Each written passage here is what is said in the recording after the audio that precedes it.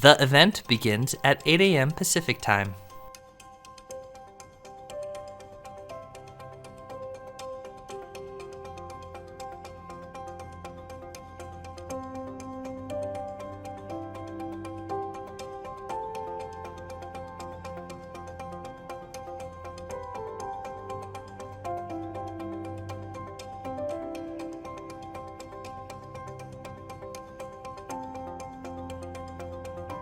The event begins at 8 a.m. Pacific Time.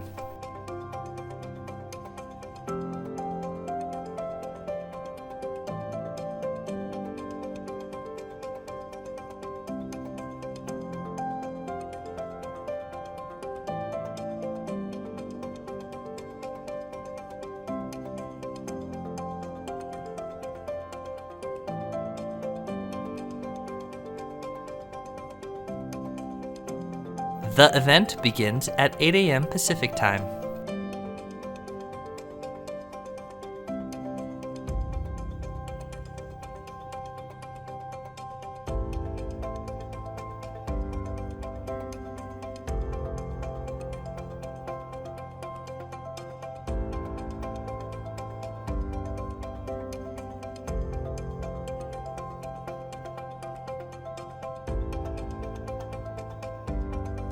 The event begins at 8 a.m. Pacific Time.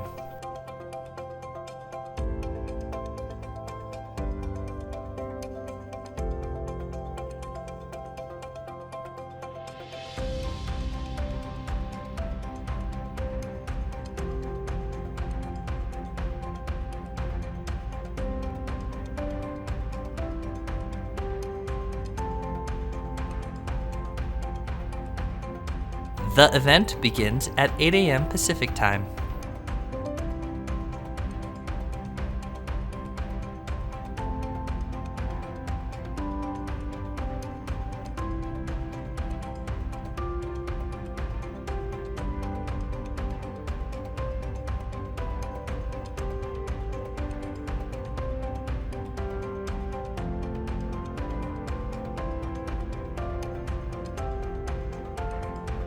The event begins at 8 a.m. Pacific Time.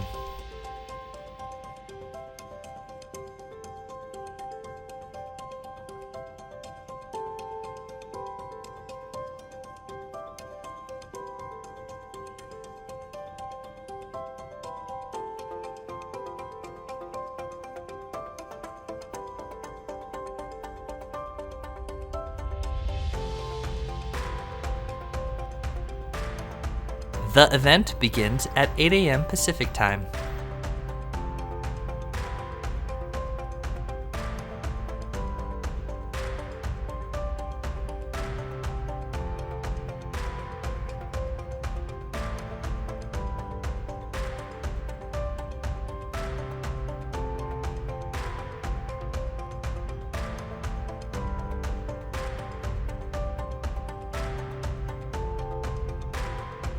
The event begins at 8 a.m. Pacific Time.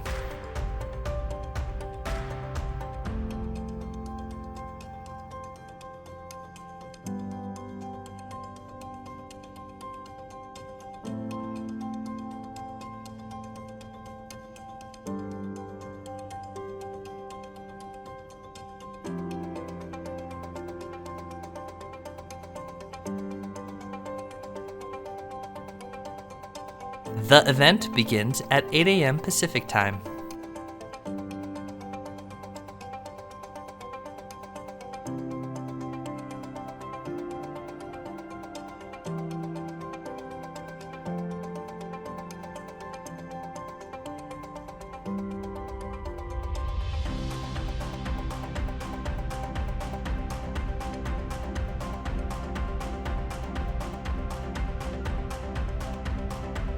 The event begins at 8 a.m. Pacific Time.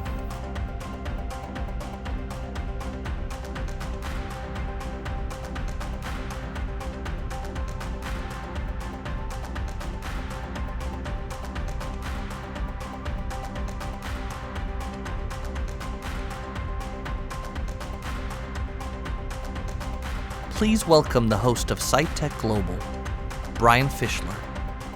Welcome to day 2 of the 3rd annual Sight Tech Global. In case you're keeping score, yes, I'm wearing the same pants as yesterday. This is a free virtual global event about accessibility and the technologies like AI that are having a huge impact in the lives of the blind and visually impaired.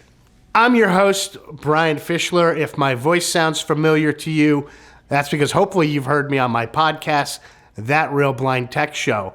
I lost my vision due to retinitis pigmentosa, and I'm told some of you like descriptions, so I believe I'm a man in my mid-40s. I miss my hair because I loved rocking a mullet, and I recently was told the mullet is making a comeback, so I'm sad I'm going to miss out on that. I'm coming to you recorded from a studio in New York City. And yes, I've got to do it again because how many chances in life do you actually get to do it? Not live from New York. It's Sight Tech Global. Once again, thank you for indulging me.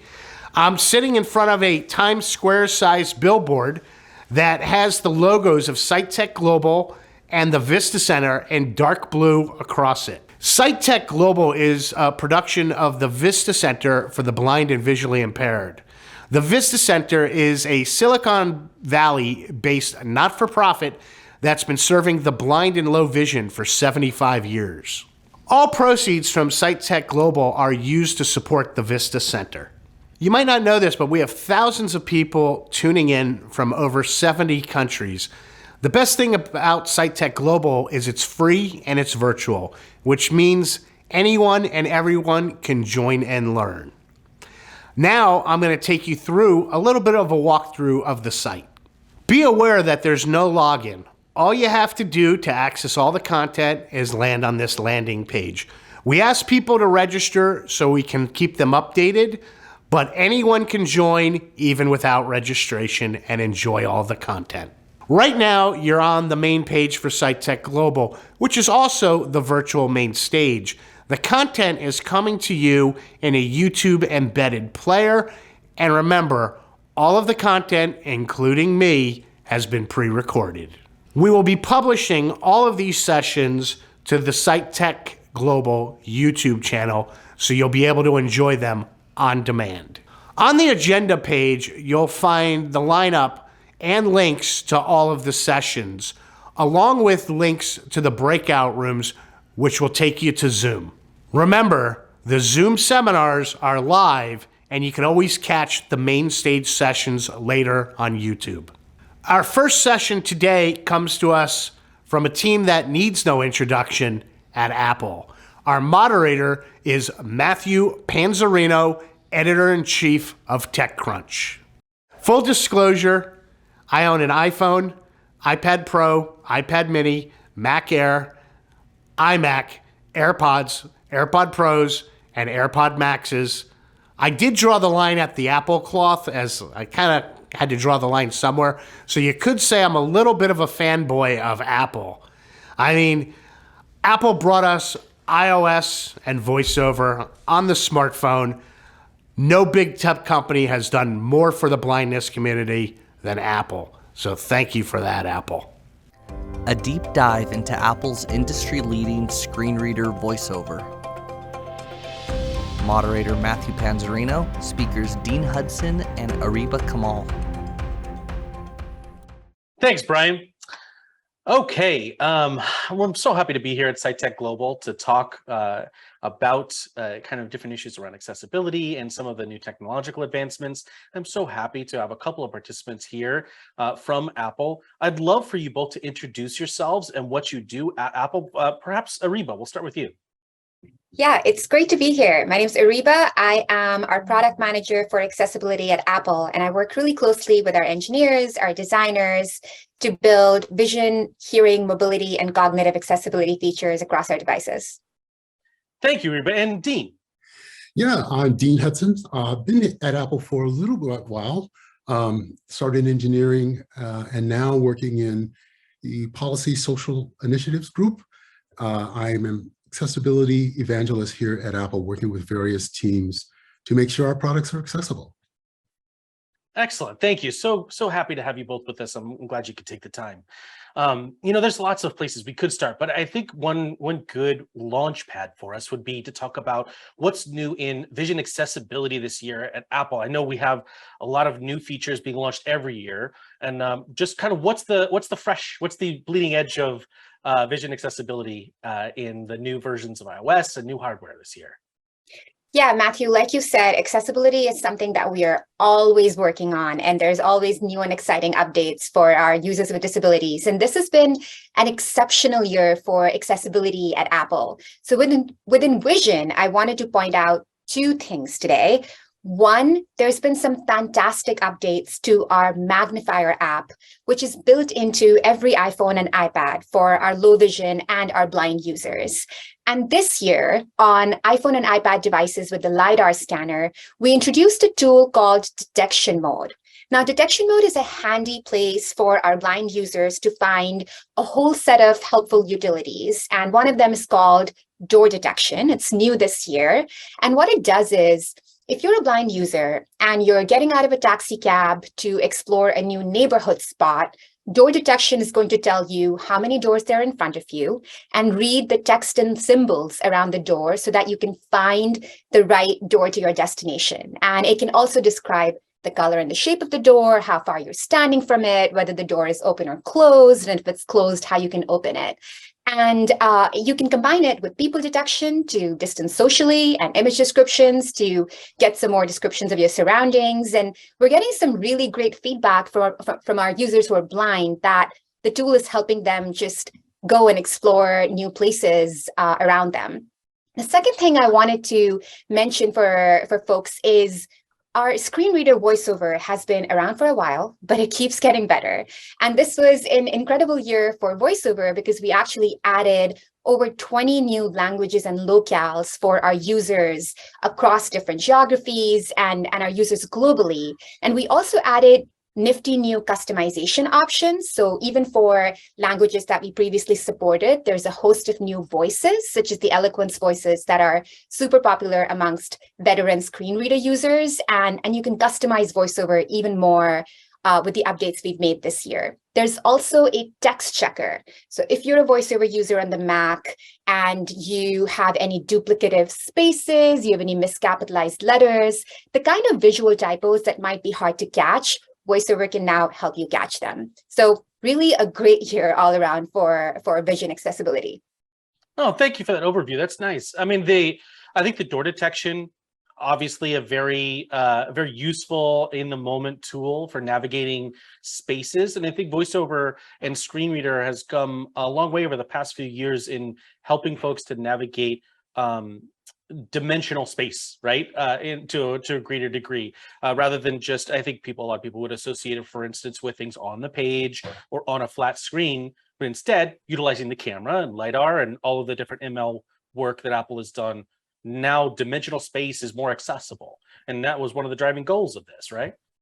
Yeah, I think you hit the nail on the head. I think the really magical thing about accessibility at Apple is because we build our own hardware and our own software, and because all our machine learning algorithms work on device, we're able to combine those elements to help our users with disabilities solve really difficult problems in their everyday life. And I think door detection, like you said, is combining input from the camera, from the LiDAR scanner, from machine learning, and it's keeping all that information on your device. It's not being sent to any servers. Your data is private and secure on your iPhone and iPad. And at the same time, you're able to kind of go out and figure out the last few feet to your destination without needing sighted assistance. And it's something that we've heard from the community in the past, and we got this problem actually from some users who are blind who are inside Apple, and it was something that we've been trying to solve for a while, and bringing together hardware, software, and machine learning is really the magic formula for us. Wonderful, thanks. You mentioned inside Apple. I mean, Apple's approach to accessibility, the overall approach to accessibility, I think, is a unique one. That's how would you describe Apple's approach to making accessible features available to users as different from other tech companies? I think at At Apple, accessibility is a fundamental human right. As a company, we've identified a set of core values that back every single thing we do, every single thing we build, and the way that we work. And accessibility is one of our core values. And when it comes to our software platforms, we're really adamant that accessibility is not something you download. It's not something you buy a license for. It is built into every Apple product from the get-go so that a user with a disability can unbox their Apple product and set it up independently, just like anybody else. And I think the thing that really sets us apart in many ways is that there are engineers at Apple, there are designers at Apple, there are people on our accessibility team who are building these accessibility features, and they are using these accessibility features every single day. And so we're getting feedback from the community, from our users outside Apple, but we're also kind of benefiting from the empathy and the lived experience on the accessibility team itself. And all of that is powering the innovation that you see across our accessibility features. Yeah, thanks. And sorry. Go ahead, Dean. No, it's all right. It's really true. As someone who's been a part of that team in developing some of the access technologies within our applications and our products, just being in the meetings with other engineers and having the back and forth between how to design a specific feature or how to enhance a specific feature is really sort of the proof.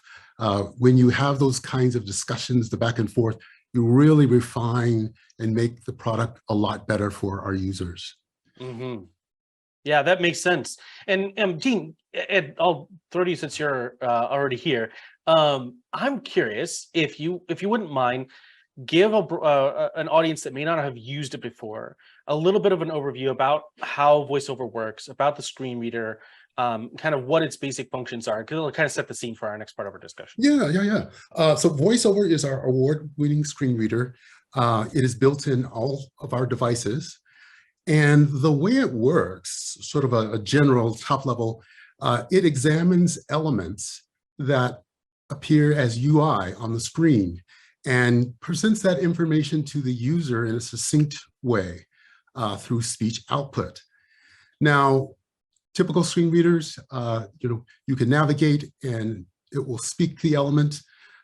Sometimes, though, if a developer has not properly made an element accessible, VoiceOver has built-in intelligence technology now, which can actually determine what that element should be and then read labels for that element so that you don't miss out on things that a sighted person can see.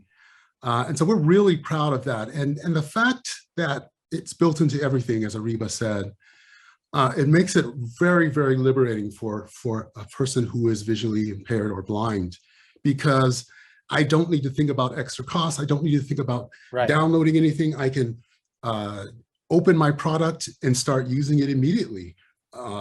And that's something that, as long as I've been here, it's never gotten old, that I can go down to an Apple store and literally use every Apple product in that store. That's just amazing to me still. So that's something that we really pride ourselves on.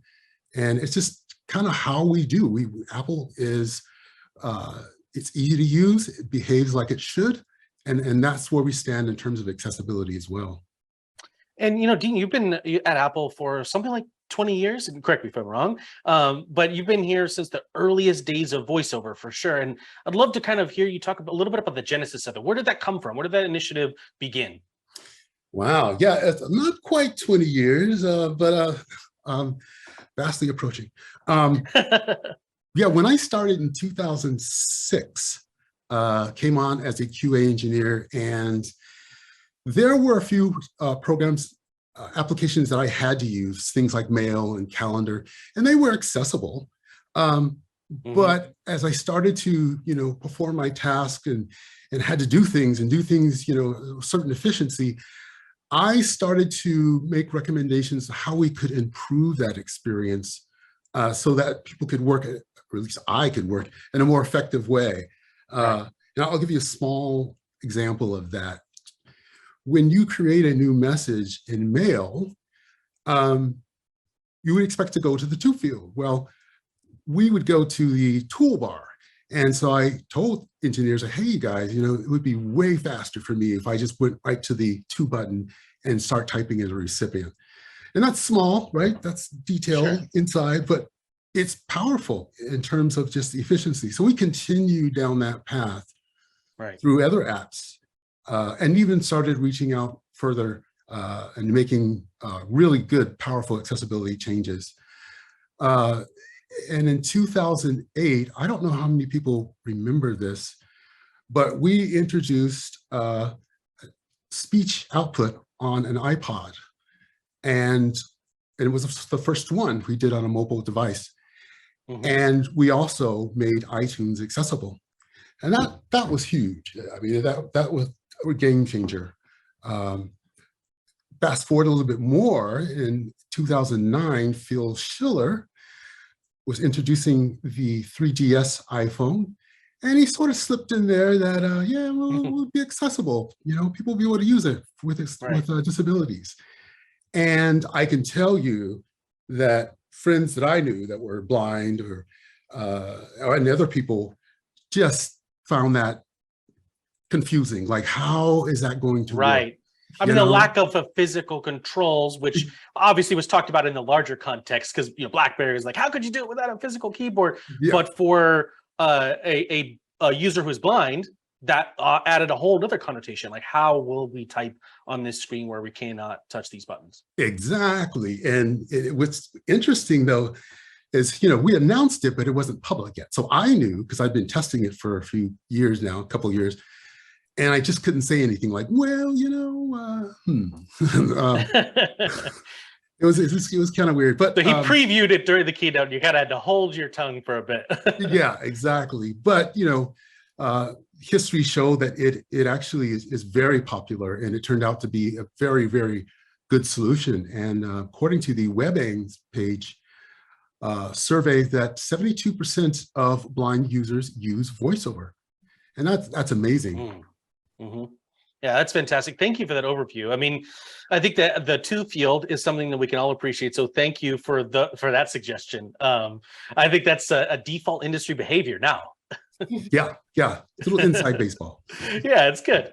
And then, I think ML and machine learning has been one of the biggest boons overall to the work of accessibility as a problem-solving element of accessibility. AI and general AI is a whole other bag, and it's not a panacea. We all know that. But ML specifically, as a tool, has been great for solving accessibility problems. And so I just want to talk a little bit about that, kind of some specific hurdles that ML helped jump, especially as the coprocessors and hardware became more available on iOS devices to support these skill sets or tool sets and learning models. Yeah, I think machine learning has been a really critical tool and continues to be a really critical tool for us to solve problems that are difficult to solve and support our users with disabilities. And it's especially powerful when you consider that our incredible chips let us do this in a privacy-preserving way. And there's a great synergy between our on-device machine learning and the sensors in our hardware and our existing software tools. And so we've talked about door detection, which is combining input from the camera, from the LiDAR scanner, from the on-device machine learning that's happening on your iPhone and iPad. And it's giving you this information about this is how far you're standing from the door. This is what the label on the door reads. It's, assigned to your favorite new restaurant on the block, and it's an accessible, wheelchair accessible entrance. And all of that information that's being given to the user under the hood, we're using our hardware sensors, our software tools, our on-device machine learning to deliver that. And that's just, one example. Dean just talked about screen recognition for VoiceOver and how that draws upon machine learning to try to distinguish any unlabeled images and any unlabeled UI. We know that there are third-party apps that may have some buttons that are not labeled, or you might get a photograph from a family member and they've forgotten to add alt text. And in those moments, we're using on-device machine learning to parse that element and describe it to you. And there are countless other examples of machine learning across accessibility. Those examples, of course, you'll find them in vision accessibility. You'll also find them in our live captions for deaf, hard of hearing, and deafblind users. You'll find those examples in voice control for users with acute physical motor disabilities. It's really a critical tool for all of our cutting edge accessibility tools today. Yeah, and I think that the broader consumer, one of the overarching themes that I've found through my years of kind of exploring and trying to understand accessibility work is that I think the broader consumer doesn't realize just how much they benefit from this work. The long tail that goes into providing the most accessible experience for any user has actually a pretty profound effect on their user experience as well. Like one example being the categorization and analysis of photos to present text in them and selectable text. I use selectable text so much in my photos, whether it's, copying out a label from something and pasting it into a search bar, or even searching for a particular subject like dogs or cats or grass or trees or landscape. And a lot of that work began with the idea of how do we help, a person who is blind to see what is available in their photo archive through the power of ML. Yeah, I think there are always examples of accessibility paving the way for innovation in all sorts of spaces.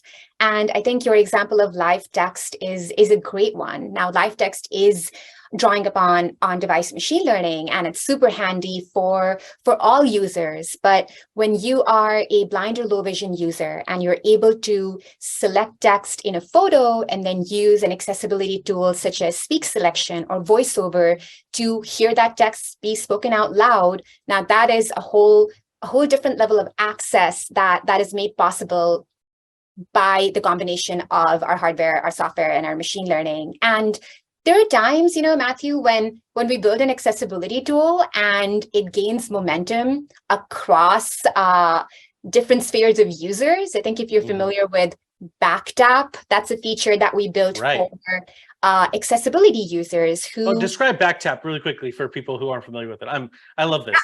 Yeah. No, so Backtap is a handy feature. What it does is if you want to set up a shortcut, so you're someone who uses their flashlight a lot, or you're someone who takes screenshots a lot, or you want to launch a specific app really quickly, you can actually customize Backtap, which you can find in your accessibility settings, so that anytime you double tap the back of your iPhone or you triple tap it, it performs that action that you've selected. And so we built that originally for our users with physical and motor disabilities. And we said, we know that somebody with a physical and motor disability might have trouble taking a screenshot and making the right claw shape with their fingers. And what if it was as simple as just tapping the back of the device a couple of times lightly? And that is a great example, actually, of hardware sensors and on-device machine learning kind of all coming together to power that feature. And we've seen it be really popular amongst able-bodied users, amongst users with disabilities, and there are always kind of nice surprises there. That said, I think our focus remains on users with disabilities. Our accessibility tools sometimes have utility for all users, but we're always honed in on the users that are otherwise gated from our amazing products and trying to address those barriers. And Dean, obviously the advent of ML, you have the historical context to kind of see how that has changed the game in accessibility. Would you view that as like a big cliff for availability of building these new features out? Oh yeah, I mean, technology in general. I mean, we live in a very exciting time, and watching Apple improve on our hardware and advance in our software, and our accessibility team just right there with it, just trying to take advantage of every leap and bound that we make here. And ML is a big piece of that. I don't see this going away soon at all. I think it's going to continue bringing rich content to people and other things. So I think this is just a beginning of something that's going to be pretty fantastic. Thanks. And we've talked a lot about first-party efforts within Apple to build accessibility into their products, but I want to talk a little bit about third-party stuff because you can't, you can't do it all, and Apple's availability or ability to kind of touch all of the surfaces of accessibility is limited in some ways. So like, hey, these are the products that we make, and other people make other products for other communities, especially specific communities that have an intense passion around things like gaming and design and other things like that. And so I'd love to talk a little bit about kind of third-party support and how Apple's accessibility efforts integrate with kind of the broader world of accessibility efforts. Yeah, I'm really glad you asked, because our developer community is so important to us, and it's so critical to the Apple experience that we want for our users. And we know that our developers are always innovating. They're always building amazing apps, and we want to make it super easy for these apps to be accessible to our users with disabilities. And so we're always building accessibility tools for developers, and the newest in that long list of tools is our Unity plugin. So we know that Unity is a really popular platform for game developers today, for graphics experts today, and what we wanted to do was make it super easy for these developers to utilize Apple frameworks, including our accessibility framework, our haptics framework, our game controller frameworks. And so what we did is we put in a lot of work, and we created this plugin that you can download from Apple's GitHub, and you have a quick start guide that you run, and within minutes, your Unity game is accessible to users with disabilities using our built-in accessibility features like voiceover and voice control and switch control. And it was really a Herculean effort for the team, but what we wanted to do was put in the work on our end to make it easy for our developers to make their apps more accessible. And that's been a years-long effort. Of course, if you're not using Unity, if you're using Swift UI, AppKit, UIKit, one of our Apple frameworks to develop your app, we make every default element accessible just by design. And so that you have to do almost no additional effort for the app to be accessible if you're using those default elements. And there's a host of tools such as the Accessibility Inspector that's built into Xcode, which is our development environment on macOS, so that if you are using custom UI, it's super easy to audit it and understand whether it's accessible and what you can do to make it even more accessible. Excellent. Thank you. Yeah. I think I'd love to take a couple of minutes to talk about what you're kind of most excited about the future of accessibility. I think Apple is at the forefront of a lot of this work, makes a very, public and concerted effort to ensure that people view their work as central. And I think that is borne out by the products. And as Dean mentioned, how many people do use them. So I think people would be interested to hear from each of you. What are you most excited about in the accessibility work ahead? I'll start off. I think what I'm most excited about is really our users. And as I said earlier, to watch engineering grab hold of some of these technologies and really bring it home to our users is what excites me. And all the time I'm hearing from people who will say, hey, I didn't know this feature was in here. And it's not like, yeah, it was a cool feature I found out. It's like, no, this actually impacted me. This had something to do to improve my life. So that's where I go, without being very specific about what we're going to do next, but it's how Apple approaches challenges of just grabbing the technology and seeing how we can make it work effectively for folks. That's what's most exciting to me about the future. Yeah, Thanks, Dean. I really think that Dean hit the nail right on the head. And I think what excites me the most is going into work and meeting with our incredible accessibility team and getting feedback from all our users with disabilities and trying to understand what is one more experience that we can make even more accessible. What is, any existing barrier that exists, even for a single user with disability around the world, that we can take down today using our technology. And if you're familiar with emergency SOS via satellite, this year we added the Right. option to use your iPhone to text emergency services via satellite connection when you don't have cellular and Wi-Fi coverage. And the team realized that the user might need to turn left or right to avoid a blocked signal, and the iPhone is providing visual guidance. And what we did was we learned the details, and we realized that, hey, if a voiceover user is using this feature, they might not get to follow along as easily with the visual signal. And so we're giving the voiceover users sound and haptics feedback to help them avoid that blocked signal. And just that level of detail and trying to kind of work hard to make every single experience across our devices accessible to more and more users. I think that's what, really excites folks like Dean and myself.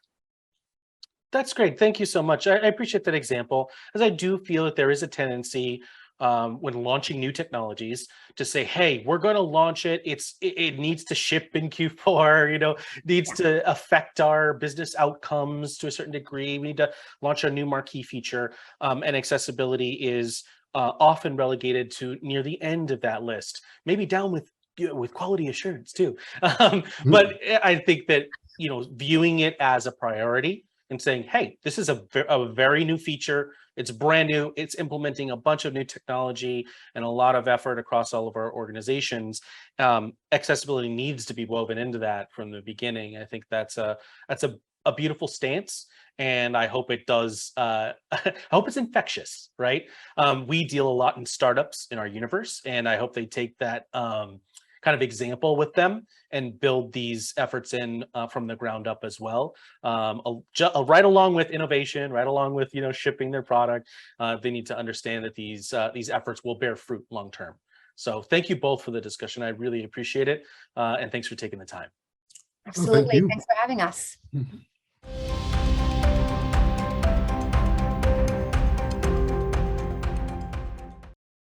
For the next two sessions, we're going to meet two tech founders who are paving the way.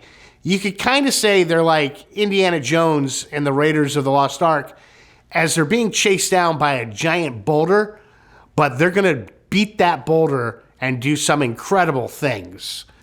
First up is Celeste. They've developed an incredibly affordable pair of smart glasses that packs a lot of tech punch into them. They're currently not available on the market, but they'll be available soon. Moderating this session is Jennison Asuncion. He is the head of accessibility at LinkedIn and a general leader in the assistive technology tech space. Take it away, Jennison. Hands-on with Celeste. Moderator Jennison Asuncion. Speakers Shubh Mittal and Smit Patel. Thanks and welcome. I'm really excited about this particular session because I'm originally from Canada, and this invention is a Canadian invention, and we're going to get into it with the co-inventors or co-founders of the Celeste glasses, Shubh Mittal and Smit Patel. So let's start with you, Shubh, and why don't you tell us a bit about yourself and your story to getting to where we are with the Celeste glasses. Yeah, thanks, Jennison. It's great to be here today at SciTech Global. My background is in computer science, and before starting at Celeste, I worked at companies like Deloitte and Amazon. I initially got into this space because I was really interested in the smart glasses technology, and I did a lot of research in the industry and basically came to the conclusion that a lot of smart glasses on the market just weren't useful to people. So I was thinking of ways that you can make smart glasses that would actually be useful. And I thought, okay, maybe this is something that can help people with vision loss. And so I called a friend of mine in Victoria who's blind, and I talked to him about his challenges and his life and about the idea. And he just gave me really good feedback. And so I just kept talking to more and more people with vision loss and continued to get really great feedback on the idea. And I thought, okay, maybe this is something that's worth bringing to life.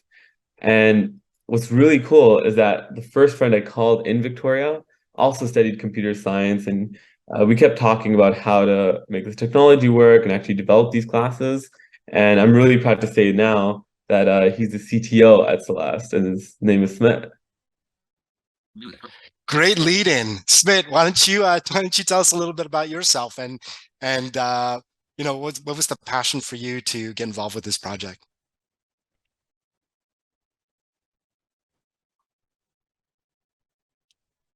Mentioned, I studied computer science at University of Victoria.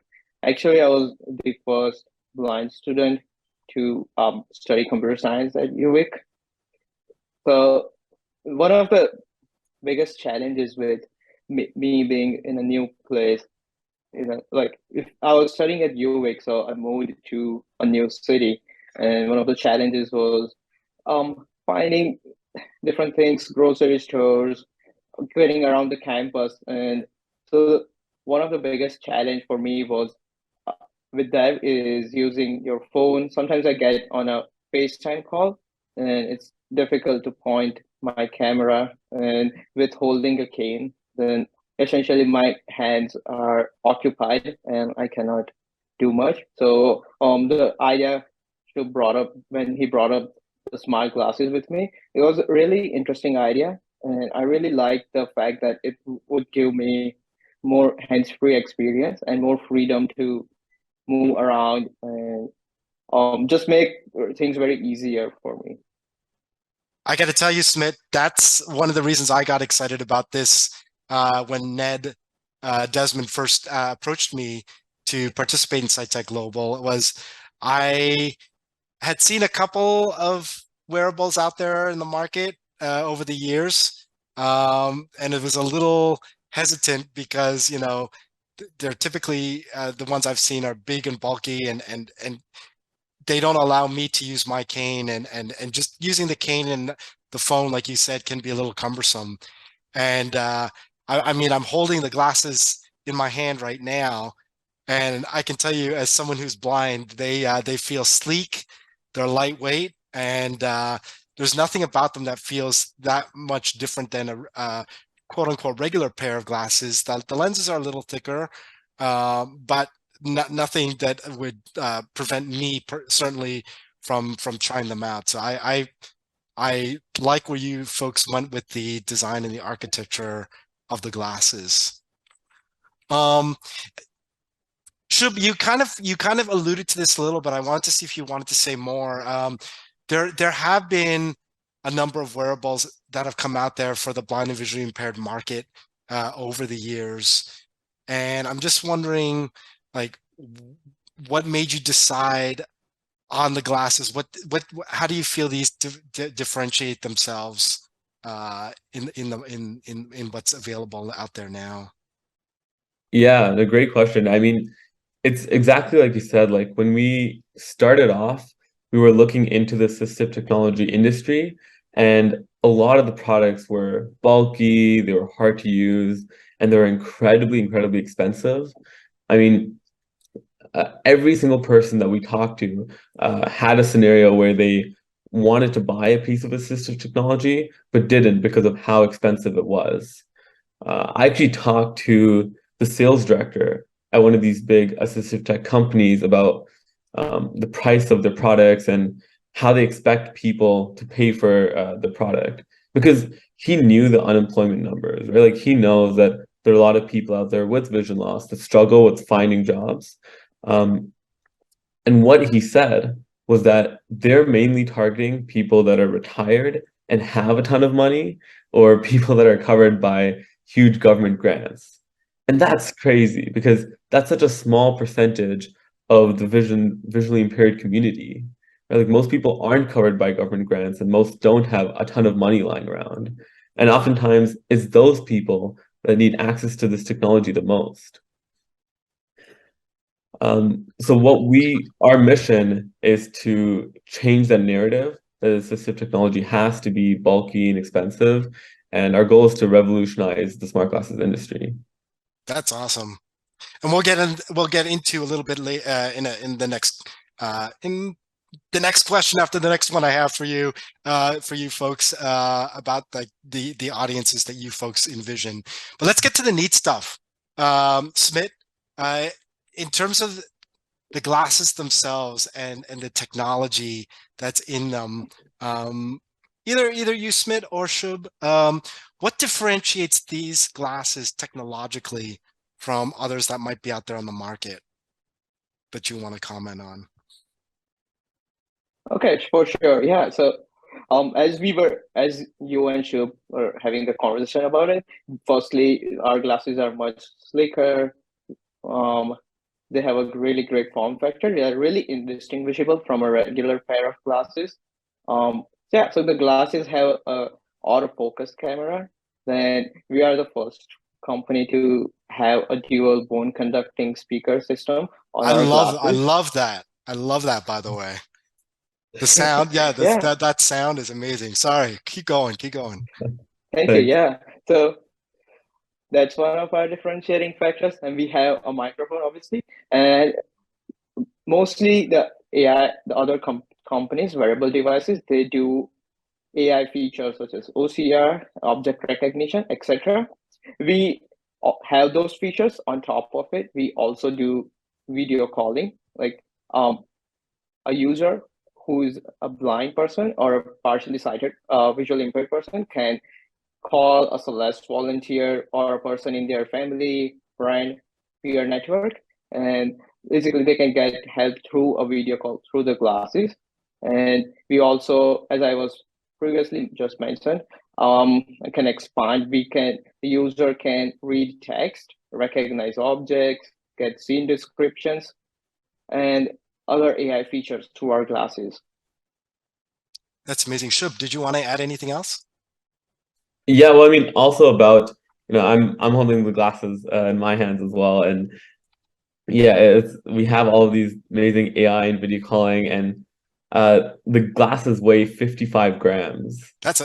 Yes, these are very light. I'm also holding my set here I'm here in the Silicon Valley. You're out in Vancouver, and see, we both have our glasses here. I have to say that the one thing I found interesting was that you built in gestures into the glasses themselves. So I could flick up for the volume and flick forward to run the to take the picture. Now, in the interest of full disclosure, and we'll talk about this again in a subsequent question, but there's a mobile app that goes along with the glasses. But I'm just wondering, is it possible right now to remap the gestures? So if I wanted the flick forward feature to do something other than take a photo, is that possible yet, or is that something that I could put in as a feature request? Yeah, no, that's absolutely something we're working on. We haven't exactly figured out the exact integrations, like what button does what, and what a swipe should do what feature. That's something like right now we're testing the glasses, and so we're gonna change what that maps to as we test it, and then yeah, ideally we can also give that to the user, because some people might really like the AI features and say they don't want to map the buttons to AI, whereas other people really want to call, and they might want to call certain people every time. And so Right. allowing people to create like custom mappings on the glasses will really help. So yeah, it's something we're working on. Amazing. Let's switch focus for a minute. We kind of alluded to this a little bit before, but and I'll let you two decide who wants to take a first crack at this question. But who are the different groups of blind or visually impaired users that you envision would be using these Celeste glasses? Yeah, well, I mean, firstly, we have just the people that have pre-ordered the glasses so far. We have lawyers and artists and students and software developers and Paralympic athletes and so much more. And so we have a lot of features that are just helpful for everyone, right? Like being able to read text is a challenge, whether you're in school, you're retired, and being able to video call is helpful for everyone. But that being said, we think there's a lot of use cases specifically to help visually impaired people in school and in the workplace. Oh, I absolutely. I know, Smit, you were talking in your introduction about just getting around Victoria and getting around a new place. I could totally see these glasses being helpful for someone who's going for a job interview.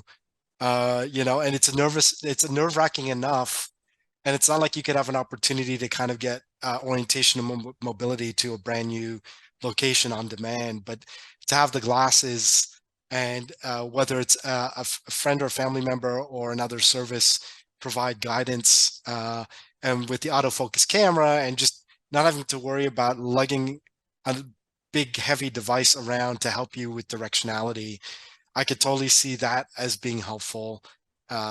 So I think that employment situation is neat, which is kind of ironic, given Shub, you mentioned that the person you talked to in the assistive technology industry was talking about retired people who had lots of money.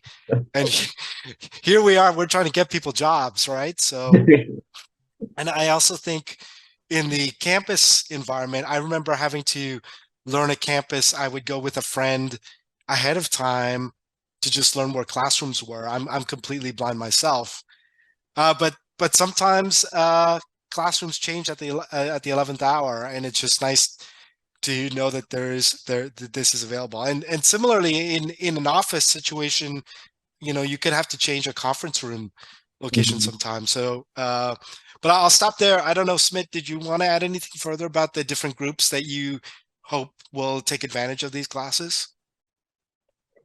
For sure, yeah.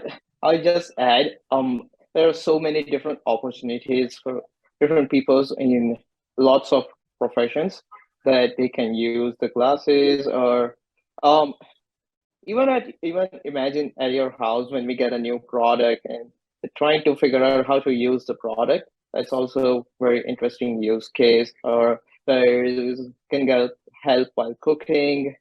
We already touched on navigation, etc. So these are some of the use cases that I was thinking. And as one other thing as well, we just want to provide more independence to the users. So yeah, that's what the glasses would be able to do. No, that's great. Yeah, exactly. I mean, like going back to the example of school, like right now, a lot of students need to have someone beside them that's helping them like take notes from the board, or helping them kind of use like inaccessible physical worksheets they have to do. So with the glasses, you can kind of do that stuff yourself. You can read the board yourself, you can read worksheets yourself. Same with the workplace. There's all of these documents, I'm sure, as you know, Jensen. Yeah, and not only documents, but you know, I remember the days when I was in the classroom, and like you said, professor put something up on the display, but in the corporate environment, you know, during training courses, people put up PowerPoints, and not only that, like if I want to go to a live cultural event, like a concert or a play or something like that, there's built-in audio description if I'm wearing the glasses. I'm assuming I can just keep the volume low enough to not disturb others, but to still get information, which is great. I alluded also earlier to the fact that because this is all cutting edge, and you folks were good enough to be able to ship me glasses so I could at least see the glasses. I know you're finalizing the mobile apps. There's an iOS and an Android mobile app to go with these glasses. Shub, I'm wondering if you wanted to take a first crack and just talk to folks tuned in as to how does the mobile app work with the glasses? Yeah, absolutely. So when you're using the glasses, you'll have to download our app, which, as you said, is on iOS and Android. And it's essentially through this app that enables all of the functionality that we've talked about so far. Like when you open the app, you'll see a list of the contacts that you've added that you can click on, and it'll start a call with them through the glasses. Through the app, you can choose a volunteer, you can choose one of the AI features. Right now, it's all controlled through the app, but as you said, like we're adding other ways to interact with the device, because the whole point is that it's hands-free, right? And so right now it's through the app, but we want to add ways that you can use voice commands to the glasses, or Oh, wow. use buttons on the glasses like you've tested, Yes. or even like in real life gestures, right? Like what if you could just point at something, like you're holding a piece of paper and you point at it and it's able to read it out to you. And so a lot of these cool features is what we're working on, so you don't necessarily have to use the app every time. But yeah, so the way it works with the app, and the reason you need it is because you need to connect the glasses to your phone's hotspot. And this also means that you can use the glasses wherever you go. You're not tied down to only at home with Wi-Fi.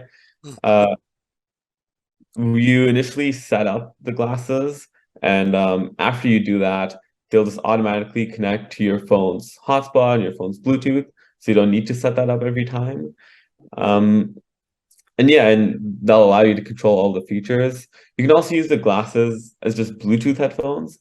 So all of your audio, like music and voiceover, can go through the glasses. I mean, I use the glasses just on like my bus ride home, just to like open up Spotify and listen to music. You can pick up calls through the glasses, and those kind of things you can do without the app. Neat.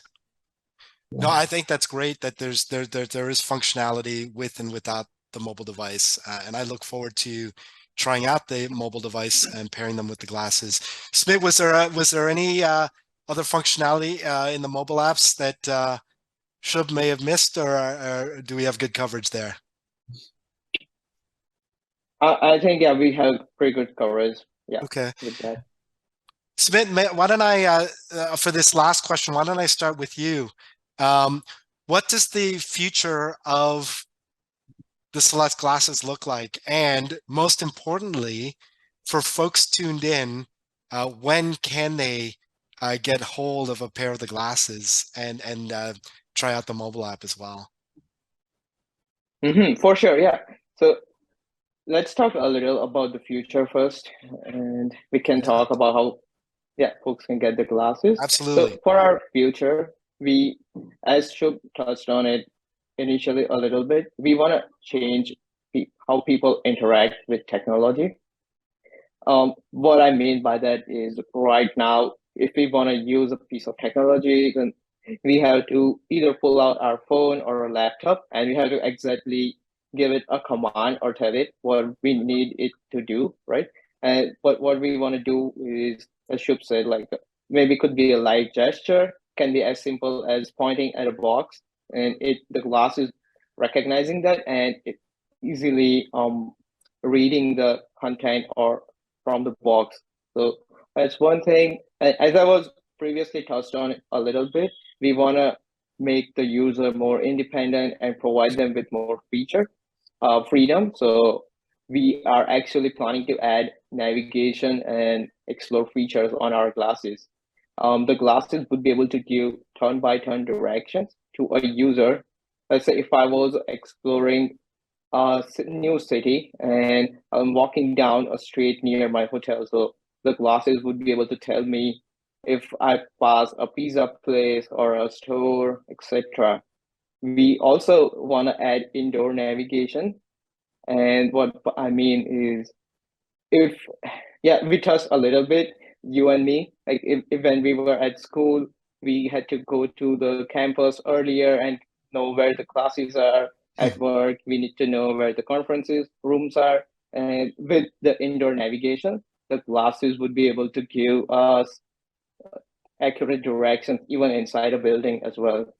And we know we have lots of AI features and video calling, but all of them use data. So if user is worried they might be low on data or be in an area with not good network connection, then we are also making offline AI for those use cases. So users would still be able to read text, recognize objects through our offline AI features. We also want to add more. We also want to integrate with more of our favorite assistive apps like Good Maps, Soundscape, Seeing AI, or there are lots of great assistive apps, and we want to integrate with them on our platform as well. Perfect. I'll just add one thing to that, which is, we're working on all of these great features for the next coming months. But what's really cool about what we're doing, and again, talking about the role of the mobile app, is all these features won't require a new set of glasses, right? It won't be version 2.2, 2.0, 3.0 that, okay, now you can have navigation. what it'll really be like is just an update on the App Store. And so it's just all of these features are available for free, and it'll just be available to you when you update the app. So you don't need to go get new hardware every time. You'll just always have access to the latest features that we develop. Great. And Shub, did you want to comment on, is it too early to give a solid date on which folks who are tuned in might be able to try the glasses themselves? Like, are we talking months, 6 months, or is it still too soon? No, yeah. So where we are right now with development, and actually, Smith, maybe you can answer this. Yeah, absolutely. Right now, we are actually delivering the glasses to our early pre-orders in next 2 weeks, and we will be slowly flushing out the product and developing new features, as I mentioned. And users can expect to get the new glasses sometime mid next year, might be early April or June. And yeah, so right now Great. we are just doing, users can book their glasses by paying $50 for now. And yeah. So just because you cracked out a little bit there, you said $50? Yeah. That's So great. essentially how it works is, like I said, we're going to release, like we're getting feedback from users, and we're going to kind of polish the product and make improvements based on that feedback. And then we'll release the glasses in the summer, and they'll cost $950. But like the way we did it last time is we had, unfortunately, just a limited quantity that we could sell. And so moving forward, we'll have more glasses, but we still predict they'll be limited. And so if people are interested, they can just go to our website, which is celeste.co, celeste.este.co. And on our website, there'll be a checkout form where you can pay $50 and put down a deposit for the glasses, so that when they come out, you'll get a discount on the glasses and you'll kind of reserve your spot for when we fully release them.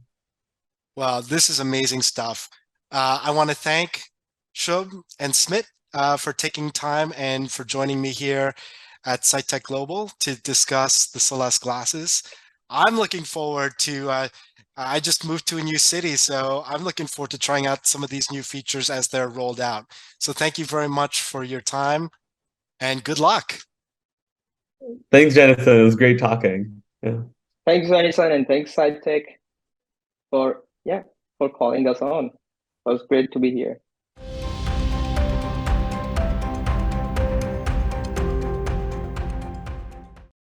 Thank you, Shub, Smit, and Jenison. That was a very interesting session about the Celeste glasses. I really can't wait to get my hand on a pair of these, as it seems like a really slick James Bond type of a way to invoke the Be My Eyes app without taking your phone out of your pocket. Our next session is ARX, which is kind of like Celeste because you wear them on your head, but these are not glasses. This is the founder's journey to build a product for people who are blind. The session is moderated by Lucy Greco, head of accessible technology at Berkeley. Over to you, Lucy. Hands-on with ARX. Moderator Lucy Greco. Speaker Charles Leclerc. Thank you for that introduction. It's really nice to be here at Sight Global, and I am very excited today to be interviewing Charles Leclerc from ARC, and he is the co-founder of the company. And Charles, I'd like you to tell us a little bit about yourself. Hi, Lucy. Thank you so much for this opportunity. It's such an honor to be here at SightTech Global. So yes, my name is Charles Leclerc. I'm the CEO and co-founder of ARX Vision. And it's a pleasure to be here. Excellent. Charles, can we get started with you telling us a little bit about why you actually founded ARC Vision? What is it about? Why did you do this? So my background is actually in video games. I used to work at Ubisoft in research and development, where I worked on a lot of motion-based sensors like the Kinect and the Wii U. And then I worked on blockbuster franchises like Assassin's Creed and Prince of Persia. And I thought, In video games, we use lots of cutting edge technologies and lots of good design thinking. What if we took all that knowledge and brought it to products that are looking to solve real life problems? And so that took me onto a long journey of going back to school at the RCA and Imperial College to study innovation, design, engineering. And to make this short, I ended up working at the BBC at the Future Experience Technology in London. And I was leading the team discovering the potential of augmented reality as a public service. And one of the prototypes we built was an audio AR experience that allowed you to place audio stories in your environment and to curate your environment with audio. And I thought, okay, who needs this the most? And I was in touch with the company formerly called Horus Sight, and they've hired me as their CEO, and we rebooted this company into ARX Vision with the vision, obviously, to augment reality with audio for the blind and visually impaired. Excellent. So that's an amazing background. And I thought I detected some Quebecois in that accent. So from Ubisoft, it's fascinating to me how much the game industry is actually leading in accessibility. And the fact that you're coming from the game industry with an innovation for accessibility, just proves that point. So I have with me one of your headsets, and I want to explore this. So this is built on a bone conducting headset, which I really like the idea of being able to keep my ears clear when I'm walking around my environments. And it has a camera up front. And when I read through the literature, it said that there's 2 cameras actually in this box. Is that correct? Yeah, that's correct. And what you've done is you've made some really good tactile controls. One of my big gripes with the world nowadays is that there's not enough tactile controls. Things can't be felt. And these are really well feelable buttons, and they're all shaped and have whenever you talk about them in your literature and in your tutorials, you actually talk about the shape of the button, I really like that. And then you also have a volume control on this side, which is very, very tactile as well. So nicely done on the, infrastructure of it. I'm just going to put the headset on and show people how I would look with it on. So it fits over my ears really nicely, and I have a badly shaped head for these things, I have to tell you. So you'll see it slips on me a bit, but that's because I don't have it fitted properly right now. So it sits on my bone in front of my ear, and then the camera is next to my face. I have one comment for you in that while I was playing with this the other day, it got very warm, and this very warm device next to my cheek was a little uncomfortable. But otherwise, the camera can move up and down.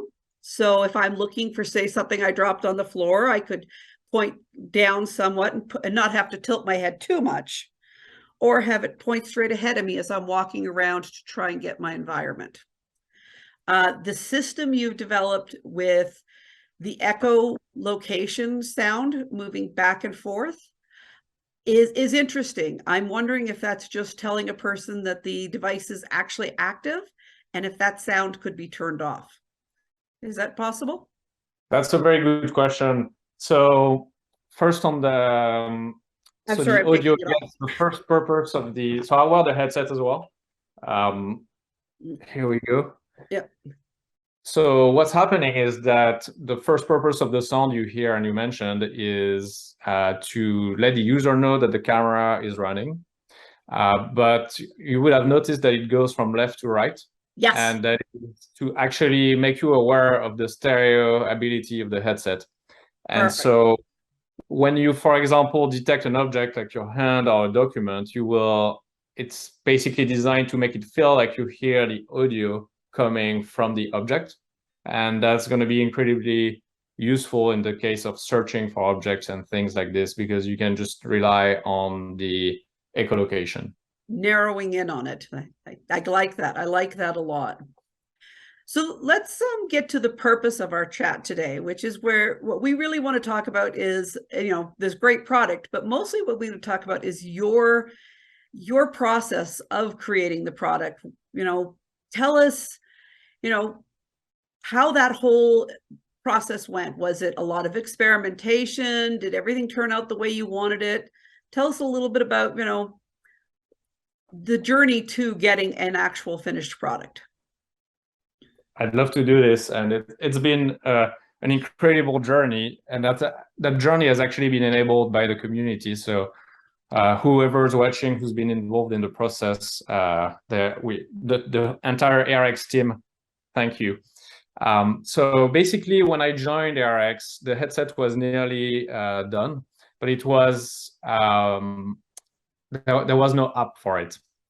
And so what we decided to do is, obviously, we designed the headset to be specifically for blind people. So that's why you have all these physical touched buttons, so that you can, know what you're doing with just the sense of touch, and that's useful for sighted as well as non-sighted people.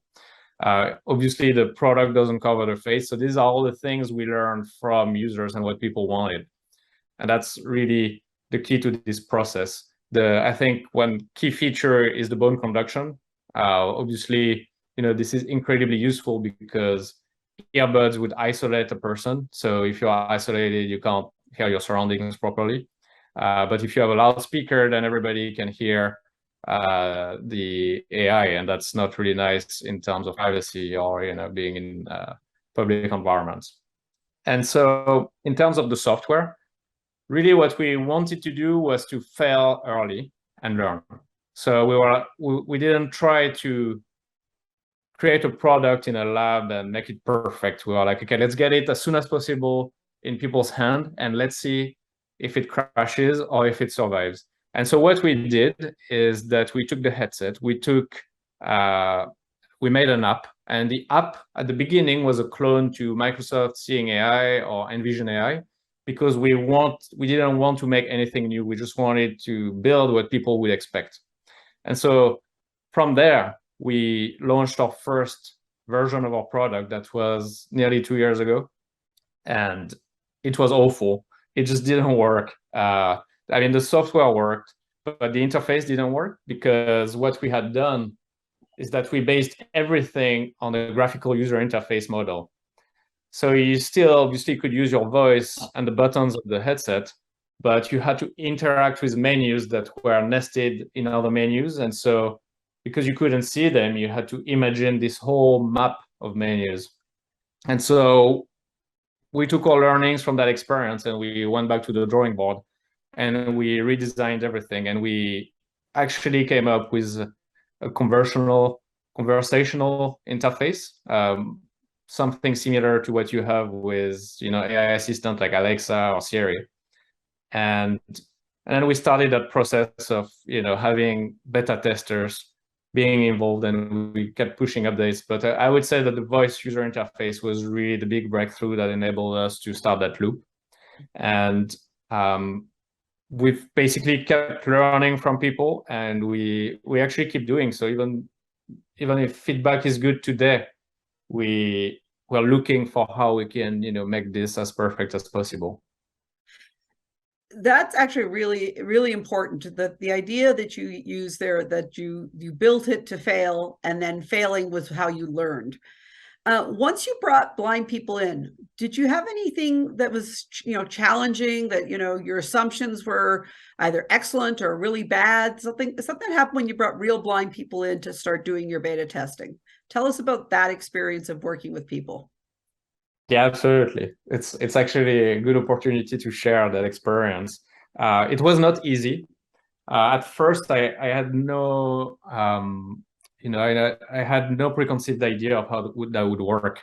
But what happened is that when we were ready to ship our first units, it was during lockdown, and so I was just unable to meet in person with a user, and.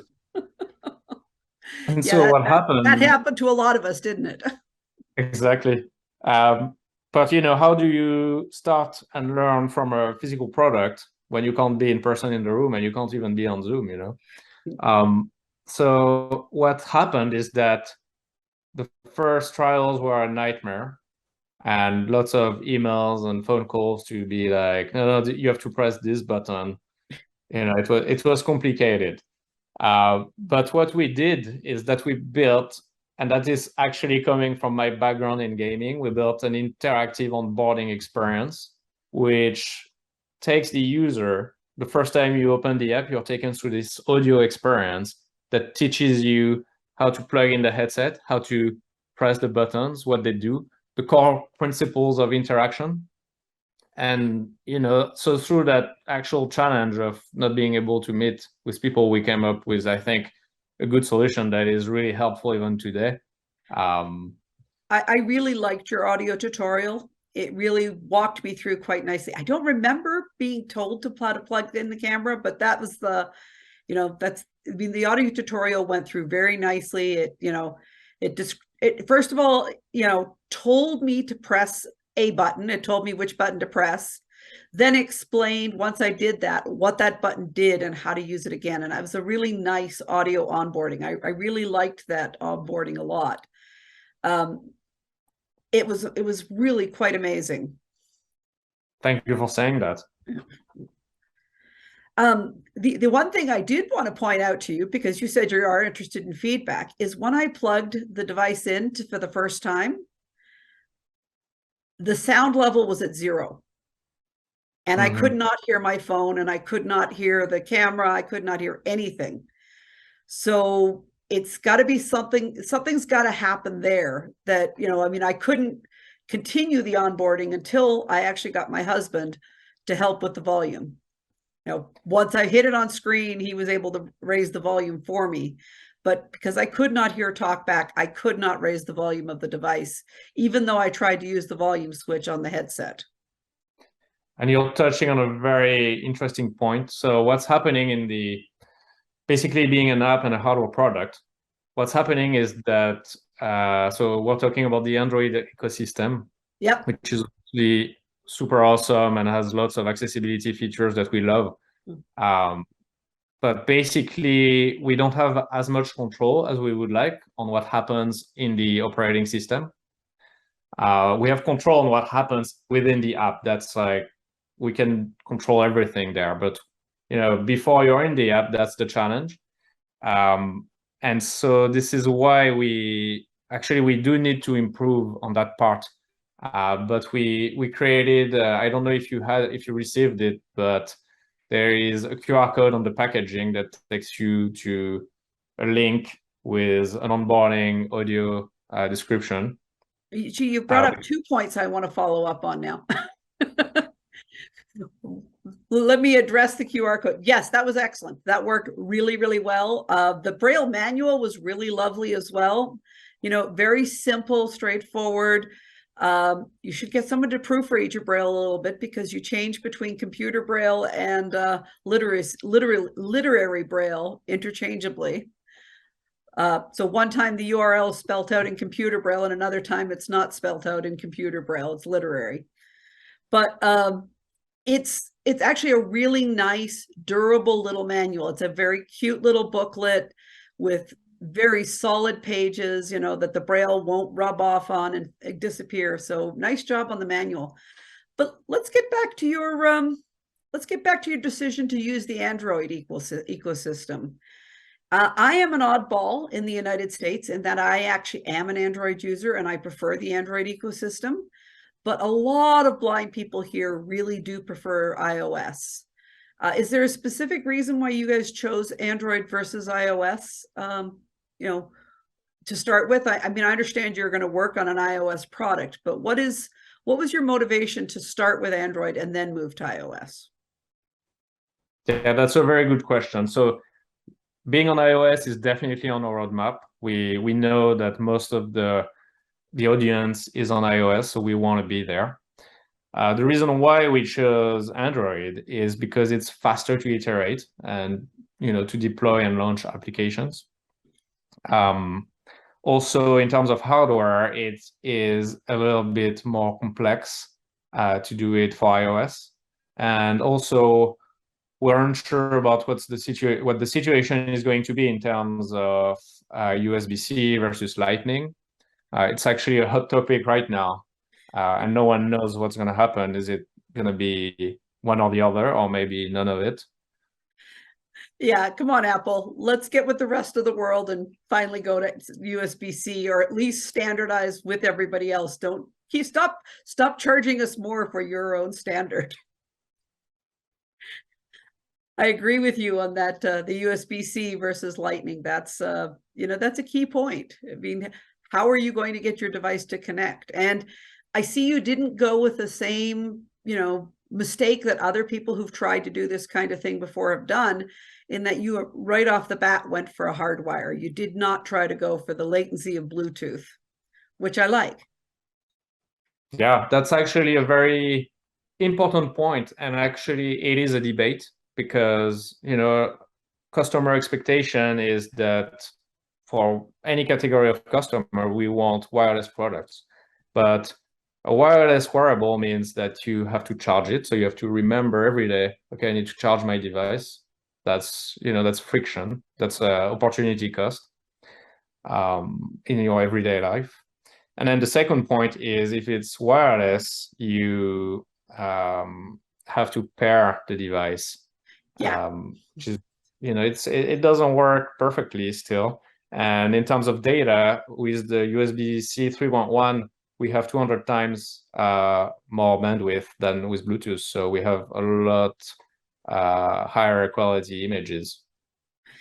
Yeah, and I mean, that's really important, because the AI is doing that image recognition, and the better the image, the more likely they are to do that recognition, which I find absolutely fascinating that we've come around to that. I mean, I was an early OCR user in the 80s, and when you did OCR, the more data you had, the worse it was. You never went above 300 DPI. Nowadays, to get the better recognition, you actually need to up your resolution. So that's really fascinating. I had one question for you about the actual image recognition. Is that done on the device, or is it all done in the cloud? So also a very good question. Some of it is done on the device, on the smartphone. None of it is done on the wearable. The wearable is an accessory. It's a camera. Yeah. Exactly. Well, there's a bit more going on because of the stereo compression and so on. Yeah. But yeah. So yes, we do what we can. When we can do it on device, we do it on device. But sometimes we get much better results using the cloud. And so our vision is, if internet is available, then we'll use the cloud. If the latency is low, we'll use the cloud, because it's just limitless what we can do. But if the internet is not available, if there's no connectivity, we still want our users to be able to use ARX, and so feeders will still be available. I do know that currently our document reader doesn't work offline, but it's only a matter of days and weeks before this is fixed. I have to say, the number of items that you have in the menu, I never got to the end of it. It's a large list of items a person can look for. And I compare it to the large list of items that's in Lookout. You've got 20 to 30 times more items in your list. I mean, they stop at table, chair, and dinnerware, but you go all the way into cup, plate, table, all sorts of different things in the list. And I never finished it, because I was just like, this list is endless. It was wonderful, the amount of items. Do you ever have a dog in there? Can a person look for their dog? Yeah, that's actually a really good one. So Steve Nutt, who works with us very closely, is always asking me, when can I detect dogs specifically? And so what we want to build ultimately is something that's probably similar to Lookout, but it's a funnel where we're able to detect that it's a dog. And if we know it's a dog, then we're going to load a model that's very good at detecting the race of the dog. And so we want to be able to do this for everything. I like that. I like it a lot. I think Steve and I are on some of the same listservs, and we're both asking the same questions all the time. Sometimes when I'm out at the park, I'd love to be able to find where my own dog is in the dog park. So So that's actually a good point. We're working on the ability to learn things, so to teach things to ARX. So currently, you know, we have all these modes, like the scene mode, the document scanner mode, the short text, you know, what you already have in Seeing AI and so on. And where we want to go is to have a modeless experience, or maybe only two modes. The first mode is what we've started to build with the scene mode, where you get scene descriptions and text recognition and face recognition all in one mode, so you don't need to switch modes. And then the other aspect of the user experience is the learning mode. So, you know, you'd be teaching faces, teaching a favorite object, a location, or your dog. And then when you're in the explore mode, you'd be able to detect all that. Well, you can count on me to beta test that portion. I have a question for you. Are you always going to depend on the camera, or can a person use the camera on their phone? Say, if you're in the kitchen and you wanted to recognize what the can was you were holding, can you just use the phone with the same application, or are you dependent on your camera? And if the answer is no, you have to use the camera, I would say change it. So the way this works is, if we see that there is demand and a need for this, then the answer is we'll probably do it. So we'll probably open the access to the phone's camera. However, our mission is to really offer a hands-free experience. And you know, the thing I hear every day is from the community is, I don't know where is the text, I don't know where is the QR code, so I have to hold my smartphone in front of me and wave it all around. And that's also true for scanning a barcode on a box of cereal. Yeah, no, exactly. It's just that I don't want to wear that around the house. If I have to do something in a hurry, I want to be able to, you know, not have to go and get rigged up with the headset and do all the rest of it from there.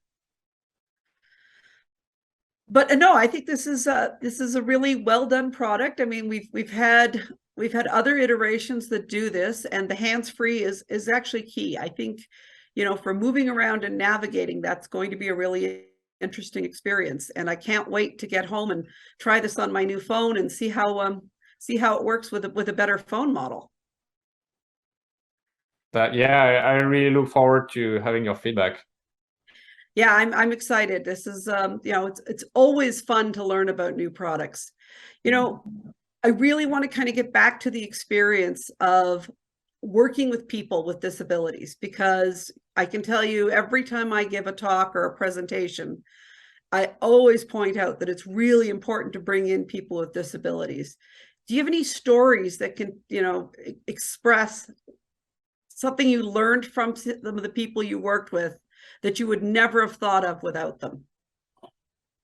Yeah, absolutely. I think Steve has been really important in that development journey, and I've visited him a few times, and I actually just observed him in his home, how he is interacting with objects, how he was trying to read documents.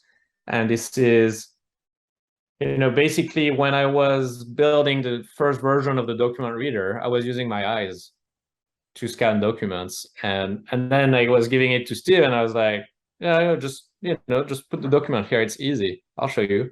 But Steve could, at that point, he just couldn't do it, and that was actually completely fair, you know. And what happened is that I learned from Steve that I shouldn't use my eyes to track the document, and we actually, Steve told me we need to verbalize everything you use with your vision so that the blind people can actually do it in the same way. And today, Steve now says that our document reader is the best ever because of that work we've done together.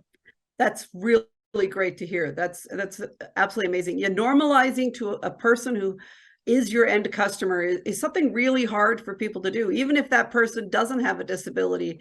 And trying to think of what your customers are doing, you know, the engineer back at the lab has their own mindset, and then not thinking about what the end user who doesn't have that same knowledge that the engineer does, how to think like them is a really important factor. And, normalizing, like you said, so, don't use your eyes when you're trying to come up with the steps. I mean, I had this very thing happen yesterday. I was trying to deposit a check with my phone, and normally I just hand it to my husband because, I just don't want to bother with it, but I've got to get some independence. So he sat there with me and watched me do it. And he's like, the instructions it's giving you are absolutely ridiculous. They make no sense. It kept saying, turn document 90 degrees. Well, when I turned it 90 degrees, it still said turn document 90 degrees. And so he's looking at the screen and said, whatever it's trying to tell you has no basis in reality. Yeah, and we're running out of time, but I would love to speak about this topic we could speak about it for hours, and really, I would emphasize that the community has been so overwhelmingly active with ARX, and that has made a big difference. Yeah, when you have the community involved, you get a better product. Ultimately, the product becomes what the community needs. If you try and give us something we don't need, we kind of shy away from it, and we end up finding that there's some of the things built into it that just don't work. I just can't emphasize enough how important it is to work with our community, and not just ask them to volunteer to do things for you for free, but pay them, interact with them, make them a part of your project, and give them credit. If you eventually have product credits, I'm pretty sure you'll include Steve's name in those. Yeah, absolutely. And actually, we've created the ARX Academy, which enables anyone to request a feature. And we want to name those features by the name of people who've suggested them. So if you get ideas, where to look. Go on the ARX Academy. That's fantastic. Charles, this has been a wonderful conversation. If you had any last words you wanted to say to the community or to other developers like yourself, what would be the one thing that you'd want them to know going forward? Well, I want them to know that the goal of ARX is to democratize wearables, and that these are the early days, and we need everyone to get involved, because this is the only way we can make a good product that's going to solve the problem for real. Excellent. Well, thank you very much, Charles. I really appreciate you having this conversation with me, and good luck, and be prepared to get a bug list from me. Thank you so much, Lucy. It was such a pleasure. It was a pleasure for me. Thank you.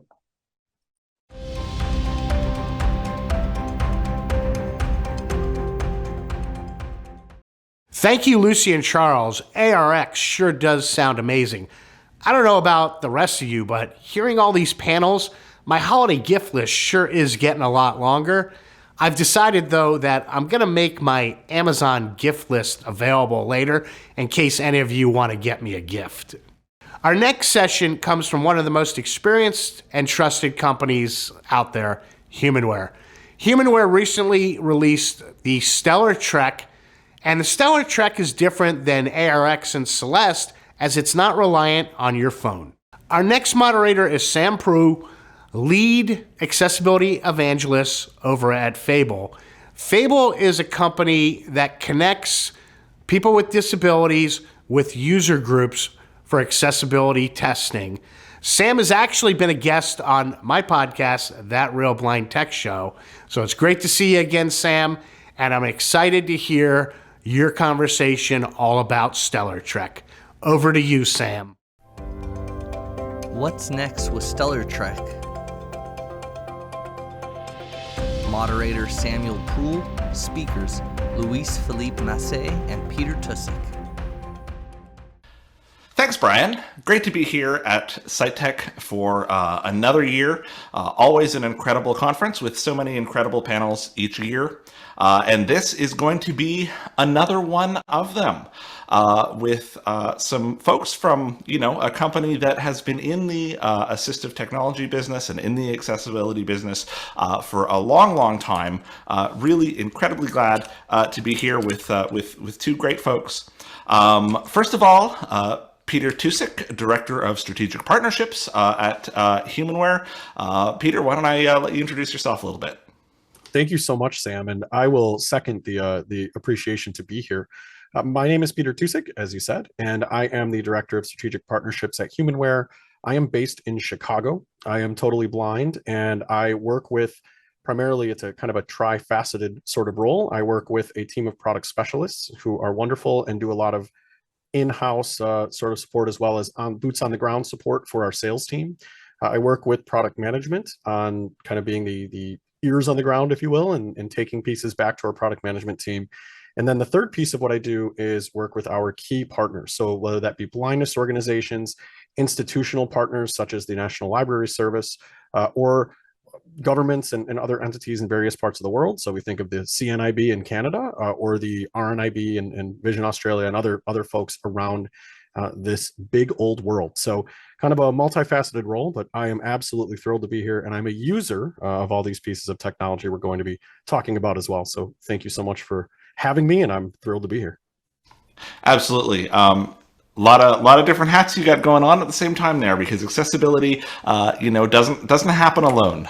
We work with a lot of folks to get these things done. And secondly, we're here with Louis-Philippe Massey. I probably got that wrong, even though I have a French name myself. Excellent. You're good. Director of Product Innovation, VP of Product VP of Product Information at Humanware. I apologize. But hey, why don't you introduce yourself? Hopefully doing a better job than I did. I hope so. It's I have more practice than you, so that's why I can do it. Yes, Louis-Philippe Massey. I'm the VP of Product Innovation here at Humanware. As you guys mentioned, Humanware is gonna celebrate next year its 35th anniversary, so we've been there for a while. My team is the product innovation team, is the R&D team. But also the product management team. So that's why Peter and I often work together, of course, but also I'm lucky to have the R&D team under my supervision to make all these great products that we have been releasing in the last few months, but there's way more to come. So of course today we'll focus on one of them, but it's exciting to be at Humanware, and it's exciting to be at this conference again this year. Absolutely. Speaking of those products and all the great products that Humanware has released over the years, from the Victors, which I have owned and used, to the Treks, the product that you've most recently released is the Stellar Trek. And so for those folks who are maybe coming into this who are a little bit unfamiliar with the Stellar Trek and what it is and what it does, why don't one of you give us a quick overview of that, because I know not everyone keeps at the forefront of all of the new great tech releases going on. Sounds good, Sam. So at its core, what the Stellar Trek is, and that's the product we've just recently released in August, the very tail end of August of 2022. The Stellar Trek is a navigation device that is specifically designed for somebody who is blind or visually impaired. So that blind and visually impaired traveler, at its core, it is a turn-by-turn directions type of device that will give you information that's pertinent to the blind traveler. So your direction of travel, the address range you're near. Those things are great, but also more in-depth information, such as what intersection am I coming up to? Not just the name of the street, but what type of intersection. Very, very relevant to a blind traveler. It's nice to know if it's a four-way versus a three-way intersection. We listed traffic patterns differently. So a lot of that info. Additionally, it has some unique devices, some unique features that is on the device that will really kind of bring it to the next level. So we talk about landmarks, being able to drop audio pins, if you will, or breadcrumbs as you travel, and then also the ability to remember routes and kind of gather that type of info. What we've done to kind of amp it up or bring it to the next level is we've introduced artificial intelligence into the product, where we have cameras on the device that will capture information in the traveler's environment. This information at launch is used to identify addresses as well as doors. which we can get into. So again, when you get to that destination, knowing where the address or what address you may be near, or if there is a door present, trying to find that, you can use the cameras for that, as well as pulling text out of your environment. This can be done in quick reading mode, so being able to read information, maybe signage or hours on a window of a business, or you can use it to read full pages of text, the menu when you sit down at the restaurant, or a piece of mail that shows up in your mailbox. So it is still a standalone GPS product, which we have been in this space for the better part for more than 2 decades, 2.5 decades at this point. And it kind of takes that to the next level with some onboard artificial intelligence. So I know we've got one here with us, and I know the tail end of August, with all of the things that have been going back on over the last couple of years, and the world just opening up. It's been a tough time to release a new device and a new product, isn't it? And I suspect there's a lot of folks who haven't gotten their hands on these. So why not just give us a brief description of kind of what the form factor of that is? Yeah, maybe can show the device here. So it's a slightly, well, it's about the size of a smartphone. It's just a little thicker because, of course, we add the extended battery and multiple cameras and the tactile buttons there that are on the surface, such that they are easy to recognize by touch. But it's a device, like if you see the size of my hand, it's about the size of a smartphone there. But you have a pager. Remember the old pagers we used to wear on our belt? Yep. Yeah, you're right. It's like a Nokia sort of pre-smartphone sort of size. And as LP mentioned, the device does have a tactile 5-way selector switch with arrows, as well as 4 additional buttons on the top face. Those are used to gather that information and kind of go into the various modes, as well as a single button for the where am I or direction of travel, a single button to dictate or speak into the device, and then a single button for going to landmarks or addresses and things. So there are a number of buttons, but it is not cluttered. We always build devices that we know that buttons are very important. It's what will set this device apart from other things out there today, but we don't want it to be overwhelming. Same way on the faces. Your left face, your left edge of the device simply has volume buttons. Your right edge of the device has a single power button, as well as a record button for your landmarks. And then additionally, there is one other, on the top face, the face furthest away from you, there is nothing on the device. It's very clean. Toward yourself, if it's laying on a table, you have a USB-C port for charging, and then an 1/8 inch or 3.5 millimeter audio jack for plugging in headphones. And then on the back, you have 2 cameras, both a wide angle and kind of narrow camera, used for that address detection, as well as used for optical character recognition. So it's very slick and clean. It's not cluttered with buttons and all sorts of different things, but it is certainly something that will allow you to have full push button control. There's no touch screen on the device. So now that we're all on the same page, and all the listeners sort of who may be not familiar with this device and with HumanWare know what we're talking about.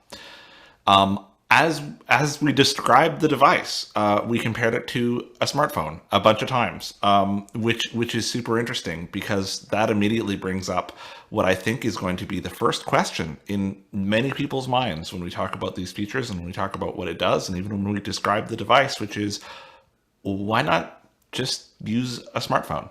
And what are the advantages of having another separate device to carry around and to charge and to look after and to take care of and to buy and all of this stuff? So Peter, why don't I throw that at you? Why this? Why not a smartphone? It's a great question, and I think it comes up often when we are in this space, and not just the navigation space, but we get a very similar question with our audiobook consumption products. We get the similar question with our Braille note-taking products.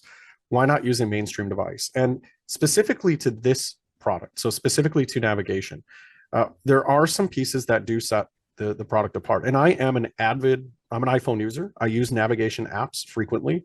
There are several out there, things like Good Maps, for instance, Good Maps Explorer or others.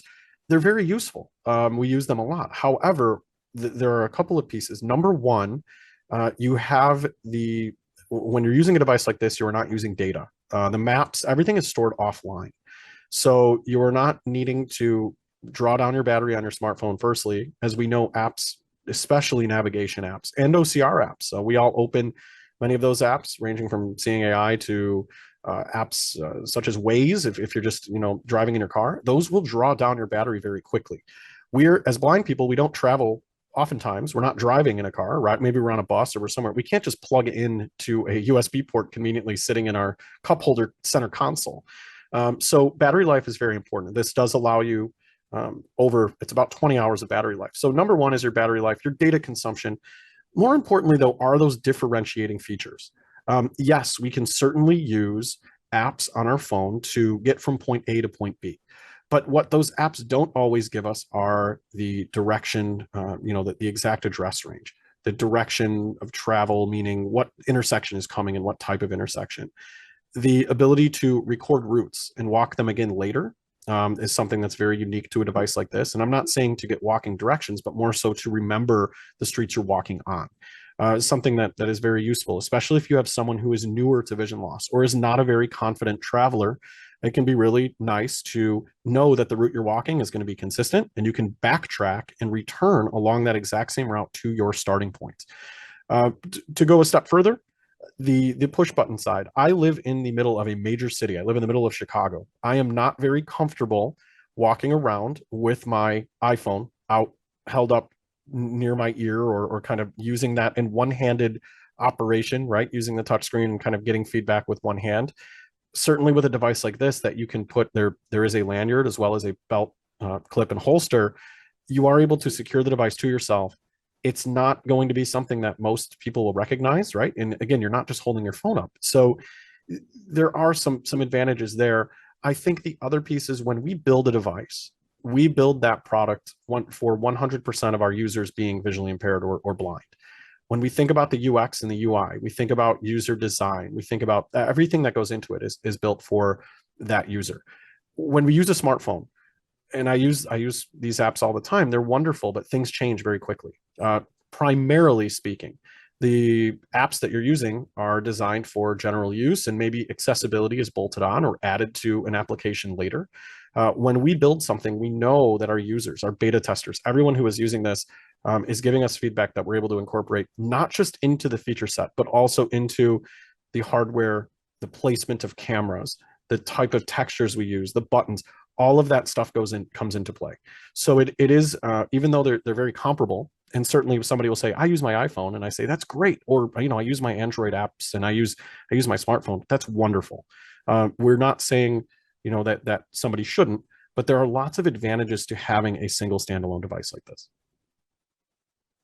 Yeah, absolutely. I mean, I've been using one for the last little while, and as someone who's maybe a little bit skeptical, and it is very restful to travel without bone conduction headphones or without the AirPods with transparency and sort of something yapping at you all the time, because obviously not getting your Facebook notifications, the Stellar Trek is going to talk a little bit less. Distraction factors also comes into play for sure, right? I mean, and this is going to give you only that information that's pertinent to you, and you can adjust that verbosity as well, but certainly that is an entirely other side, is you don't have that distraction.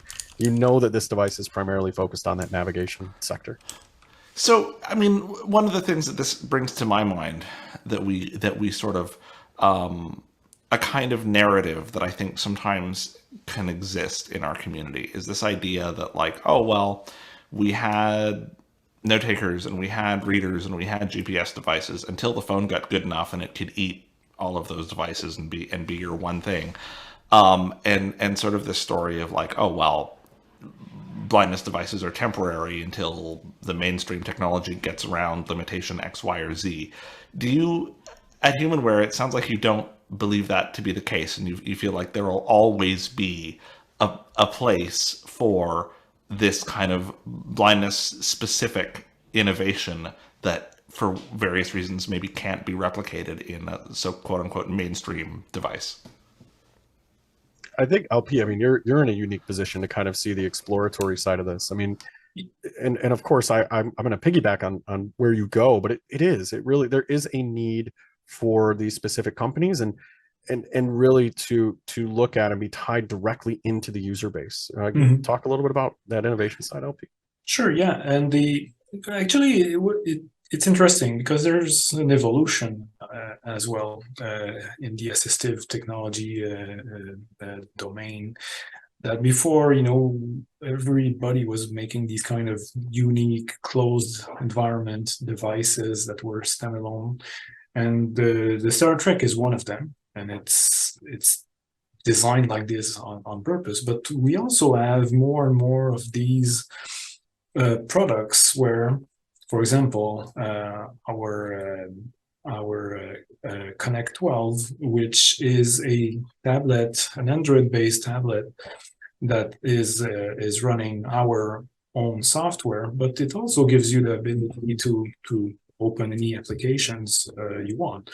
So we're not actually we don't see it as the mainstream versus us. It's more there's synergies, I think, between the mainstream and the assistive technology there. But still, we think there will always be a need for dedicated devices that are really purpose designed and built for the community we serve. And of course, the Star Trek is really the perfect example of that. And I think the other pieces and what we strive to do is, when we use a third-party application on a mainstream device or a Windows program or anything with a screen reader, somebody has taken that product and has made has done some work to make that accessible to us. And accessibility is somewhat of a buzzword. We have a lot of friends now in this industry who will hark on this, and you'll hear this message more than just from myself and Humanware. But there is a big difference between accessibility and usability. When we use an app like, let's just say something like Gmail, for instance, it is accessible on a smartphone. What Humanware tries to do, and when we build our own mail client, for instance, on a Braille product, or in this case on the Stellar Trek side, we're taking what is already accessible and we're making it more usable. How do we improve the user interface to be more conducive to somebody who is blind, who takes in the world linearly? We don't look at a screen and soak up all that information. We move through very linear menus. We work through structures that are not, we take in one line at a time or hear one audio phrase at a time. We can't just glance at a screen and have our eyes drawn to a certain point on that screen. So when we build products, and that is why the companies like Humanware, there still is a need for this type of sort of manufacturer. We're looking at improving things and not just looking at, we made this accessible, it's great, now go use it. It's just as much about usability. It's a very good point, Peter. And just to add to what you say, and again, this is nothing against the mainstream companies. They make, of course, great products that are used by everybody. But often, sadly, sometimes the accessibility is kind of an afterthought. They make a device first for the mainstream user, and then now let's make sure it is accessible. And of course, not only Humanware, but every companies in our field, and that's what they do. They do completely differently. They say, well, what's the solution we need to find for this specific problem or this specific need?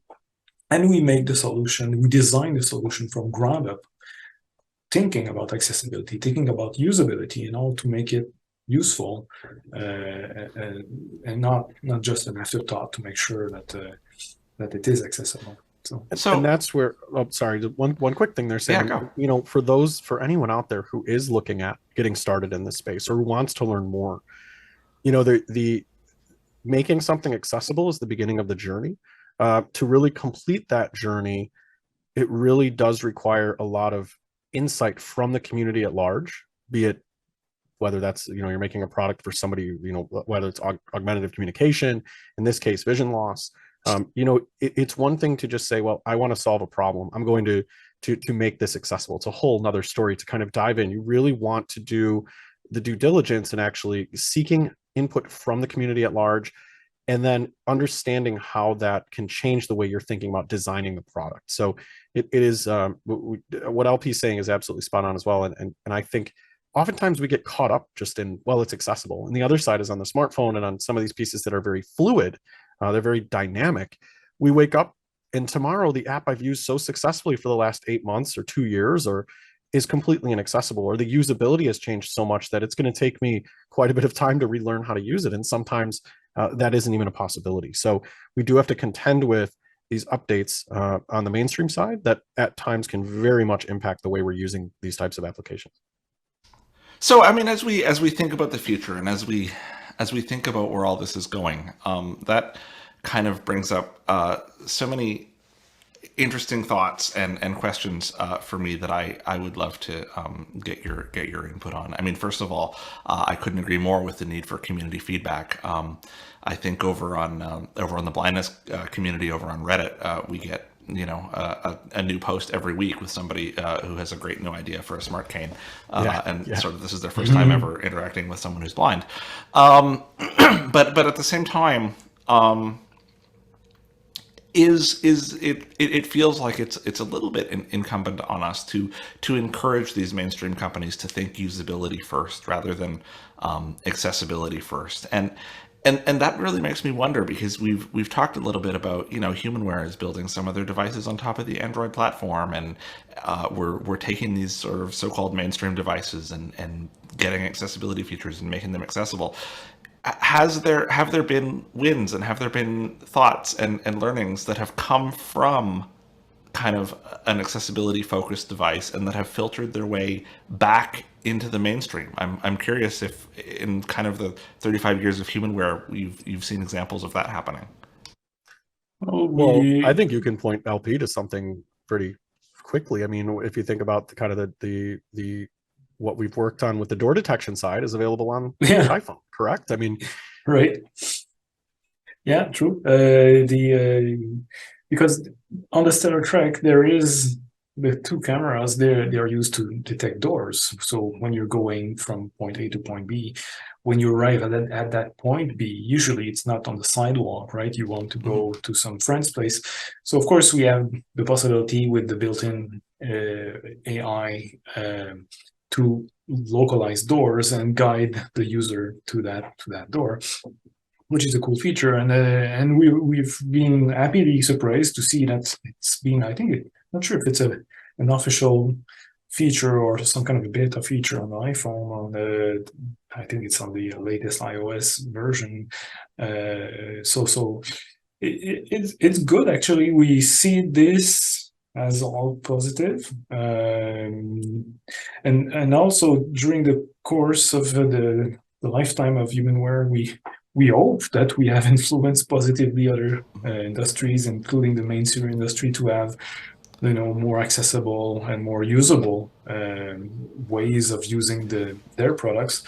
So well, that's our mission. Yeah, and I do to serve people. I think we are seeing it. I think another place we've seen it for sure in this AT field is think of barcode recognition or OCR. OCR was something that was very much used just for the blind at its inception. I mean, it was when Ray Kurzweil did all the things he did, and when they built that ecosystem. And now think of all the apps in our lives that use OCR in some form. I think that'd be your first example you can point to, but there are lots of others. Think of barcode reading. Think of lots of pieces that did start as solutions for our community or any sort of disabled community, and now are just part of inclusive design. I would even go as far as to say, think of something like a sliding door, an automatic door at a grocery store. Certainly it helps somebody in a wheelchair, but ultimately it helps every single person who has a kiddo in one hand and is pushing a cart and needs to get in and out of that store quickly. That type of inclusive design maybe starts here, but we are seeing it splash back or filter back into just the general sort of flow of product design. And that's a great thing. Yeah, I mean, I think that's the important. Oh, go. Sorry, Samuel. I was just saying that actually the first talking GPS was in 2003, when Humanware had this first version of the what I don't really even remember the name, but I think it was a Trekker. Before the Maestro, there was but it was a big device using a some kind of a Palm Pilot at that time, and it evolved so much. But now, even Google with Google Maps, they have like audio feedback and cues when you're walking around with their application, which is great. But of course, I mean, that's what I wanted to sort of highlight is that like humanware and accessibility devices and specialty devices are part of this ongoing conversation. And the ongoing innovation that happens across the accessibility field, as opposed to just sort of being their own thing, I think, as we can sometimes fall into thinking about them. And so that said, when we are developing a device when you're developing a device like the Stellar Trek, there are unique needs because it is an offline device. It is a device that doesn't necessarily have access to data, and yet you are bringing AI, whether it's door detection or whether it's OCR, onto this device. And so I think when people think about AI right now, they think about like big data, they think about the cloud, they think about all of this stuff. And so what are the considerations as we think about bringing that into the offline device? And where do we think that offline kind of private personal AI is going as we look forward in the next couple of years? Yeah, well, that's a very great question, because we did put years of research actually in making embedded standalone AI that is not connected to the cloud. Of course, cloud computing has so much power and possibilities, and this is great, of course. But again, for the reasons that Peter mentioned at the beginning, we want to make sure that the person, even if a person is off the grid, is able to get his or her direction to safety, to back to their home or the bus station, and so on.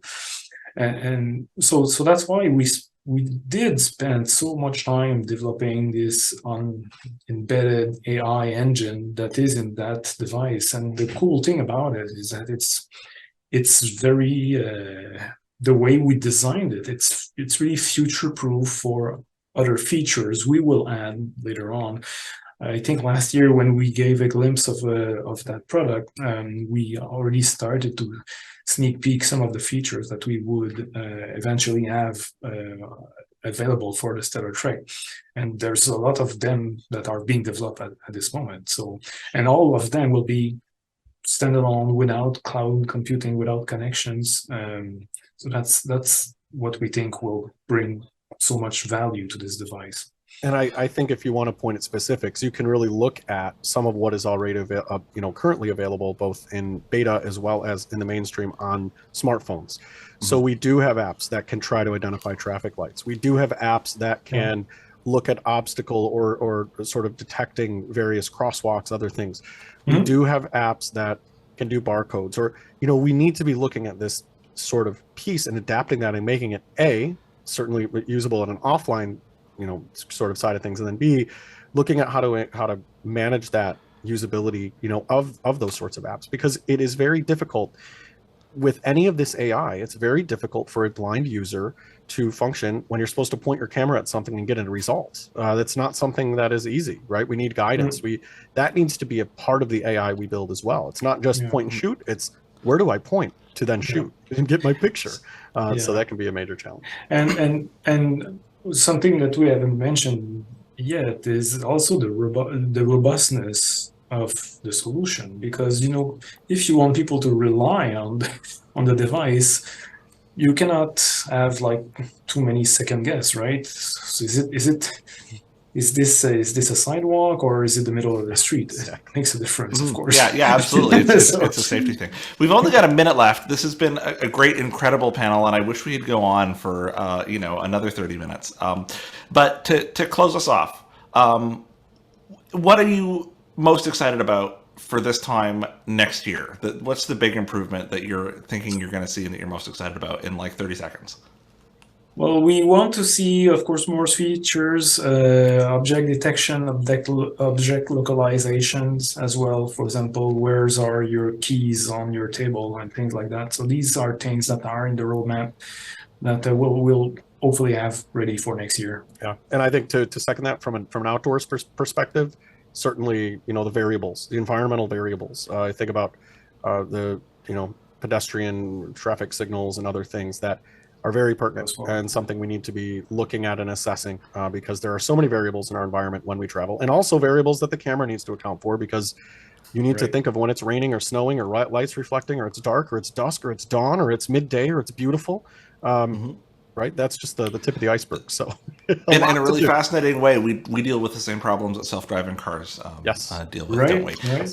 But that said, I think that brings us to a close on our time here today.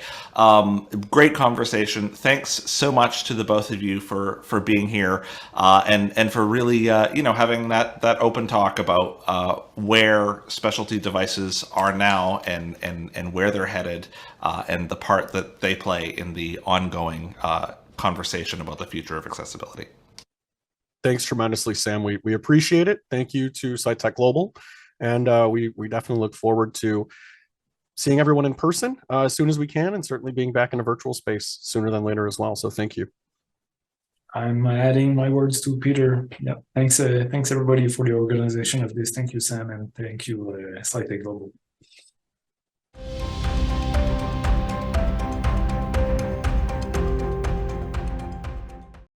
That concludes our section on hardware. Now we're going to move over to the AI aisle, where we're going to find out if AI will be our salvation or our doom.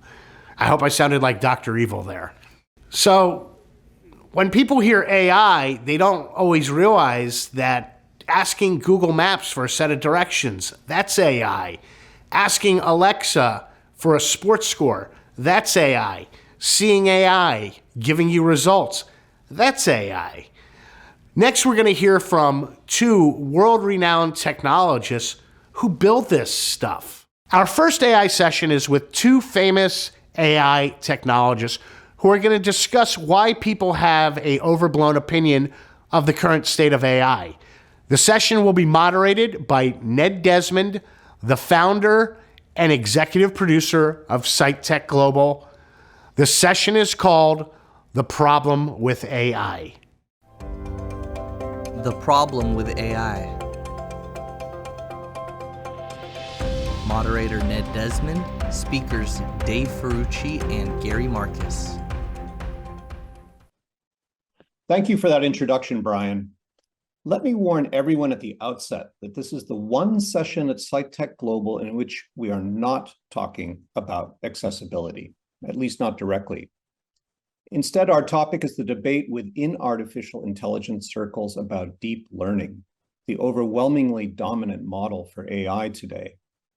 In the view of many AI experts, this deep learning approach, with its reliance on massive amounts of data and immense computing power, is the unquestioned future of AI. Our guests don't agree.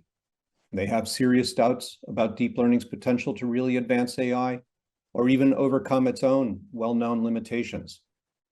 You might say our guests are dissidents in a world dominated by deep learning AI. And they are dangerously well-credentialed dissidents. So let me introduce them. Gary Marcus is a leading voice in artificial intelligence. He's a scientist, best-selling author, and serial entrepreneur, founder of Robust AI and Geometric AI. He is well known for his challenges to contemporary AI, anticipating many of the current limitations decades in advance, and for his research in human language development and cognitive neuroscience. Gary is Emeritus Professor of Psychology and Neuroscience at NYU and author of 5 books, including his most recent, Rebooting AI, one of Forbes' 7 must-read books in AI. Dave Ferrucci is an award-winning artificial intelligence researcher who started and led the IBM Watson team from its inception through its landmark Jeopardy success in 2011. Dave has worked for more than 25 years in AI, and his passion is to design computers that fluently think, learn, and communicate.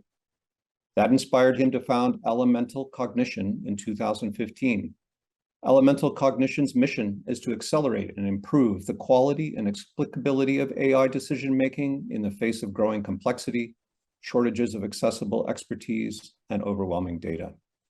Dave graduated from Rensselaer Polytechnic Institute with a PhD in computer science and has over 100 patents and publications. Dave and Gary know each other well, and they'll drive this conversation for the most part. But let me get them started with a question that goes to the heart of this AI debate. Dave and Gary, what is deep learning AI good for, and what are its limitations? I think you wanted Dave to go first since you said it in that order. I'm happy to do that. Deep learning is from my perspective, I mean, it's an incredible invention, really, and it's fabulous at detecting patterns in large quantities of data. It's fabulous at doing pattern recognition based on how the data occur.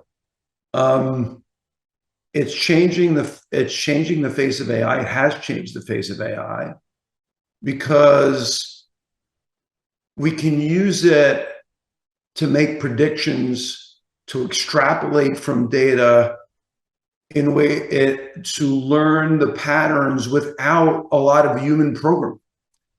And in the past, this was extremely difficult to do. So it's remarkable in that regard.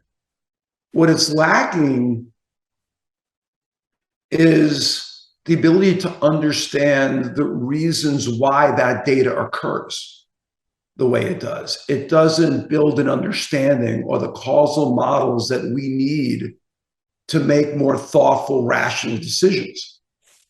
Some complain about the biases, but deep learning is designed exactly to find the biases in the data and to mimic them. That's what it's designed to do. And by design, it's very good at that. And where that allows us to make predictions we couldn't otherwise make, or to extrapolate the data, or to find functions in the data that we otherwise would be impossible or take forever to find, is phenomenal. Where we want partners to help us make rational, thoughtful decisions that we can explain, it doesn't do that. It's not even designed to do that, really. I completely agree with Dave. This is not going to be a debate where we go back and forth and disagree about a lot, although we may find some things to disagree about. The way I would put it is that these systems are skilled mimics. They're, for example, really good at making fluent language, but they're not in touch with reality and they can't reason about reality. And that ties to this notion of sort of causation versus correlation that Dave was hinting at. So we get problems like when they generate fluent text, there's also often misinformation there. So one example that I recall from the sequel to GPT-3 called Instruct GPT is somebody asked it about eating socks after meditating. And the system fluently said, some experts believe that it's good to eat socks after meditating because it brings you out of the meditative trance or something like that.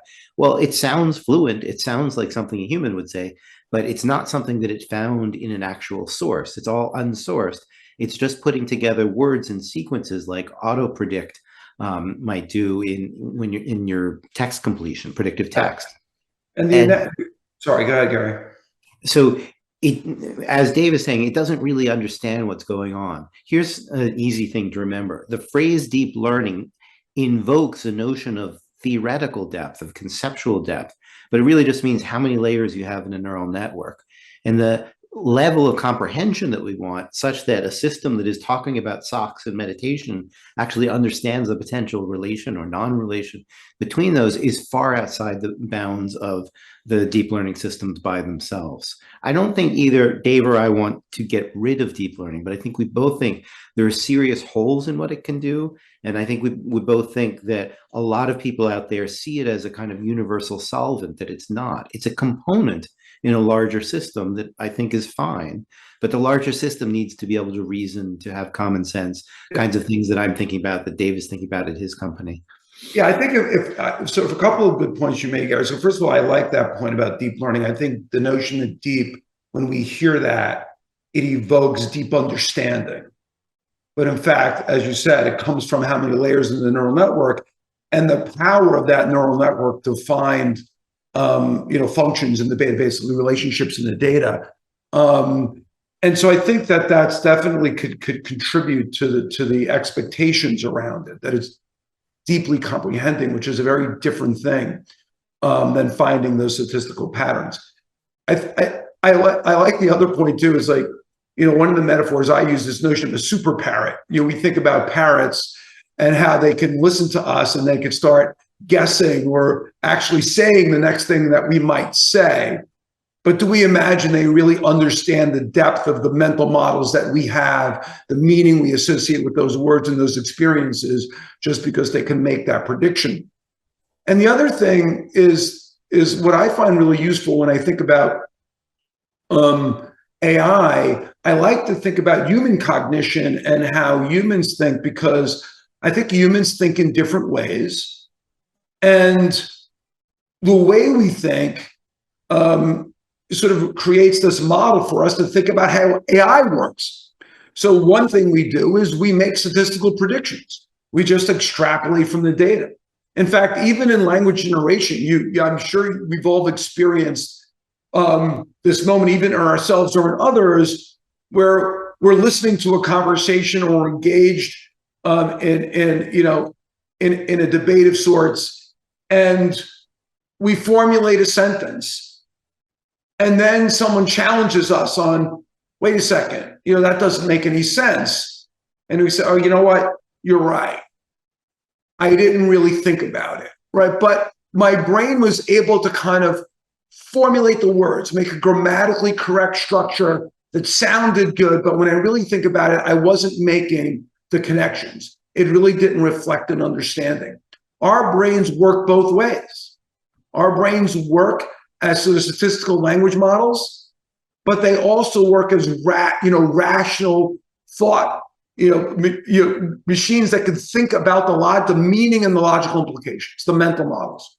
You can think about Danny Kahneman's famous distinction between system 1 and system 2, which I like to call the reflexive system. It's kind of automatic, it's fast. It's probably too crude a distinction, but we start with that. So you have this reflexive system, and then you have the deliberative system, which is what Dave is saying, that makes rational decisions. I don't like to call it the rational system because it's not always right, but it's at least trying. It's like the Supreme Court. It's deliberating. Maybe it doesn't come to the right conclusion, but it is trying to make those logical connections between. Well, it's transparent. It can be, it should be transparent in how it's making the judgments it's making. It can explain them in some sort of rational deductive process.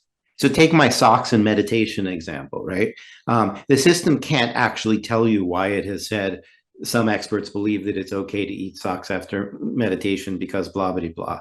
It can spit out a string of words, but you couldn't pursue it. There's no internal thing in the system that you could inspect the way with a classical AI system or just a classical computer programming system. You could say, well, the reason it's made this mistake is because, this value in this database is set to the wrong thing. It's this big abstract collection of predicting numbers about sequences in text. It's not interpretable. It's not that there's something in there that represents a database of like, this expert believes this and this expert believes that. It can't say, well, I found this on some web page because it didn't find it on a web page. It just made it up, and it's not grounded in reality. The deliberative system is at least grounded in our model of reality. I was thinking about the parrots a second ago and thinking, is that fair to the parrots? Because in a certain way, they are like parrots, because parrots, when they use language, don't really much understand the language, although there's some interesting work on that. But when the parrot thinks about the world and like flies through a room, it has a representation of the entities in the world that it's interacting with. So it is grounded. You could fool the parrot. You could put it in a VR system. But the parrot has some representation of reality that it's working over, that it's analyzing. And system 2 reasoning should be about that. But deep learning alone doesn't really do that. But I think one of the things you bring up, though, particularly with the parrot example, is, when we think about how we assign meaning, and what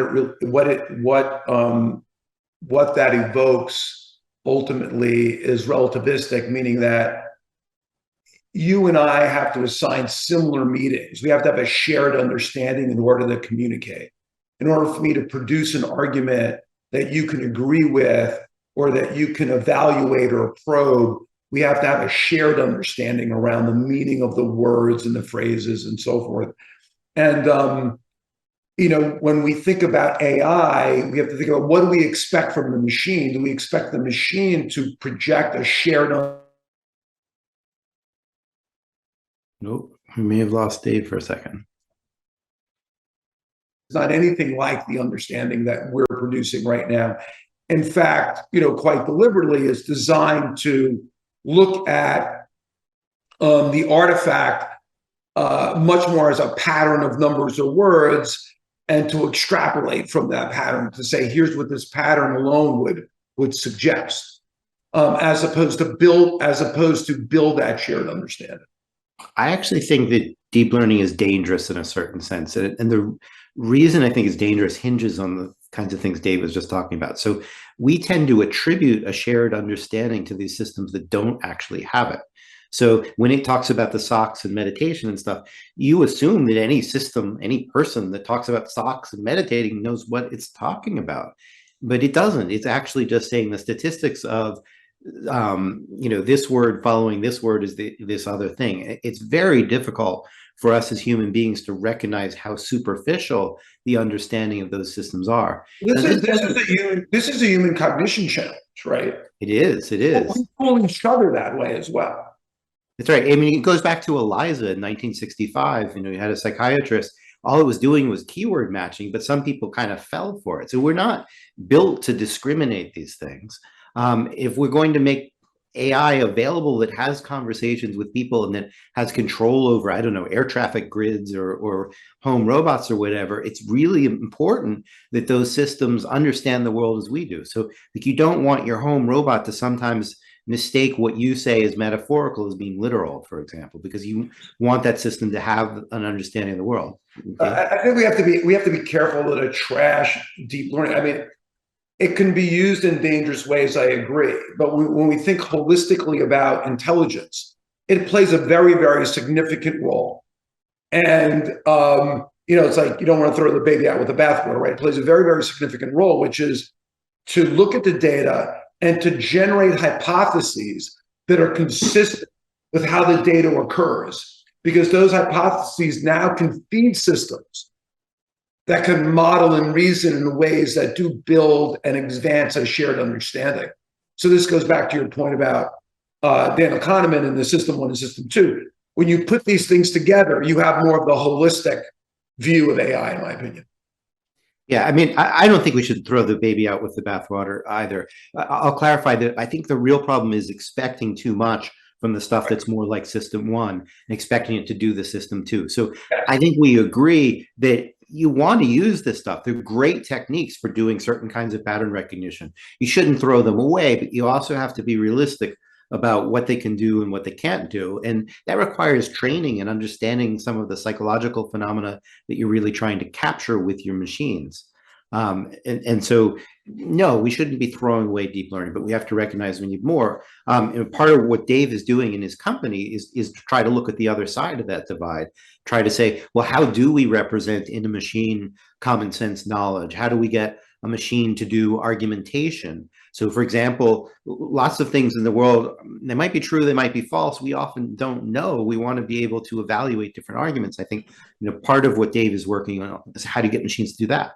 Yeah, at Elemental Cognition, the view is we want machines to always be able to explain why, to help us solve problems, but not to make black box predictions. It's okay to say, I'm thinking this because here's my understanding of the world. And by the way, part of that understanding includes a statistical prediction from the data. But as long as we can model that holistic argument, we equip humans with the ability to say, here's my understanding. Here's why I'm making this decision versus that decision, as opposed to extrapolate and say, this is just a correlation. I don't really know what's going on. I mean, that's again, encompassed in a more holistic intelligence. So my big thing is like deep learning, big, important part of the answer, amazing advance, critical advance. How do we include it in a holistic architecture that really addresses the partner intelligence we want when we think about AI? I'm going to give you a little insight into Dave, because I've been talking to him a bunch lately and thinking about some of his earlier work too on Jeopardy, and something just sort of clicked, understanding Dave. So Dave right now is telling you about the question of why. He's saying a good system needs to be able to answer why. And one of the innovations around Jeopardy was basically giving an answer to how sure are you? So you had a panel you could see, and he can tell you more obviously, but in Jeopardy with Watson, it would say how sure it was of its answers. And so that's another piece of like metacognition that's really important in doing good cognition. You want to know how sure you are of yourself. You want to know why you got that answer. You don't want to just spit out an answer and maybe it's right, maybe it's wrong. You want to be able to do something with that. Interesting, you know, even the Watson system would be able to, while it couldn't give you a causal model where it described the places and the events and how they're related and why something happened or something else happened, it did allow you to interrogate why it preferred one answer over the other in terms of concepts that humans could relate to. So it can say things like, I've analyzed this passage from a temporal perspective. It was aligned with, you know, this answer was better than that answer because it was more aligned with the question. From a geospatial perspective, from a classification perspective. So it wasn't a completely opaque model. It actually broke the problem down into independent features. Each of those features were trained with machine learning, but it classified them in ways that at least you can get what we called an evidence profile of why it thought this answer was better than that answer. And so the ultimate thing that Dave and I would both like to see is what he just described as causal models. So like, let's say I'm a domestic robot in your house, you know, like Elon Musk's Optimus is supposed to be, you know, looks like C-3PO or whatever. And now you say something like, can you clean up the living room? And now it has to infer from some unstated things what exactly you mean by that. What do you mean by clean up the living room? So for example, do you want literally everything out of the living room? Do you want to cut up the couch and put it in the closet? Probably not, because, you know, the couch is of value to you. And so the machine has to understand what you're thinking is important, what's in there physically. It's not enough to just have like some statistical. Well, I'm gonna put my deep learning hat on, and I'm gonna argue and say, you know, with enough data, it can associate cleaning the room with an expected result. Well, I mean, that's the interesting question about outliers, right? I mean, this is sort of what's going on with driving. Is the thesis was with enough data, we'll be able to make all our unprotected left turns and so forth. And, you know, Cade Metz wrote in the Times just today about a ride in a Tesla, and there's clearly still outlier problems where, you know, even with all the data that Tesla has collected, the machine is still stymied when things are a little bit different. And you know, and I think you have to look at each application because there's going to be these asymmetrical risks with regard to outliers, right? And you know, within some cone of expectations, but there's always this answer, however unsatisfying it might be. You know, well, you know, the last 300 million times I cleaned the room, you were happy with this result. So. Right. I mean, it's really based on, you know, again, extrapolating from the data. And then, of course, as I said, there's always these outliers. And then how risky are those outliers? I mean, if it's a life and death situation, those outliers matter more than if it's right. This is why the biggest financial successes of AI have all been around advertising, because if you pick the wrong advertisement, there's essentially no cost to it. Nobody ever dies because you showed the wrong commercial. Whereas in driverless cars, it's still all kind of in beta after 25 years because the cost of error is much higher. And so Dave's absolutely right. These are empirical questions. In speech recognition, you know, we're pretty satisfied with 99% correct. It's not 100% correct. Sometimes it's annoying when you dictate something in your car and it's noisy, but you know, most of the time it helps you. The cost of error isn't too high, and mostly you don't have to deal so much with the outlier condition. So every domain, like when you're thinking about this commercially, you have to ask, what's the cost of error? How variable are the data going to be today and the next? My own feeling is that domestic robots are a serious problem because people have very different houses from one another. They have very different things about what is important to them and so forth. And my guess is you are going to have those outlier cases in spades. it turns out that driverless cars has hinged more on outliers than I think people expected. They thought, well, the roads are all basically the same, it's going to be fine, and it wasn't. So some domains are going to be okay and some aren't. And sometimes you're going to be able to take a domain and bend it to your will. Like you could build a new city from scratch around driverless cars, changing how the pedestrians interacted with the cars and probably make them work. If you want to make it work in Bombay, it's hard. Here's a funny reality with regards to deep learning is that I've actually experienced people complaining about deep learning systems, giving them the wrong answers. And then the data scientist says, well, but this is what the data reflects. And the answer is, well, I don't really think those answers are right. They're not upholding how we view the problem, how we reason about it, what we think the right judgments and values are. So go and change the data so that the machine learning does the right thing. Well, here's a problem related to that that's really hard to solve, has not yet been solved. We now have these generative models like DALL-E that you mentioned and Stable Diffusion, which are fabulous. They're also incredibly biased. So if you type in CEO, you're guaranteed to get a white male, for example. And there's a brand new paper that I just tweeted about. I'm trying to think who the authors are. It goes in excruciating detail, showing that for many, many examples you wouldn't even immediately think about, you get all of this kind of stereotyping. And there, the system is a direct reflection of the data that are out there, right. And not a reflection of what we want the world to be like. Exactly. And not actually even a reflection, here's the interesting part, of the actual world, but of the data that are in the world. So take CEOs as being white males. That's partly because CEOs are overrepresented in movies that are then in the database. So if you actually took representation, you would see, like, I think her name's Safra Katz of Oracle should be in your top 50 pictures of CEO, but she won't show up there because she's not in the news as much as Elon Musk. And so you get more representation of Elon Musk because people talk about him. But sometimes the systems don't even reality. So there's the reality, then there's the data, then there's the reality that the data might be biased and not reflect what you want the system to actually do. And it's interesting when you look at applications of AI or deep learning to sit back and say, what do I really expect the system to do? Is the data that I'm training the system with representative of the phenomenon, the behavior that I desire? And of course, it's kind of silly when I could write down the behavior I desire. Why would I go muck with the data if I could just write it down and program it? Well, and that's the real problem, is we don't yet have, well, this is the kind of thing I think Dave is trying to work on, systems where we can fluidly even represent what our desires are and mix that with the data. So you really want an answer to this, a mix of data and, let's say, human values. So human values would be like, human values, human judgment, decision processes. I should make it very easy to capture those, to evolve those, but then to inform them with what's actually going on, the patterns that are in the actual data and the empirical data. And those are the two sides of intelligence. That is the holy grail going forward, is to be able to connect the human values that you might express explicitly. They can also be laws, like just the driver's handbook for California. Things that are represented in language, and then relate that to the data. Right now, we're really good at the data, and we're pretty good at doing symbolic reasoning on stuff that's kind of innately specified in some particular architecture, and not really good at bringing those together, except for some narrow domains. Exactly. Right. That's the vision. Right.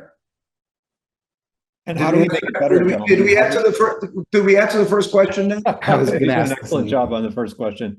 So can deep learning become better, or is it going to take fundamentally new AI architectures? Yeah, that's the $1 million question. I mean, that's the interesting philosophical question, I should say. I don't know if it's the $1 million question. It's definitely. I think it's a $1 trillion question.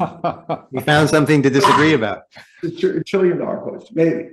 The reason why I say it's such an interesting philosophical question is because, and I'm quite frankly agnostic to that right now, but I believe that that when you think about the behavior that you want, and I'm a big proponent about stepping back and saying, forget about how we do it. What behavior do you really want out of these systems?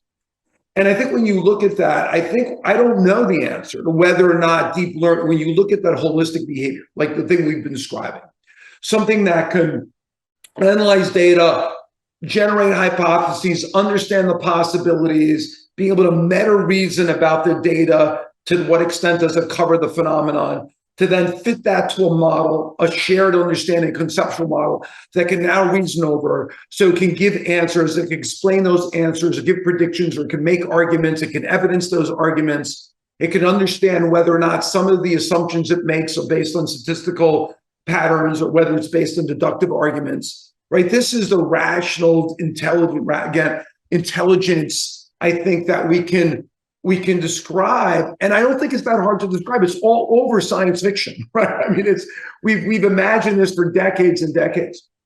It's above and beyond in many ways. It corrects for problems with human cognition and some of our cognitive biases. Like, that's this vision.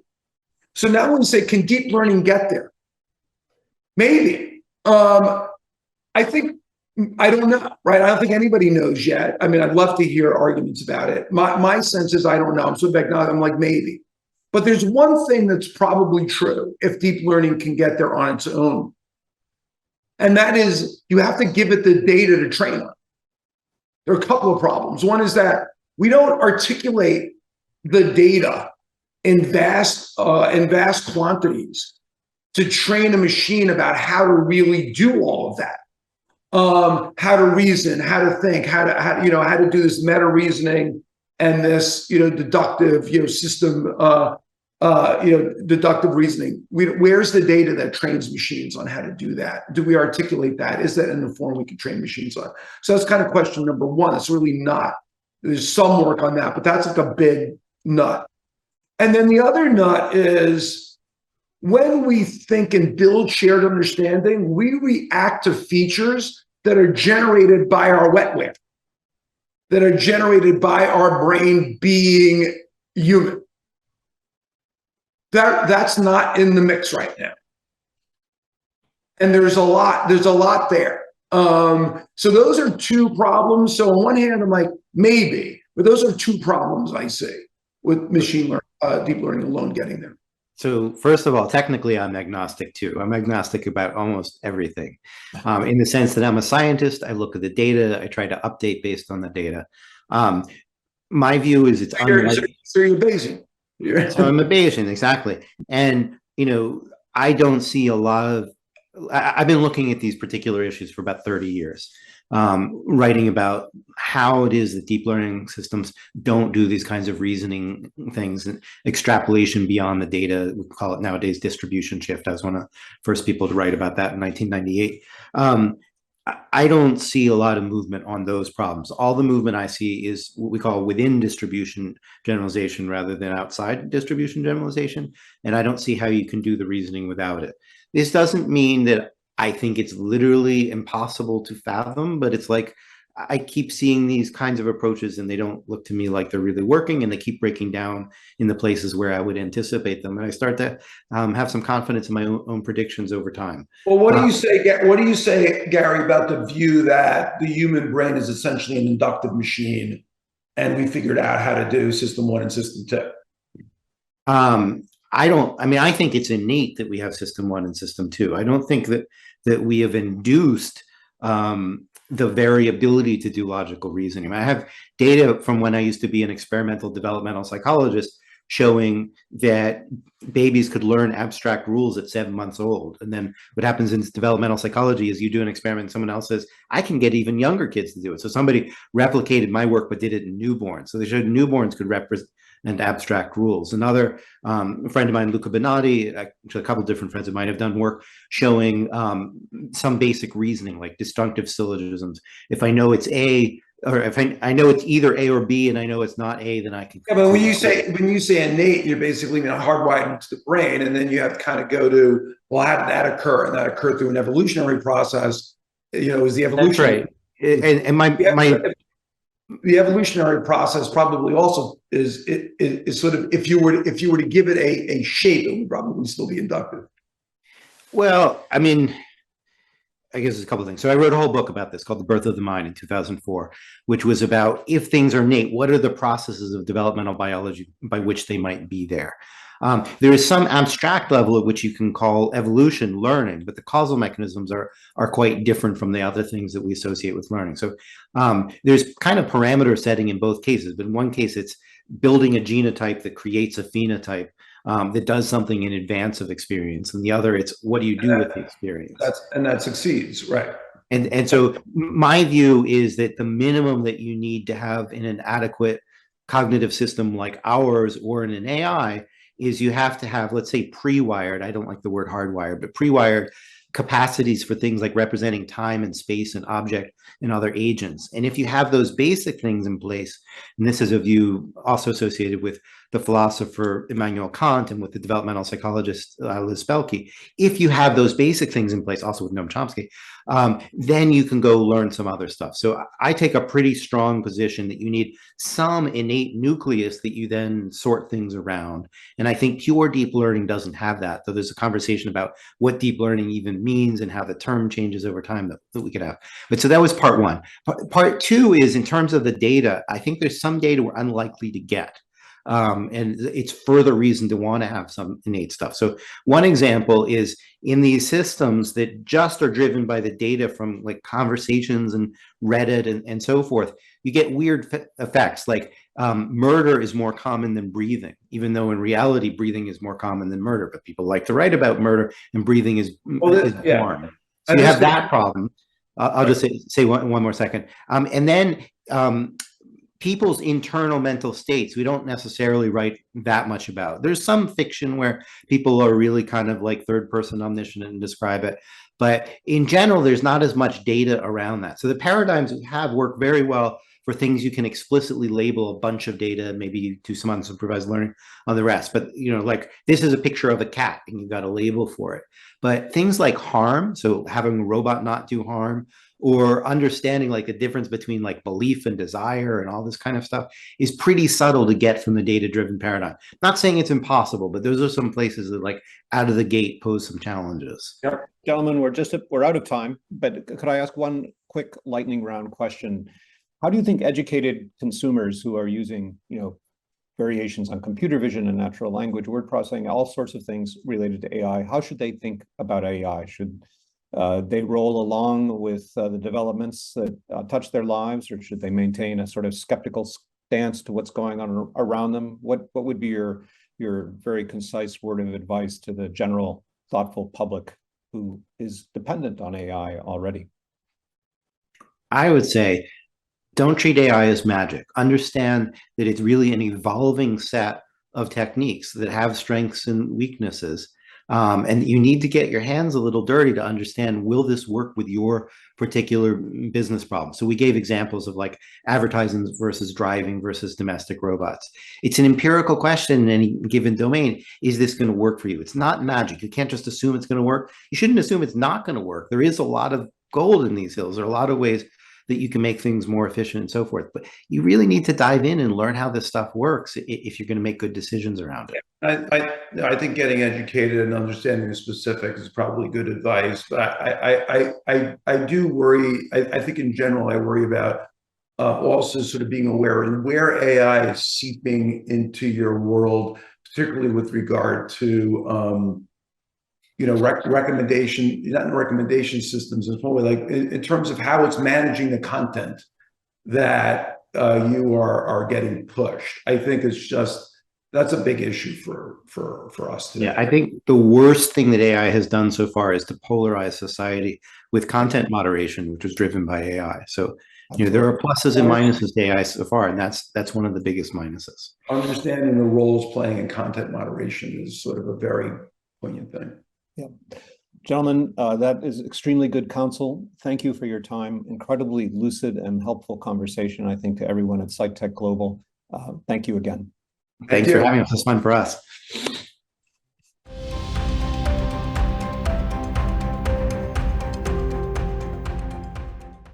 Who knew that AI is so dumb? I mean, who knew it could be so smart and dumb at the same time? which is kind of ironic because as a teenager, my dad used to ask me that question all the time. Thank goodness we've got good people like Gary Marcus and David Ferrucci working to make a smarter AI. Our next session is about a special kind of AI called computer vision. You may not realize this, but when you use your Seeing AI app and it identifies that it's a couch in front of you, that's computer vision.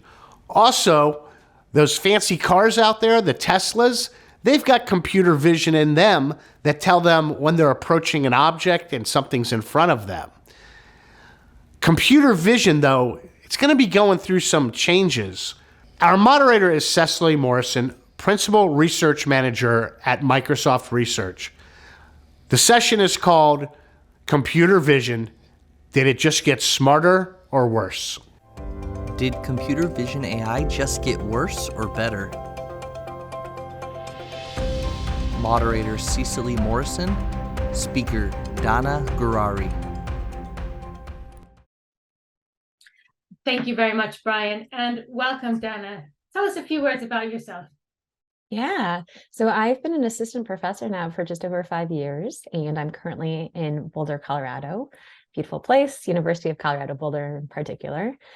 And I focus on both teaching and leading a research group. So insofar as teaching, I focus a lot on educating the next generation on how to build large-scale data sets to train modern artificial intelligence algorithms.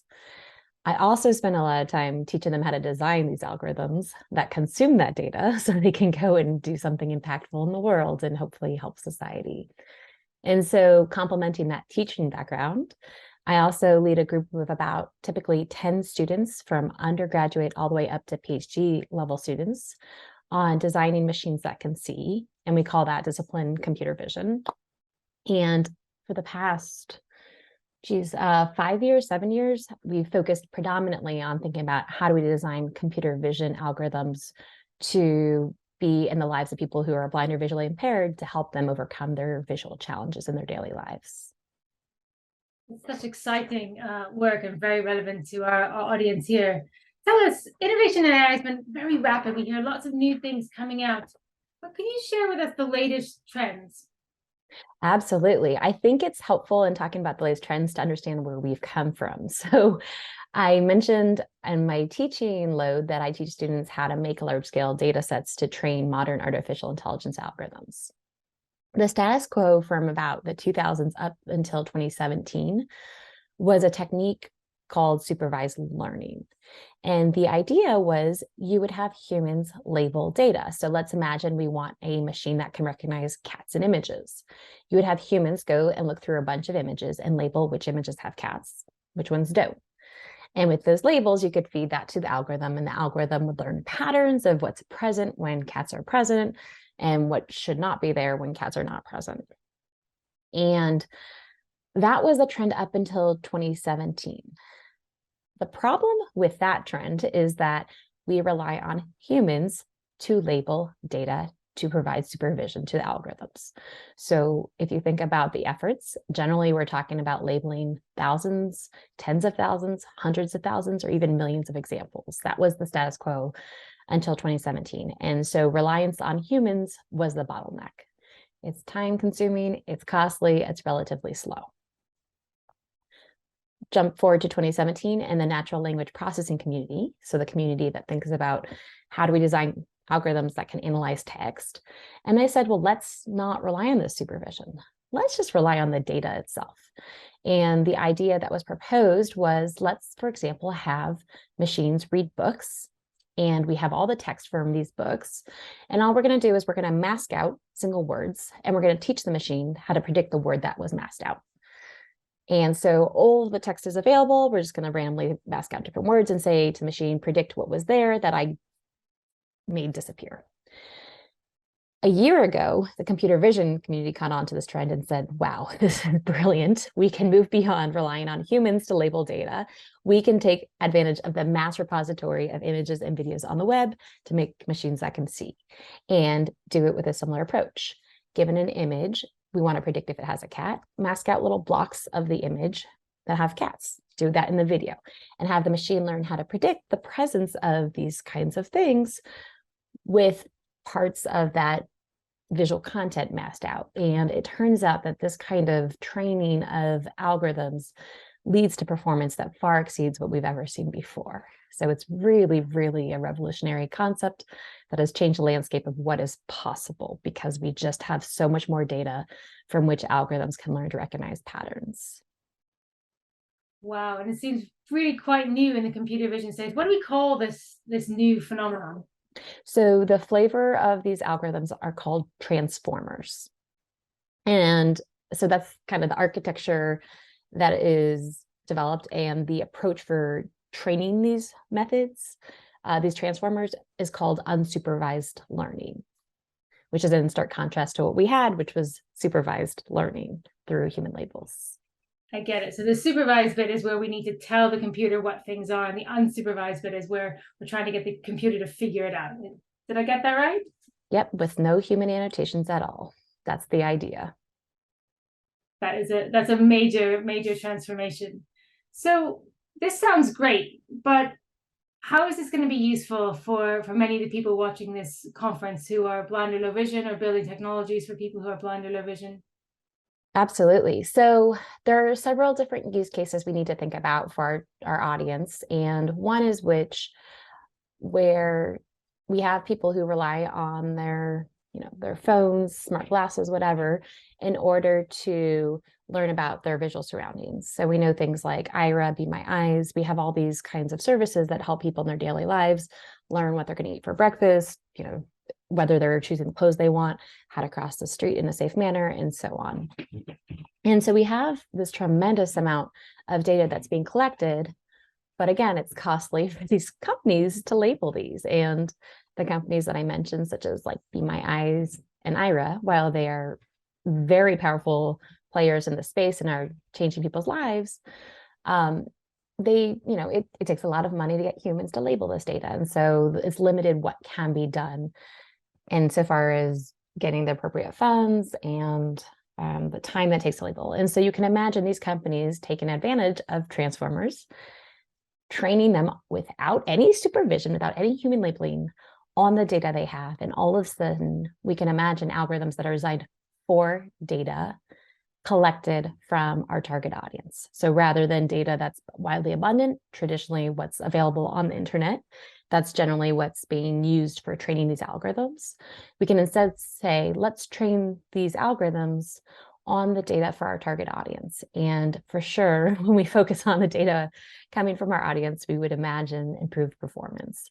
So that's one use case that I would imagine create great advancements on, and that would allow us to hopefully move away from exclusive reliance on humans to having more automation in the loop. And I imagine that's helpful for when we're dealing, for example, with people's private information, or just people need really fast information and don't want that human connection. And then the other situation, I think, is just going to be an extension of what we've already been seeing. We have things like Microsoft providing captions for their PowerPoints and various productivity applications. And so continuing to see more alt text that's automatically generated for things on the web, whether it's products from Microsoft, Twitter, images, and so on. So it's a great concept that there are lots of things in the world that we can use these transformers to recognize, but how do we start to build systems that really put the user in the driving seat of those systems? Yes. So this is also a space where transformers can have an impact in thinking about how do we do personalization. So one thing I did not mention is that these transformers are not being trained to perform one task. Their effectiveness comes from the fact that we train them to do like 5 different tasks, or 10 or 20 or 100 different tasks at once. So as an example, use cases I've seen from our audience of people with some kind of vision impairments is give me a description of an image, or answer a question about an image, as 2 examples. And so modern transformers, the way that they're being developed is that we are training them to do a huge number of tasks. And by training these types of architectures to do a huge number of tasks. They're learning to be more like humans that can generalize and do many things. So they're not designed to just say, I recognize cats. They're saying, I can both describe when is cat available, I can answer questions, I can count, I can, just the number of tasks they're being taught to do is incredible. And that creates a broader level of intelligence that allows them to generalize what they know to novel use cases. So maybe they learned what a horse looks like, and they've learned to recognize black and white. And so next time they see something that looks like a horse but has black and white stripes, they can say, that's a zebra, even though I've never been taught what a zebra is. And so this space of being taught this huge number of different skills and learning to generalize what they're learning, such as colors with, detecting things like horses, will enable them to work well in novel scenarios where they were not originally trained. That is called either zero shot or few shot learning, which means take knowledge you have, and without having to get a lot of unlabeled or labeled data, learn to generalize to these novel use cases. And once we do that, we can start opening the door to personalization to individual people's needs. Because now we don't need to keep training from scratch a brand new algorithm to meet each individual's needs. We can just kind of provide what we call prompts in this space. And that's a bit of a technical term that I'm going to gloss over without going into the details. But the idea is we can prompt these algorithms without having to retrain it to be able to generalize to novel use cases that would be specific to each one of the users. And so for me, I think that that's one of the exciting next steps that we'll see in this community, is how do we personalize to each individual's needs? Because, if you lose your sight when you're born versus later in life, you maybe have different prior understandings about the world. If you have some vision, that might change your needs versus if you have, no residual vision. And so I certainly envision that we will see these transformers keep helping us move closer to this acknowledgement that really there's different needs that need to be met. And we don't want one size fits all algorithms that behave exactly the same for every user. That makes a lot of sense, because even if people are in a single community, it doesn't mean they're really the same. So let's go a little bit deeper on these things. So the kinds of examples you're giving are things like how it brings together knowledge about the visual world. So one of the things that we see within technologies in the blind community is that I have one app for navigating certain intersections, and I have one app for navigating maps, and I have one app for recognizing colors, and another app for recognizing barcodes, and another app for and the list goes on, right? Yes. Most people I know are using multiple apps in the day to do these different visual tasks. So it sounds like, well, Transformers may be one of those things that are going to bring those visual tasks together. But Absolutely. then how do I know how do I work with that system to get the particular visual task I need at that time? How do you see this happening? Is this something that's going to happen by itself, or is this something where a user is going to become skilled in working with these systems to kind of get the visual information that they need? I think it's going to be a combination. So as I mentioned, these transformers are really in their infancy. We're starting to learn that there's this ability to do personalization through these things called prompts. And so we don't fully understand how to leverage these prompts with these kinds of architectures. What do I mean by a prompt? It means that you start with letting the algorithm know this is what I'm looking for. So you can imagine saying, here's an image, color. And that would be the prompt you give to the machine, and the machine will say, I see in here a yellow with some black and green. Okay. You could have a different prompt that says, is there a person in your view? In the case that we're looking at me, the answer would be yes. We can have another prompt that says describe, and it would say, oh, I see a woman who has shoulder length brown hair, who's wearing a black shirt, has headphones on, right? You can imagine these different prompts that you give, and the machine, through this widespread training, all these kinds of different tasks through a lack of supervision, will learn, when I see a pattern of this kind of a prompt, such as the word color or visual question or caption, this is how I should respond. And so similar to kind of how you would prompt like a child or an adult to do something, we would see a similar thing in these architectures. And so there's going to be learning about how do we come up with the appropriate prompts where we are getting the responses we want. So that's going to be part of it. But there's going to be a dance, because in that learning about these algorithms, we're going to learn about the struggles and prompting them correctly and where they misbehave and where they just do things we don't want them to do. And so we're going to have to redesign the underlying architectures. And so there is going to be a dance back and forth that will continue at least for the next 5 years, I envision, because this is, again, this is a 1 to 2 year old concept. And so we're going to have to dig more and more into understanding what is it these machines understand, right? Like, what do they want us to say in order to respond the way we want them to? And how do we make sure they're doing them ethically? So how do we make sure that they're making responses that are in line with what we think they should be, in contrast through a bias, like answer the question is, what color is my banana? Most of the time when we see a banana, it might be yellow, but sometimes it's brown, which means it's rotten. And we wanted to learn to say, I recognize the color of a banana rather than just the pattern that whenever I see a picture of a banana, it should be yellow. Most of the time, so I'll say yellow. So there's going to be a lot of work also on just verifying that these algorithms are really responding based on the appropriate cues they should be, rather than just on biases. And there's certainly going to be a lot more work around ethical development of these transformers. Gosh, there's a lot of nuggets that we can pull from there. So let's dive in a little bit more to some of them. So you said 5 years. That's not very long. I mean, what are you thinking? Tell me.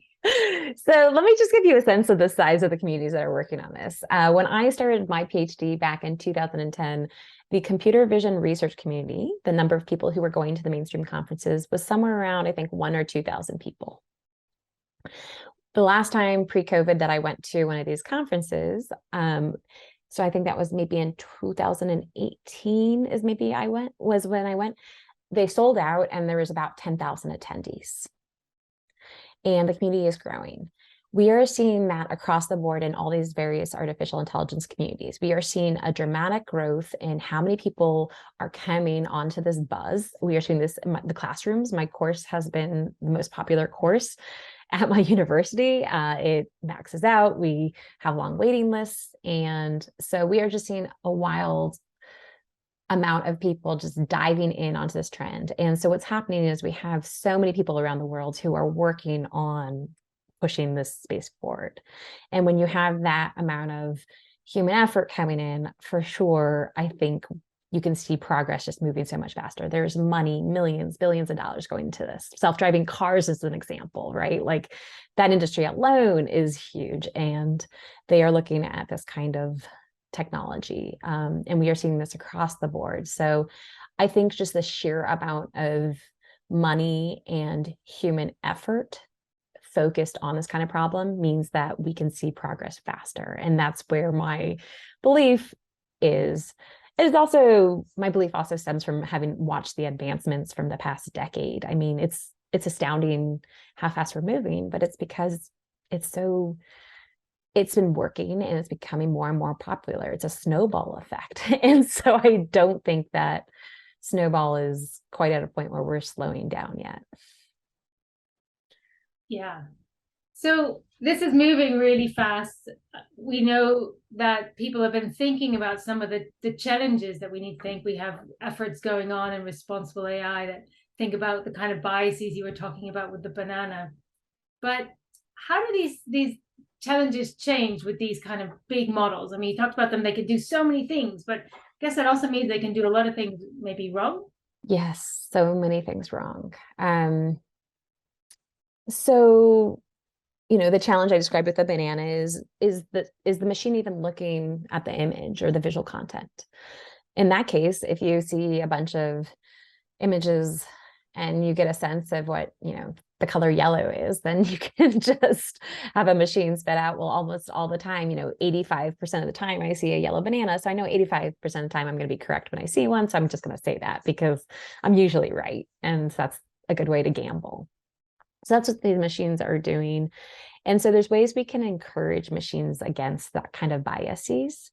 One thing we can do is we can start to inspect the insides of the machines. And so one of the buzzwords I did not throw out about these transformers is they have this module called attention, which means it's kind of one of the keys that enables these architectures to work really well. But what it also means is that these machines are learning where to attend in images. And so we can say, are the machines looking where they should be to make a prediction? Or are they looking at surrounding evidence? And so we can do that. We can use that kind of attention to dig in and try to get a sense of, are they really reasoning in the way we think they should be? And if not, we can start to penalize these algorithms. We can start to put punishments when we train them for not looking where they should. That takes a little bit of supervision. So now we're getting back into that tension we have where we are asking for humans to be involved in labeling so that we are ensuring, a more responsible direction, but that's going to happen. This is true for language. So let's say you are trying to translate. I would imagine in our audience, we have people who speak different languages and come from different countries. And you have some countries that have gender built into their languages and some that don't. And so a popular example, I believe, is in if you translate from Turkish, which I believe doesn't have gender in it. If you translate like something like the person is a doctor into English, you'll see it says he is a doctor in English. If you translate the person is a nurse from Turkish into English, you'll see it's she is a nurse. So the assumption is she goes with nurse, he goes with doctor.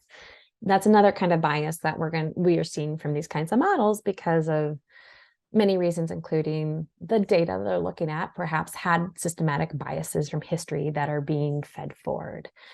And so again, we have to create some sort of human intervention where we have checks. We say we know these kinds of biases are possible and not even possible, they have happened. So let's go through and systematically test our models to say, what are the biases that are present?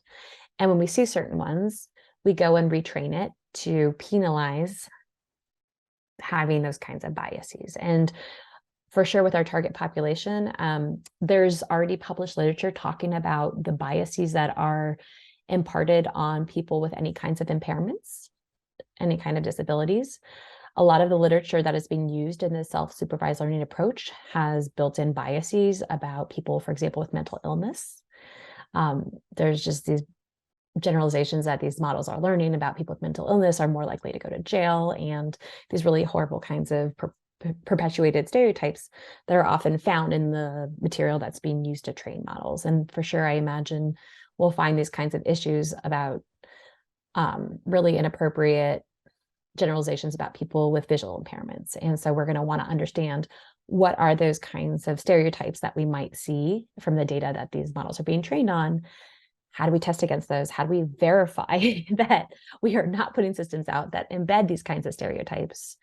And that takes a lot of just engagement with the data as well as engagement with our target populations to uncover where could these systems go wrong. So as we're looking towards the future, but actually a lot of these simpler AI systems are out there for people to use now. What can they learn from some of the things you're saying about just getting the best out of the systems that they have now?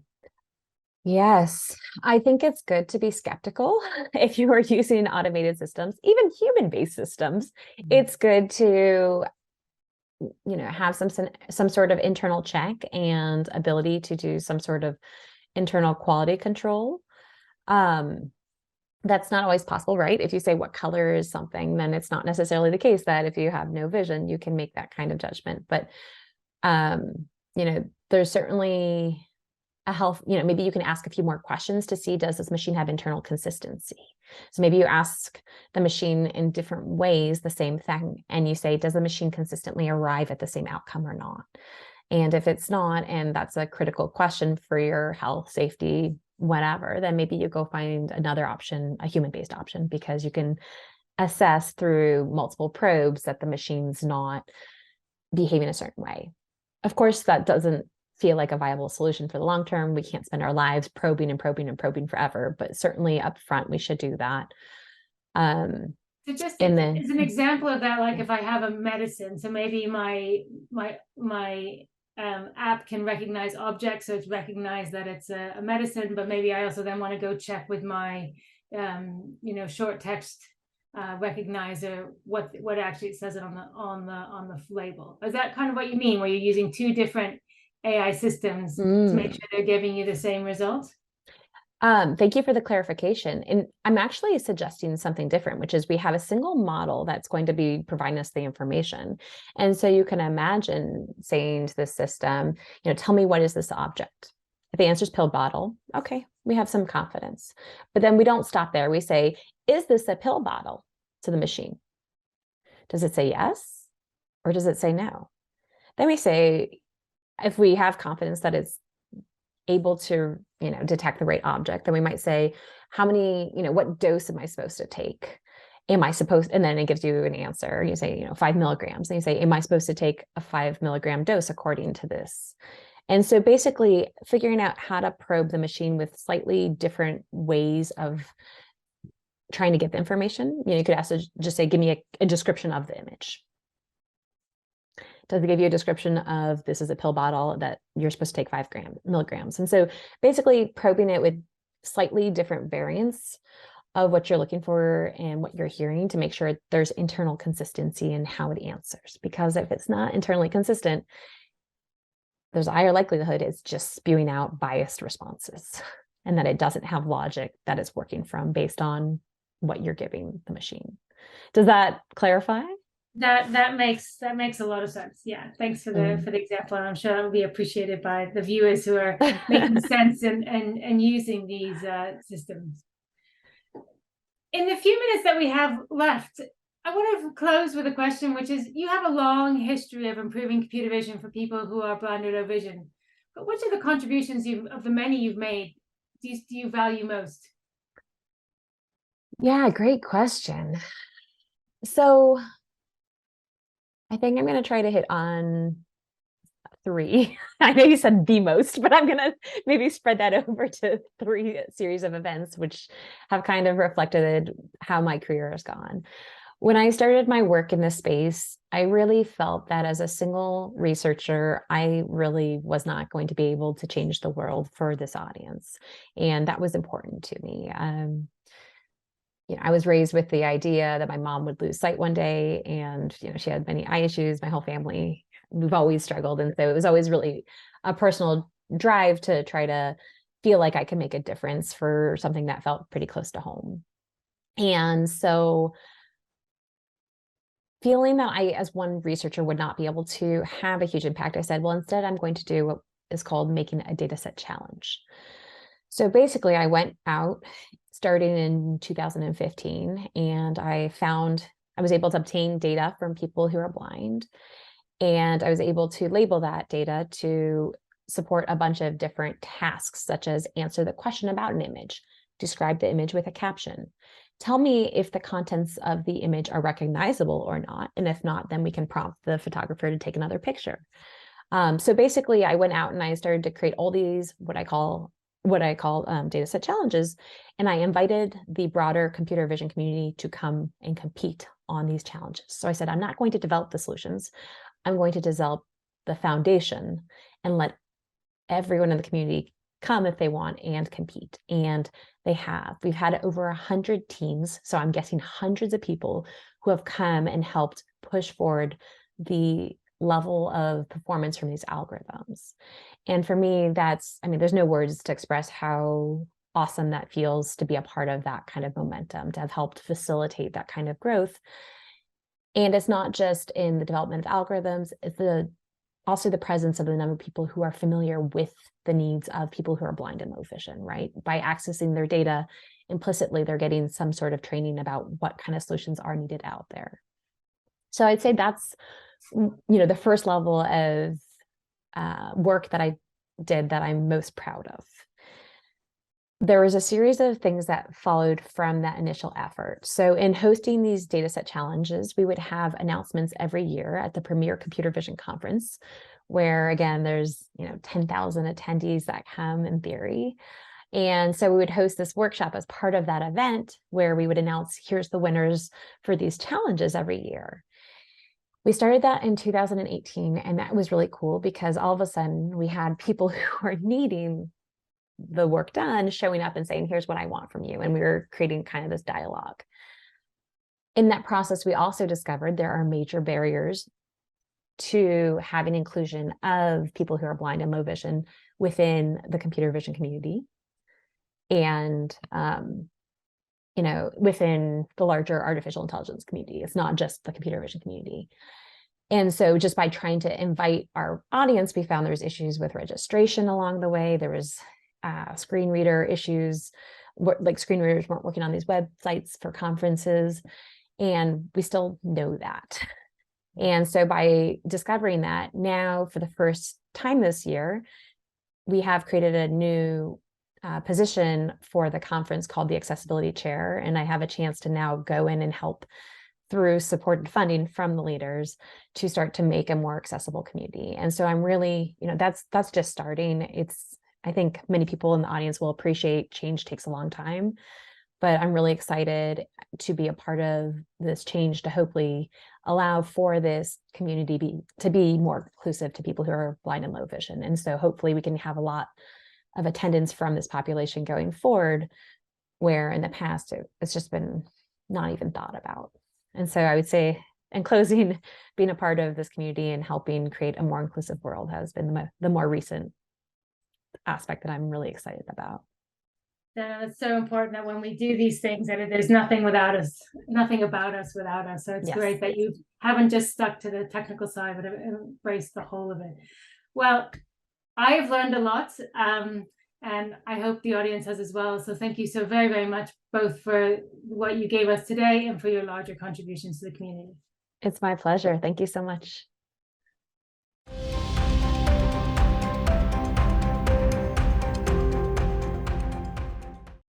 I think it's important for people with disabilities to stay on top of important topics like this, computer vision. And thankfully, we've got two great people keeping track of this, like Cecily and Donna. We have one more AI session coming from another angle. Whether you know it or not, AI tends to categorize us. You might not approve it, you might not like it, but it does do it. We're very fortunate to have Yuta Trevanius moderate this session. She is the director and founder of the Inclusive Design and Research Center. This next session is entitled AI Decision Systems Permeate Our Lives. Now what? Over to you, Yuta.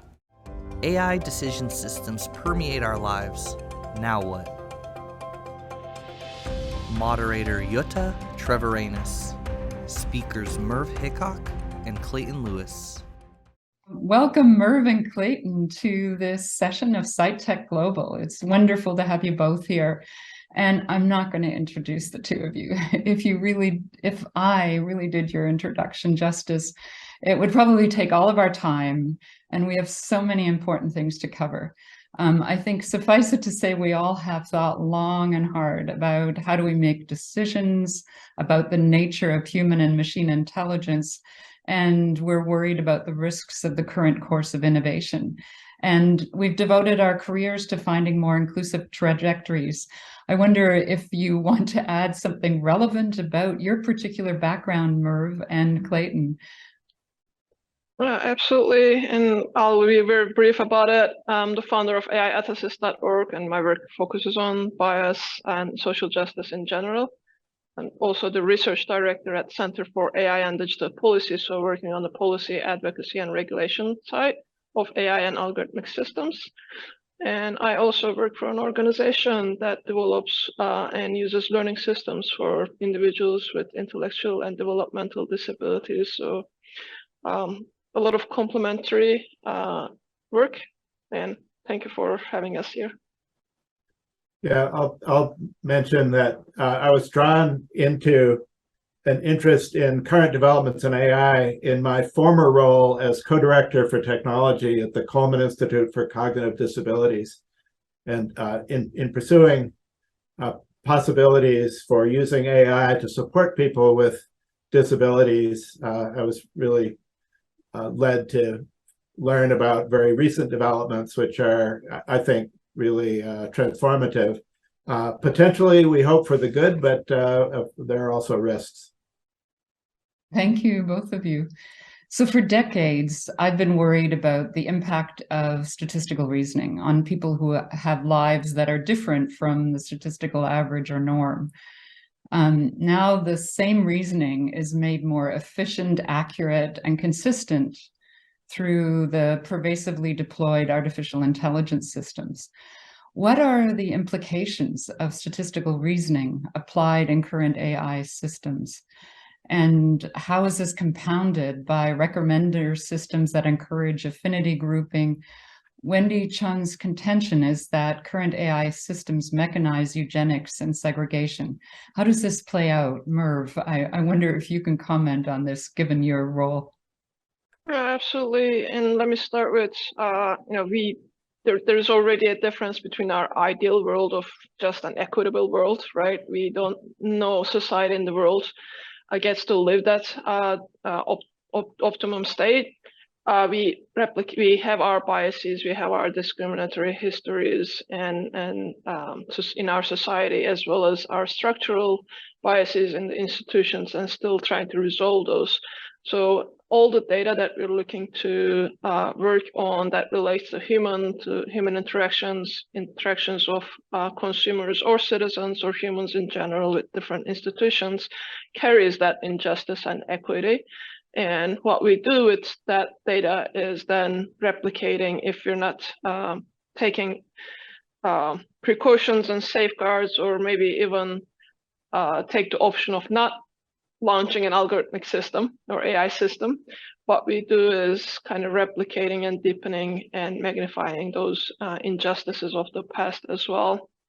How these biases, especially against what is called as outliers or differences from the statistical norm, is we build these systems usually for without much consideration of who is on those who is on the tail ends of those statistical distributions and what their experiences are.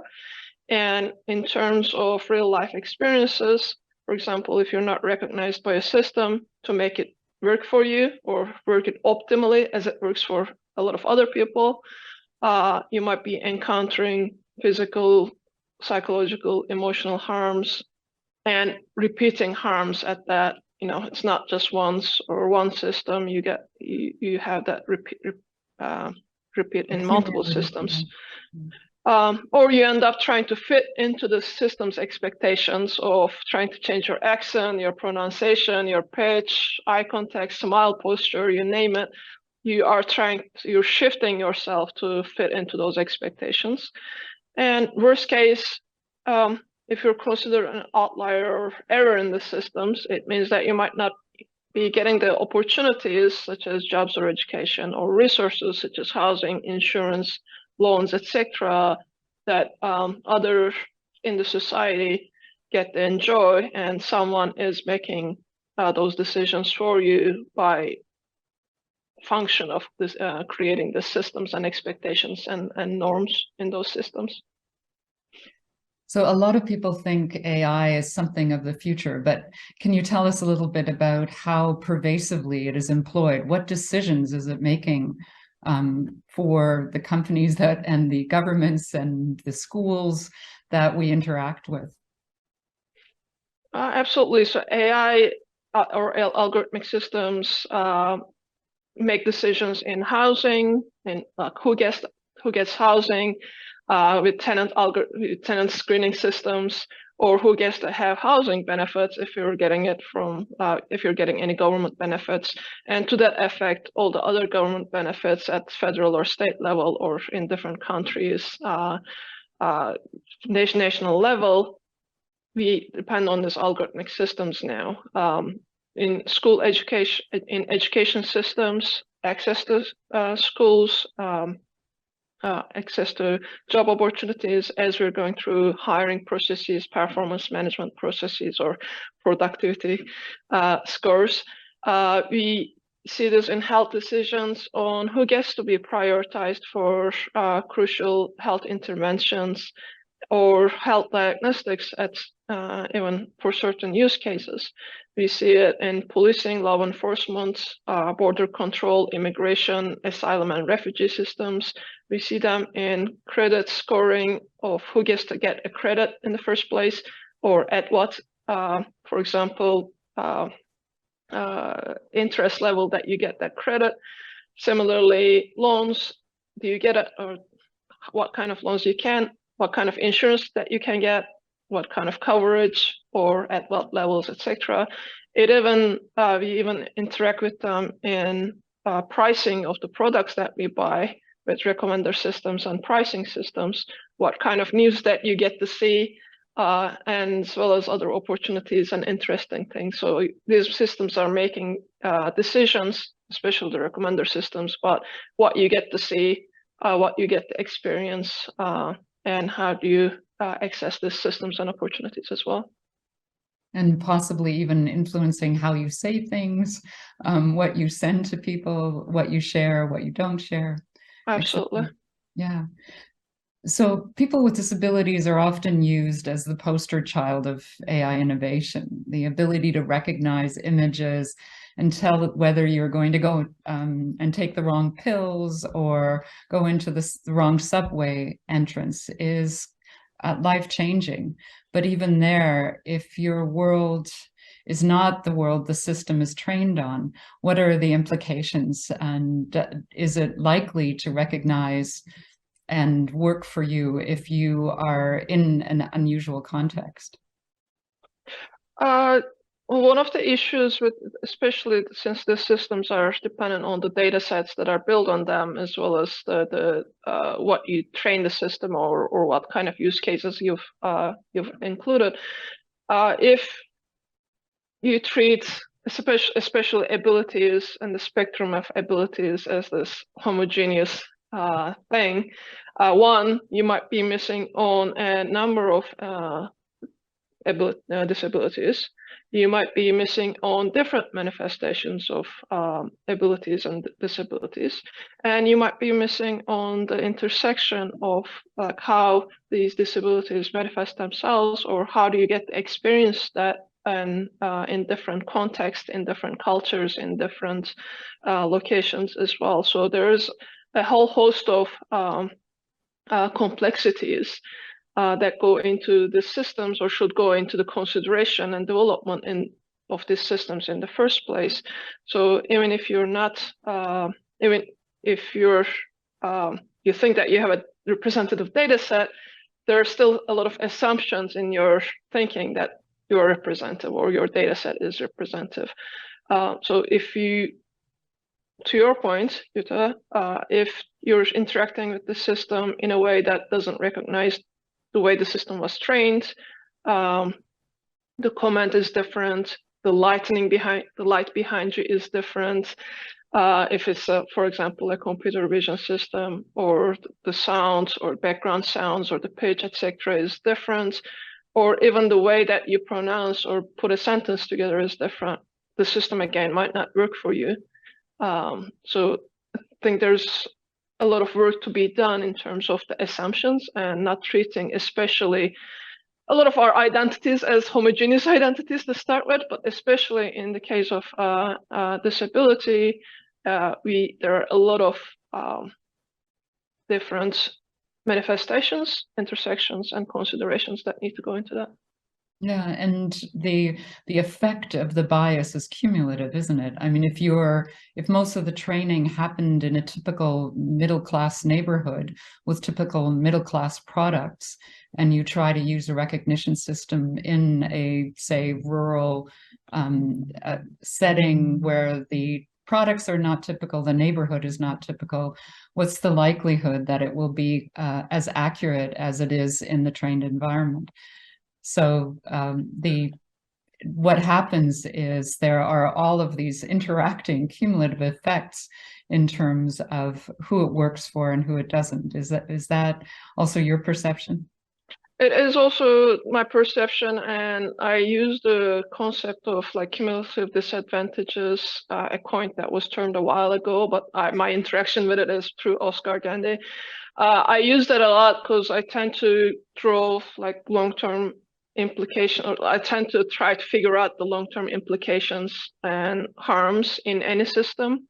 What happens if if something is connected to others. So in this case, I'm really concerned about these systems becoming interconnected with each other. So as you interact with, for example, banking, insurance, loans, housing, employment, whatever, these systems become interconnected, and one biased result or one harmful result from one system becomes interconnected and becomes a bigger problem in another system. Or things that you don't have control over, you're disadvantaged and harmed, and you just go deeper into that disadvantage hole, whether we want to do that, conceptualize as that, or conceptualize harm, for example, as a snowball. It just keeps building on each other, and it becomes a vicious cycle. So if you're not considering these harms in each of these systems, as well as their interactions, we're creating a very bleak future where we are permanently locking people out of resources and opportunities. So you mentioned representation, and there's now a proliferation of AI ethics companies that will audit and certify your AI as ethical. And one of the things that they attempt to address is data gaps, or in fact, what's called data deserts. Are those going to, are they effective? Because what's happening is that companies are spending quite a bit of money to measure the AI ethics and to receive a certification as being ethical. Do you think this addresses the issues that we've been talking about, the cumulative harms? I think there's definitely a step in a positive direction, but that is definitely cannot be the only solution or only control over the systems. And these audits, these criteria, these controls, checks and balances also need to include the people who are impacted by the systems, right? A lot of the time, we're talking about someone coming in, using this criteria or the models that they build, audit models that they build to assess without having that experience or knowledge of different kind of harms and how they manifest as well. But there's also the piece about, in general, setting the audits aside, when we use statistics, we're dependent on quantified data, right? But not everything is quantifiable, and not everything is easily quantifiable. So it means that as you build these algorithms, as you collect this data, you make decisions about what counts as a measurable proxy for the behaviors and interactions that you're interested in. It also means that we may not be able to capture the qualitative elements of what makes us humans, the complexity of our choices, behaviors. It means we're attempting to capture that fluidity and complexity of the experience, but without success, hence creating a whole host of harms and biases. And if I may here, I might be throwing a bit of a additional curveball here, kind of moving away from the audits maybe, but also for me, there's the element of a very problematic tendency of treating some constructed concepts, such as race, as something biological, as something quantifiable, as something objective in itself. We first come up with these political concepts or social concepts such as race, for example, which actuality denotes difference between individuals. And we forget about histories. We forget about our discriminatory histories, where these concepts and constructs were used in what context, for what political purposes they were used. And then we come as statistics, which has a lot of historical baggage in itself. We come to statistics and try to treat these concepts as scientific, unbiased, impartial categories and technologies. So for me, there is already that, from the nature of it, there are a lot of issues that we need to consider when we're depending on data, depending on statistics, depending on models, and add on top of that all the other assumptions and decisions that we make. Audits and certifications come at the very end of that, and you already have a huge pile that you need to root through, and how you audit that and how you certify that, and whether we should is a whole different question then.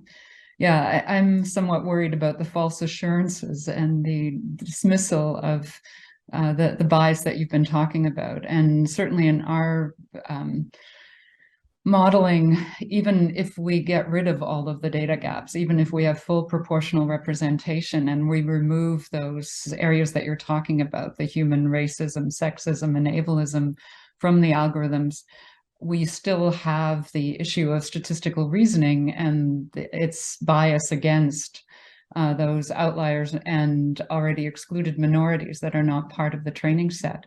And that takes us, I think, to your topic, Clayton. There are emerging systems within AI which do not use statistical reasoning, but with every new innovation that is going to disrupt our lives, there are risks and opportunities. So Clayton, what are some of the risks and opportunities of the emerging large language models that don't employ this statistical reasoning? Do the systems have the potential to ameliorate some of the discrimination against outliers and differences that Merv was talking about? And what do you advise, or what can you predict?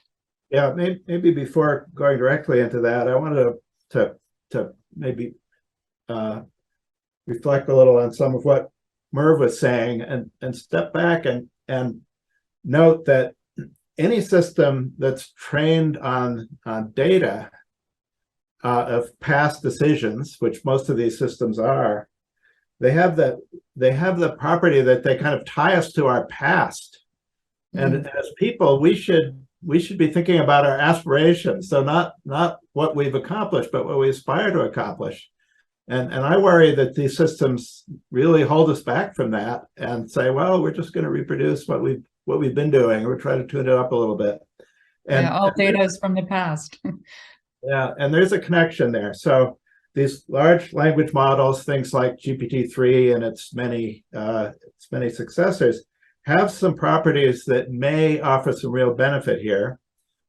These systems have the feature that they can at least appear to do something like reasoning, and they can process not just actually they're better at processing sort of assertions and propositions rather than data in the traditional sense. So they don't run off tables of cases. They run off large volumes of text that embody things people have said about things, and remarkably, this includes inferences. So that means that these systems, like people, may be able to operate at the level of aspiration and policy in addition to the level of what experience has been. Indeed, as they are now, it's not really possible to sort of load in a bunch of data about past hiring decisions. But I think the fact that can't be done now, that's temporary. I'm confident there are already a few systems emerging that have the ability to consult data as well as to process propositions, sentences, policy statements, and so on. So we can imagine systems that will be much more like people than current systems are, in that they can operate at both levels. They can respond to historical data, but they can also respond to assertions, ethical values, policy statements, and things like that. So that may sound pretty good in that they may deal with they may indeed deal with some of the issues that Merv has laid out, but there are a lot of uncertainties and therefore risks that that remain. So one thing is, as these systems are now, they're quite inconsistent in their judgments. That may not be all bad, actually, but from some points of view, it's a serious limitation. But for me, there are risks in a couple of areas. So one is we don't understand how these things work, and so it's going to be difficult to be confident that they will act according to some ethical aspiration that might be stated, for example.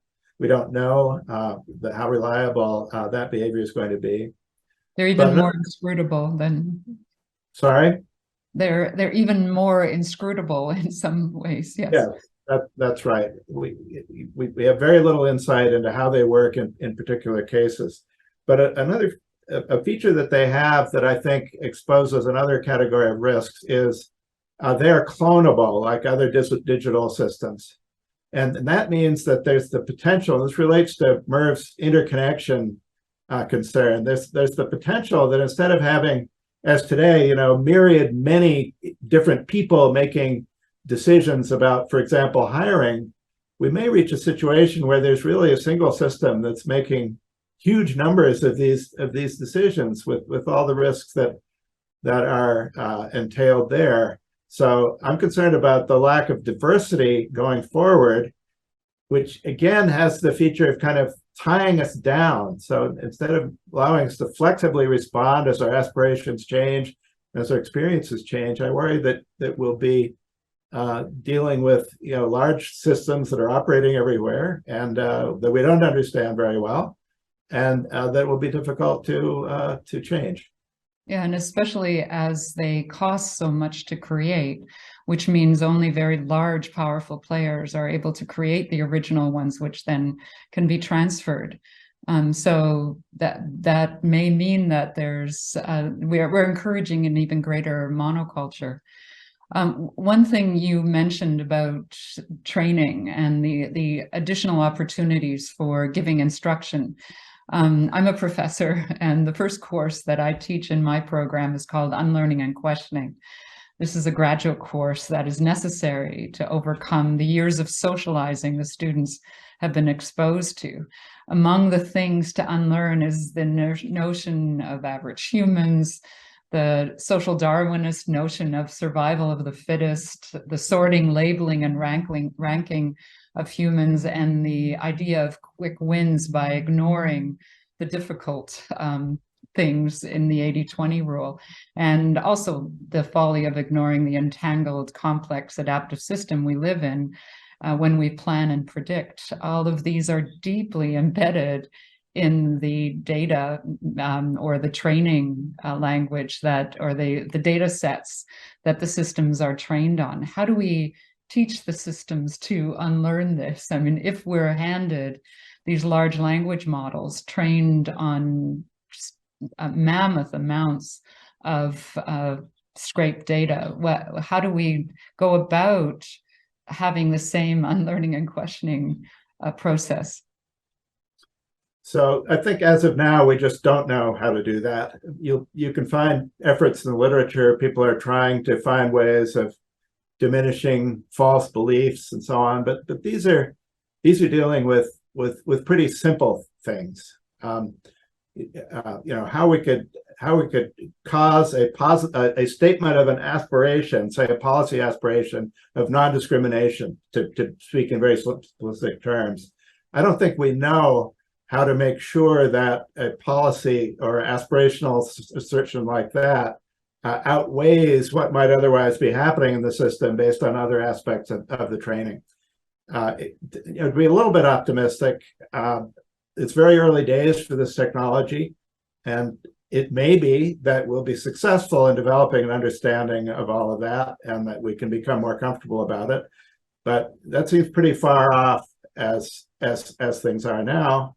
And so there's a worry about the applications of these things outrunning, as usual, our ability to really understand them and their implications. Right. And I mean, we usually encourage scaling by diversification and contextual customization.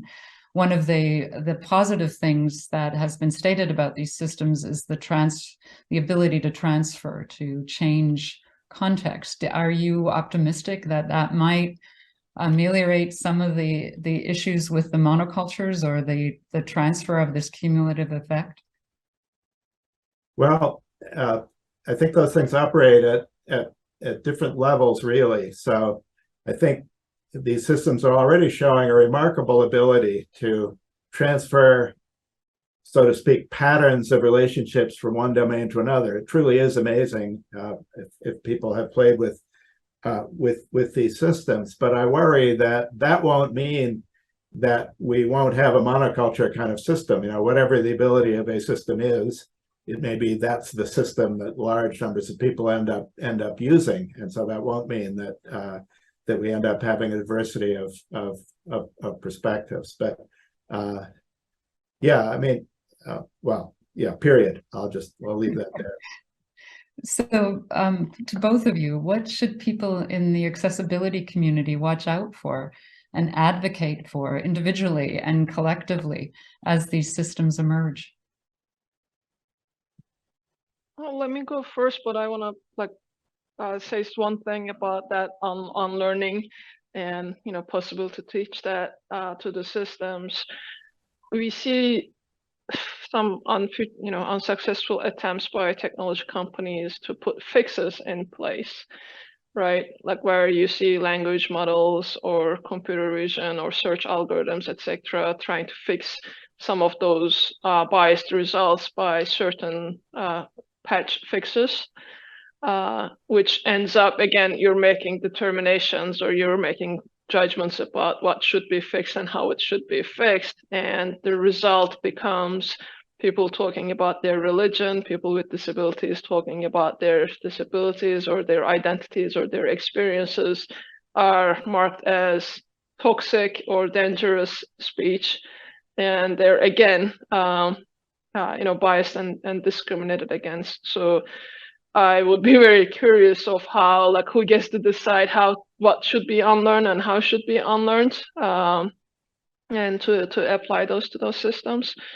But in terms of your question on what should we advocate for individual and collectively, I want to come back to the issue of cumulative disadvantages and interconnected systems. This is not only for the accessibility community. This is for every one of us in different ways, because we all have experienced our identities, different parts of our identities, whether it's age, ability, sex, gender, religion, you name it, in different ways. So as these systems become more prevalent in our lives, they're going to be yet more impactful and connected. So I think it goes for all of us to kind of individually advocate for acknowledgement of these harms and ask for legal remedies and safeguards and a control mechanism where some systems should not be launched or used in certain contexts to start with.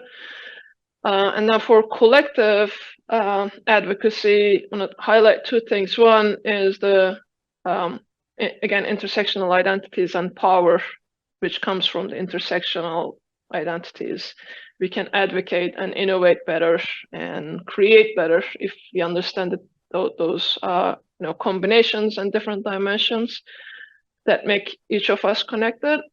And second, a lot of the conversation on AI ethics and policy are still very much Western-centric and prioritizes Western values.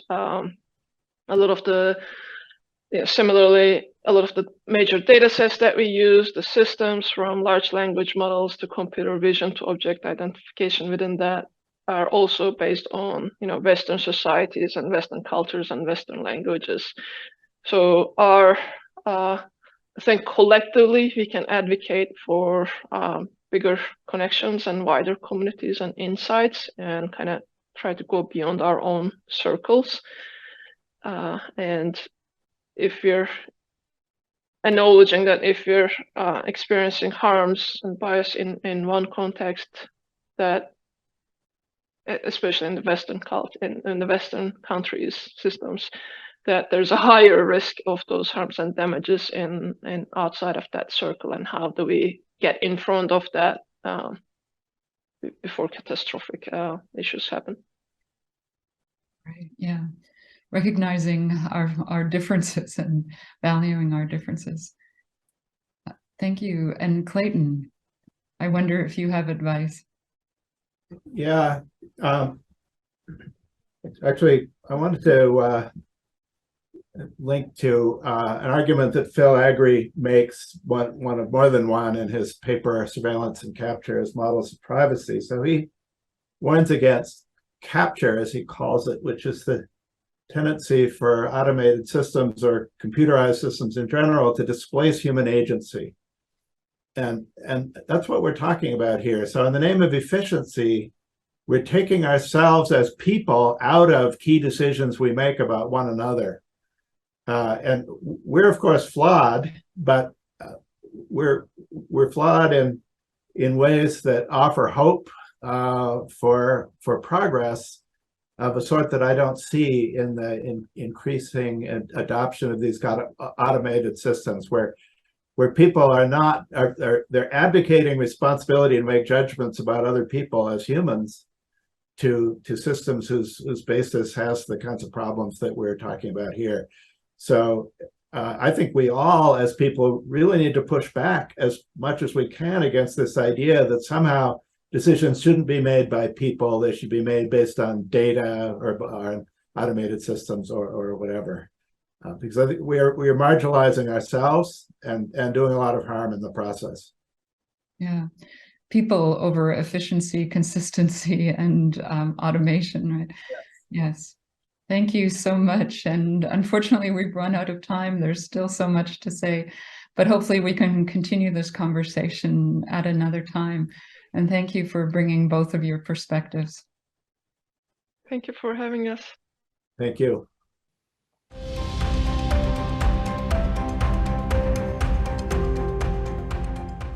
Thank you very much, Yuta, Clayton, and Merv. Believe it or not, we're coming up to our last session for this year's SightTech Global. And this session is near and dear to the heart of every blind person or anyone who can't drive. Now, I wasn't blind as a kid, so I actually drove when I was much younger. And I got to tell you, driving, it isn't about driving, it's about independence. I was also, once I went blind, on Top Gear USA. And they had me do something which was known as drifting. It was a drifting challenge. At the time when I did it, it was the scariest thing I've ever done. But at the end of the day, when I was alive, it was the coolest thing I've ever done. And thanks to technology and the advances they're making, I can't wait to get behind the wheel again one day. Next, we're going to hear from Waymo, who has a fleet of self-driving taxis that anyone could hail from a smartphone app. This service is up and running in Phoenix, and this session is called What Waymo Learned at the U.S. Department of Transportation Inclusive Design Challenge. Our moderator is Mike May, one of the most beloved and admired tech innovators. He's an evangelist for good maps, as well as a lot of other things. What Waymo learned at the U.S. Department of Transportation Inclusive Design Challenge. Moderator Mike May, speakers Lauren Schwendeman and Jeffrey Colin. Thank you, Brian, and thank you, SightTech Global, for having this forum for discussing some of the latest and greatest technology. This is Mike May from Good Maps. I've worked on accessible navigation a good portion of my professional career. And when we turned into this century, I think Uber and Lyft and rideshare were some of the greatest things that happened in terms of independence for blind people, not to mention everybody. And the Holy Grail has been, when can I drive a car? And in a Consumer Electronics Show press conference in 2009, they asked Stevie Wonder and I together, what's your greatest dream? And we both said, being able to drive and control a vehicle on our own. So we're thrilled to have Waymo here to tell us more about that, and then to have feedback from a couple of users from the San Francisco Lighthouse to tell us about what it's like to be in a vehicle, which I haven't done yet, but I have lots of questions about how it all works. So let's do a quick round of introductions and then we'll dig into it. Lauren? Hi, everyone. I'm Lauren Schwindeman. Thank you so much for having me. I lead the experience design team for Waymo One at Waymo. So our team is responsible for designing all the interactions that riders have with Waymo's ride-hailing service, from hailing their car in the app to finding their car, boarding, riding, exiting, and finding their final destination. And I'm excited to be here to talk about our DOT Inclusive Design Challenge. Yeah, thrilled to hear more. And certainly at Good Maps, we use LiDAR for indoor navigation, and LiDAR outdoors was a big part of, I think, a lot of the technology that allowed this sort of thing to happen. And it facilitated the indoor navigation that we do. So I'm really interested to hear more about that. Jeffrey? Hi, everybody. Thank you for having me. My name is Jeffrey Colon, Director of Access Technology here at the Lighthouse. On Access Technology, we provide individual and group training to blind and low vision users throughout the Bay Area. We also provide user recruiting and corporate training to different organizations, such as Waymo. So we partner with them on this exciting project, recruiting users and working with them on making sure that they have the opportunity to participate on a great users research study. Thank you so much for having me here. Yeah, thank you, Jeffrey. And of course, the Lighthouse and Good Maps are working together, and we hope to have a BART station accessible soon. Yes, MacArthur sir. BART. Yeah. Yes, sir. Shane, how about you? Hi, guys. My name is Shane Martin. I've been living with sight loss for about 6 years now. A proud member of the Lighthouse family. Looking forward to continuing all my experiences and work with the Lighthouse. Everybody's been great, and I've enjoyed working on this Waymo project, and it's been a journey for sure. So I'm looking forward to helping wherever I can. So thanks again. Yeah, thanks for being on here. Lauren, tell us about the design challenge and what is that all about? What was the request in that that challenge that you guys decided to meet? Yeah, sure. Thank you. So the DOT Inclusive Design Challenge was really an opportunity for us at Waymo to pursue and embrace universal design by learning from people with a variety of needs and disabilities to ensure that we're building a transportation service that works for everyone. So for our particular entry into the challenge, we really looked at the wayfinding user experience. We explored product prototypes geared toward touching a variety of senses that incorporated accessible audio-visual, haptic, and hands-free features and tools to support riders throughout their journey with Waymo. So we also worked with community organizations, notably Lighthouse for the Blind, and Shane, who's here, to test these prototypes and hear directly from people with blindness or low vision how well different solutions meet their needs and can support their independence in ways that really work for them in their everyday lives. So the prototypes we tested were like I said, mostly focused on wayfinding and really sought to answer the question, how can we make it easy, safe, and convenient for all of our riders to know where to meet their car, how to navigate to their car, and to board their car with confidence. And then at the end of their journey, how can we help them get to their final destination safely, confidently, and independently? So that's just a quick overview. I'm happy to dive into more of the details of the prototypes, but just wanted to kind of give a high level view of what we were aiming to do. Yeah, I think before we pass it over to Jeffrey, I think a lot of people would just want to know, what is the state of autonomous vehicles? We all hear bits and pieces, particularly if there's a catastrophe, but I think the technology has been evolving for quite some time. How long has it been in process, and where are we in terms of the industry? Thank you for that question. We've actually had a lot of exciting announcements happen over the last few weeks for Waymo. So first of all, autonomous vehicles are, Waymo autonomous driving has been real for Waymo for the last 2 years in Chandler, Arizona. Real meaning available to the public. But as of late, we've announced that LA is our next autonomous ride-hailing city. We've begun testing at Sky Harbor, which is the airport in Phoenix, Arizona, one of the busiest airports in the US. And we've opened up our service, our Waymo One ride-hailing service in downtown Phoenix to the public. And hot off the press, we now have our permit to operate in rider-only mode with members of the public in San Francisco as of today. So we're really excited about the momentum that we have, and we're working hard every day to make the promise of AV ride hail real for people to use in their everyday lives. Okay, good. Well, we'll come back to a little bit more about that and also what's next. Jeffrey, having not used the app or the experience myself, I'm just curious, is it like rideshare where you just launch an app and you put your pickup location and your destination and a car shows up? How does it all work?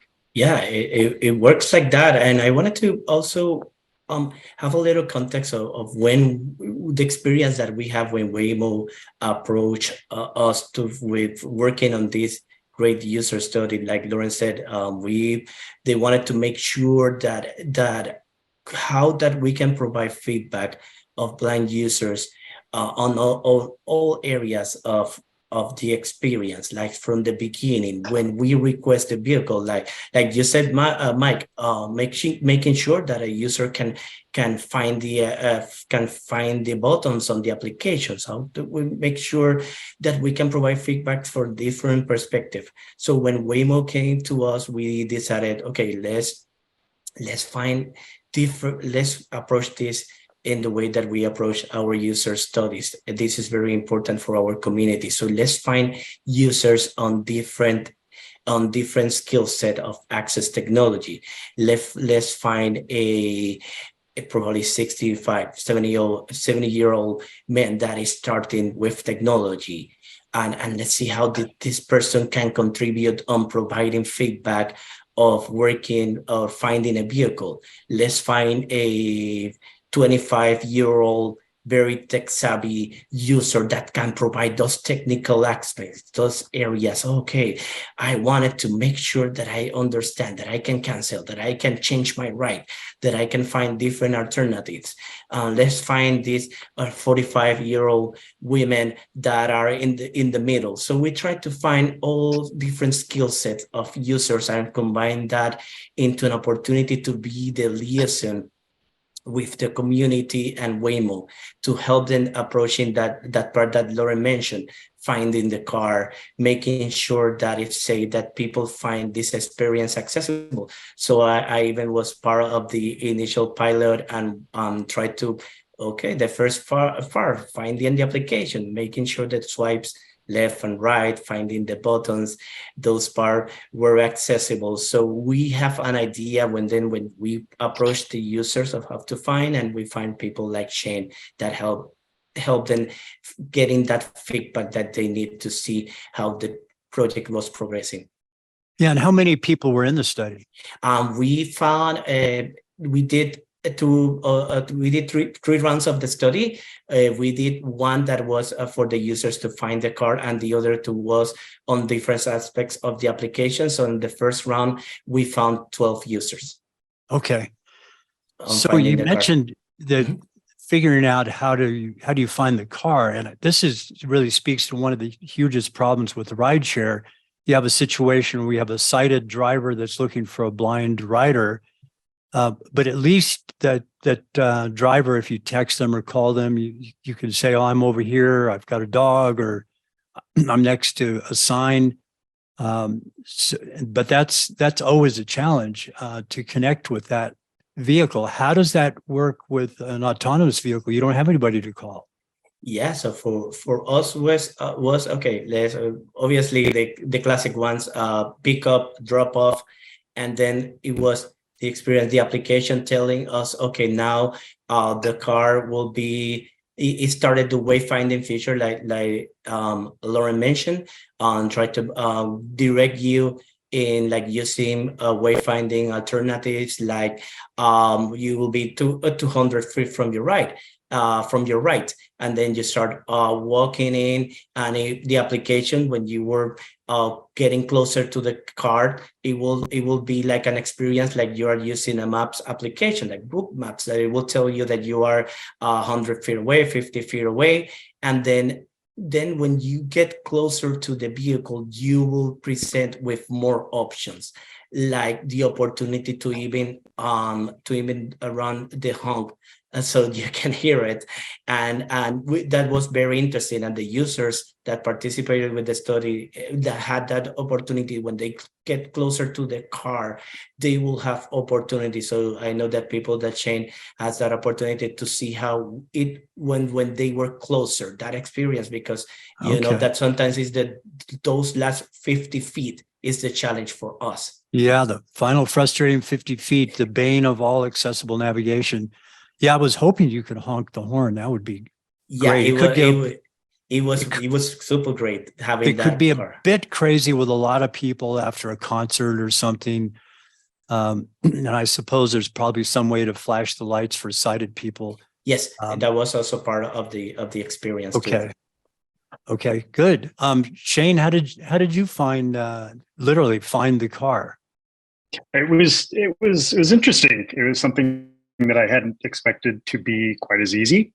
You guys touched on the tones, the signals, which was super helpful. I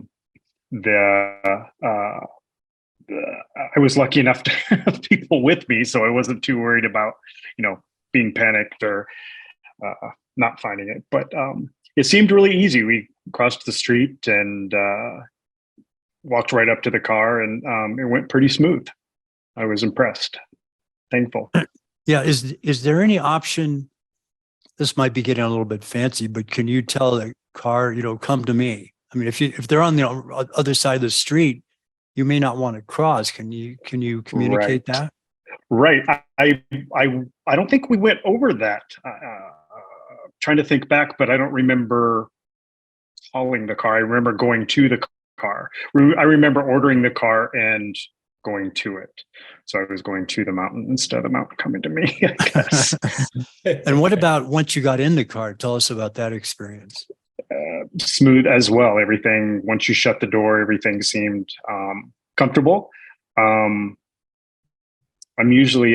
was always kind of hesitant about getting in the car without a driver, but it seemed pretty easy, and the whole experience was comfortable, and it seemed like it would have been a great ride. I wish I could have taken a ride in it, but maybe at some point. So you just got in and kind of sat there and checked it out. Does it provide any sort of progress report or announcements saying, 1 mile to my destination, I'm passing Starbucks, or any kind of play-by-play like that? That would have been great, but I didn't get to ride in it. So I got to go to it and get in it, and then so I didn't get too much after getting to the car. I didn't get to experience too much. Yeah. Lauren, is that something that's available or will be available? That is actually a setting that we have available that people can turn on or off, is like more verbose audio cues to help support understanding what's, landmarks that you're passing, and what's going on with the ride, and how the driver is making driving decisions. So once I'm in the vehicle, am I interfacing via the app to know what's going on and how to maybe change my destination? Or is there a switch over to a big screen in the car and control panel there? No, do you have the app? Do you have the app? I was doing it through the app. And like Lauren said, you have the opportunity to change it through the app. Like you usually can change any ride, but also you have the opportunity to interact, and you hear the car mentioning different, like if you activate the verbose option, then you will get opportunity to hear some of the destinations when you're passing different areas. That's right. There's an obviously, as Jeffrey mentioned, you can interact with the app to control every part of the ride. There's also a screen in the car, should folks want to interact with a screen that shows visually information about what's going on in the trip and supports some some visualizations of what the car is seeing and responding to in the environment. And that screen has some controls as well, but we really see it as a priority feature to have every control accessible in the app, so that can be a primary interface for folks. Yeah, the more any kind of app can parallel the sighted experience with the blind experience, the better, just in terms of updates and sharing user experiences and helping each other out. What had to be adapted for blind users, other than making sure the buttons were accessible, the obvious things? Was there anything else like the horn honking that had to be added, or that could actually be helpful for a sighted person as well?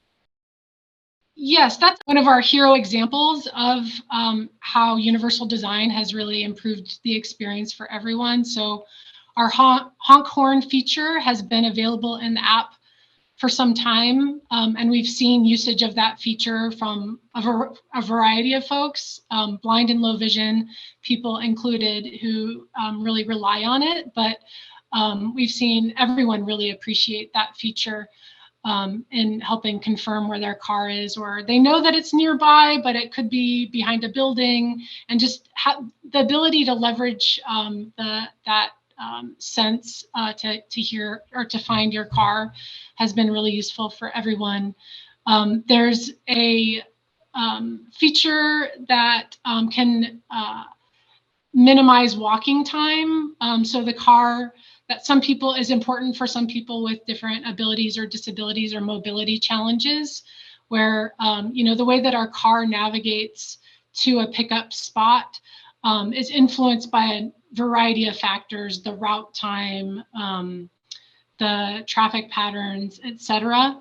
And so there is a setting where if it's really important to you to minimize your walking as much as possible, you can tell the Waymo app, minimize my walking. And it might take the car slightly longer to get to you, but if that's important to you, that's a setting that's available. I'll also add that one of the features we tested in this research, which was around better app navigation to find your car. So I think Jeffrey was mentioning, your car is 50 feet straight ahead or to your right. There's a voiceover experience, and we built this compass-like interface that could give these verbal directions to support blind and low vision usage.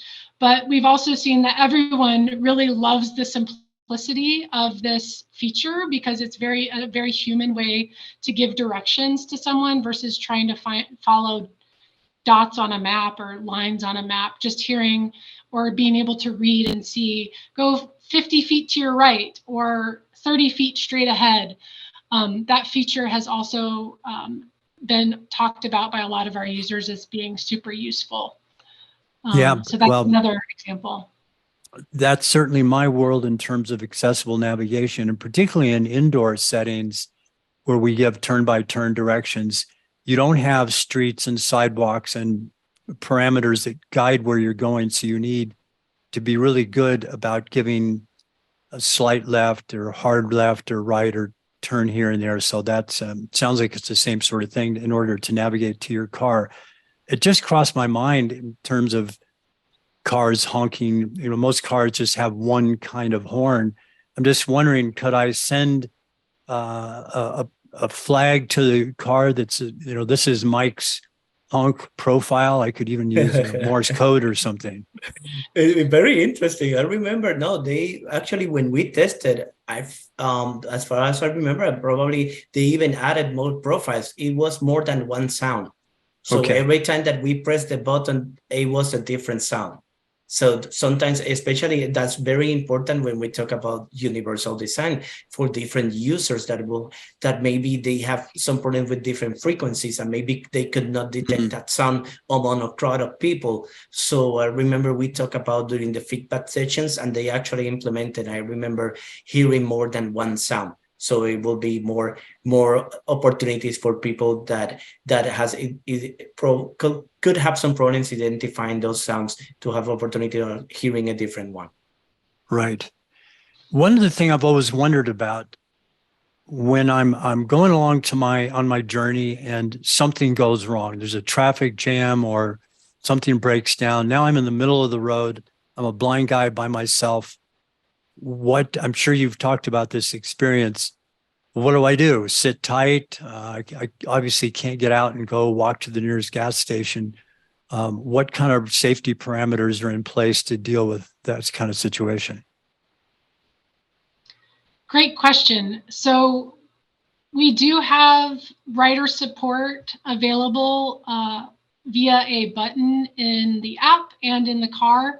And this connects people to a human agent right away who can see where your car is and understand what's going on in your ride and be that human to human kind of interaction and help you understand what might be going on and or help you resolve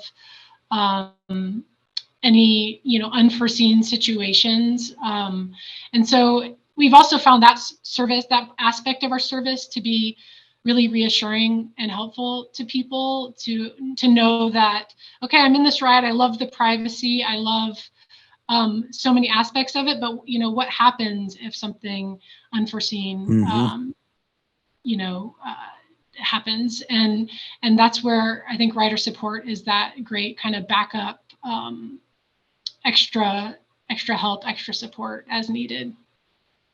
And Lauren, is the thinking here with autonomous vehicles that the world of rideshare right now doesn't really share that much, but the idea of making more use of a car because it picks me up, it drops me off, then it goes and gets somebody else. It seems like that's a more effective sharing type of approach to using motor vehicles. Yes, I mean, a service like Waymo One, is accessible in a variety of means, meaning like, folks don't need to own a car to use it to get from point A to point B. And so I think, it allows us to share resources among the community and leverage the technology and make it available to everyone. So yeah, I believe that the ride-hailing model really does, make this really exciting, important technology available broadly to the public, and that is our vision that we're working toward. Yeah, Shane, let me pass it back over to you for a second. What's your thinking going forward? Or I'm sure you're excited about this. Or do you have any concerns? What are you thinking about the future? 100%. I want to go back to what somebody said earlier. I just want to say that you don't have to be 75 to be technologically challenged, believe me. But everything seemed to be pretty smooth and good on that end. But the one thing that stresses me the most and makes me most anxious is getting there before it times out. Your driver's leaving in 2 minutes or whatever, and that's always my biggest fear, I guess, about is missing it. And I don't think I've asked about that during my time with it. So that's what stresses me the most. Is there a time limit? I'm sure there has to be, but how do you handle that on your end, I guess, or how do you address that? It's a great question, and that is actually one of the learnings that we had from this research and that we've seen. So Shane, you're not alone. We hear that a lot, that great. Knowing there's stress involved in finding your car and getting to it before it drives away. And in particular, for folks with disabilities. And so this is an area where we're really excited to explore what we could possibly do to mitigate that, or to, again, reassure people that they won't miss their ride. So that work is in progress, but that feedback has been heard loud and clear. Great. Yeah, interesting. But with so many technologies, it really takes years from when it's proof of concept and you can do cool demos. I think of voice speech recognition. I worked on a project in 1981 at Bank of California where we're thinking, well, within a couple of years, you'll be doing banking by speech. And it took another 25 years or more. Indoor navigation, I started working on that in 1996, and it's just now becoming viable. Where are we in that evolution of autonomous vehicles? How long have they been going, and what can we expect? I'm sure there's a window or an estimate, and you have to have lots of caveats, but what is the future coming forward? Yeah, no, I think it's a question on a lot of people's minds. So just to answer one of your early questions, Waymo, which was formerly the Google self-driving car project, began in the late aughts. And so we've been working in this problem space for, I don't know, 15-ish years. I don't know the exact number, don't quote me, but we've been working in this space for a long time. And how real is it? It's real today. We're operating in Phoenix, an urban city, publicly. Anyone can download the app and take a ride. We're expanding in LA and San Francisco. And so we really believe the future is here. Again, we work to deploy responsibly and in line with public policy and all of those good things. But we really see this materializing today for real people in their everyday lives. So we've been working for a long time to make it real, but we do feel like now is the time where it's people can use it. The future is now, and Ned and I are going to head to Phoenix and check it out in person. We'll go ahead and wrap up, and thank you, Jeffrey and Shane from the San Francisco Lighthouse. Wonderful having your thoughts, and I'm sure you'll be contributing even more to Lauren's work. Thank you. Thank you so much. Yeah, thank you, Lauren. And I'll hand it back over to Brian. It's been a pleasure being on here. Mike May from Good Maps. Have a good day.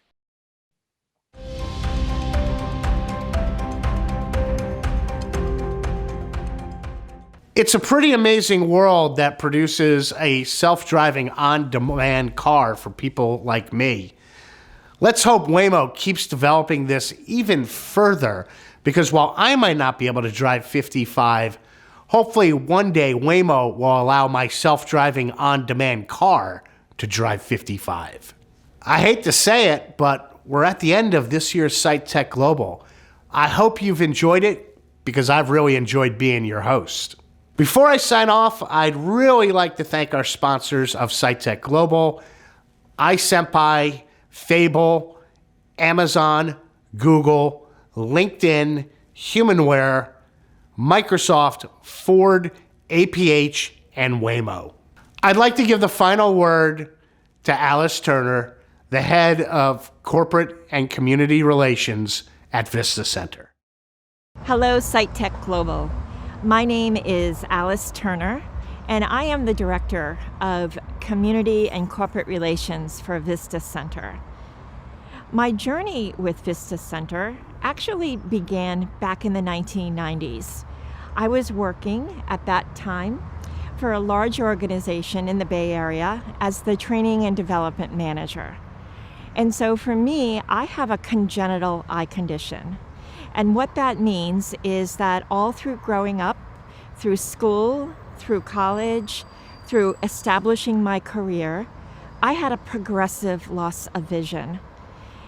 And what that meant for me is that I needed to adapt and cope adapt and cope until I no longer had the skills to adapt and cope. And that's when I turned to Vista Center. It was one of the best decisions of my life. What Vista Center and the highly professional staff did is that they taught me access technology, how to travel safely, how to manage my life, how to manage the daily living tasks. But most importantly, they gave me back the competence and the confidence that I thought that I had lost forever. So essentially, I was retooled. And then I returned to my job. I loved my job for another 8 years as a blind professional. After a little bit of time, I decided to contact Vista Center to do what I thought was going to be volunteering. And as it turns out, there was a position that was open at that time. That was 14 years ago, and I joined the Vista Center staff. And currently I serve as a senior manager on the leadership team. One thing that my journey taught me is that access technology levels the playing field for people who are blind or visually impaired. I am sure many of you in the audience know this as well. So with this in mind, several years ago, Vista Center started a corporate partner program. Through this program, we serve as consultants and subject matter experts with many of the technology companies that have been represented on the stage during this conference. We provide them with the information and the expertise from a research point of view to see if a product is viable or to establish if an existing product needs to be modified for people who are blind or have low vision. I have had the privilege of working on the planning team for SightTech Global. And through this development of the conference, I know that the relationships that we have established with the companies represented on this stage will continue long past the event. So I ask you, has your curiosity about access technology and AI been piqued throughout this conference? I certainly hope so. So I want to thank the technologists, the designers, the researchers, and the advocates who have so passionately brought their expertise to the stage and shared their information with us. And I also want to thank the generous donors and sponsors. Your donations go directly to Vista Center, and that will enable us to serve the thousands of individuals that we serve every year. And I want to thank you as a participant for joining the first SightTech Global. And I invite you to come back for every subsequent SightTech Global that we will have in our future. So thank you. That's a wrap. Thanks for joining the event. See you next year.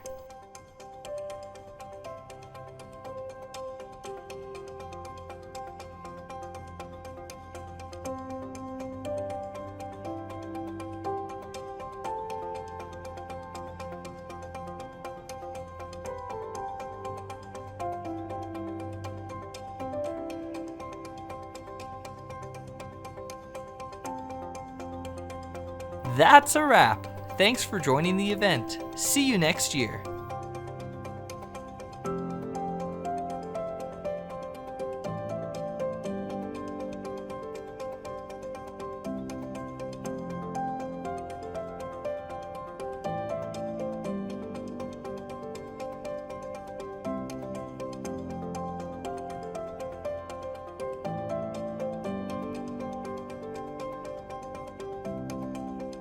That's a wrap. Thanks for joining the event. See you next year.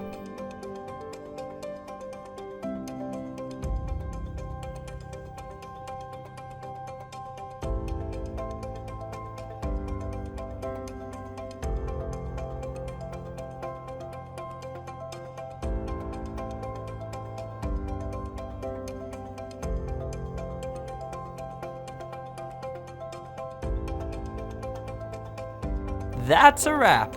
Thanks for joining the event. See you next year.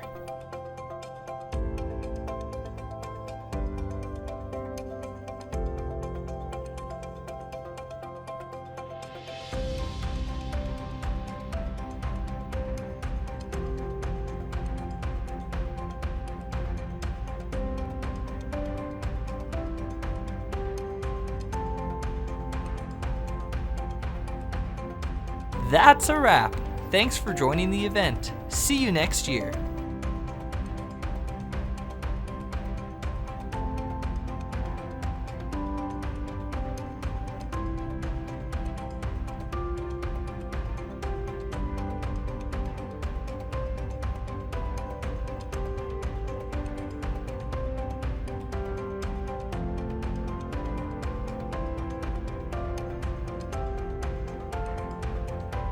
That's a wrap. Thanks for joining the event. See you next year.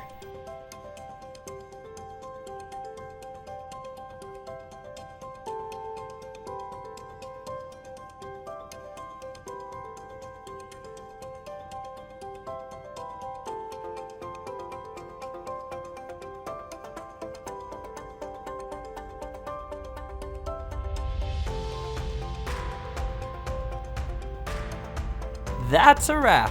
Thanks for joining the event. See you next year.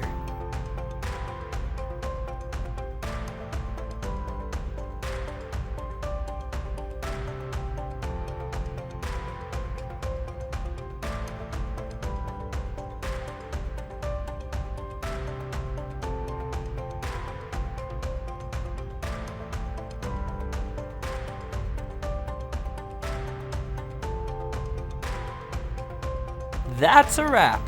Thanks for joining the event. See you next year.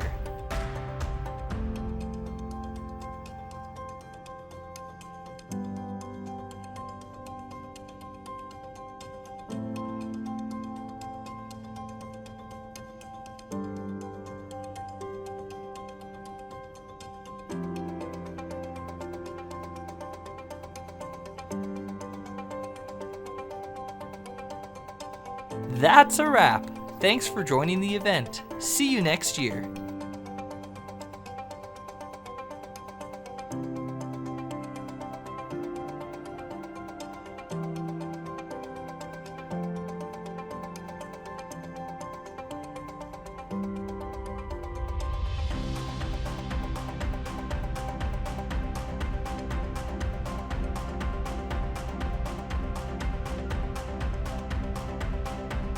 That's a wrap. Thanks for joining the event. See you next year.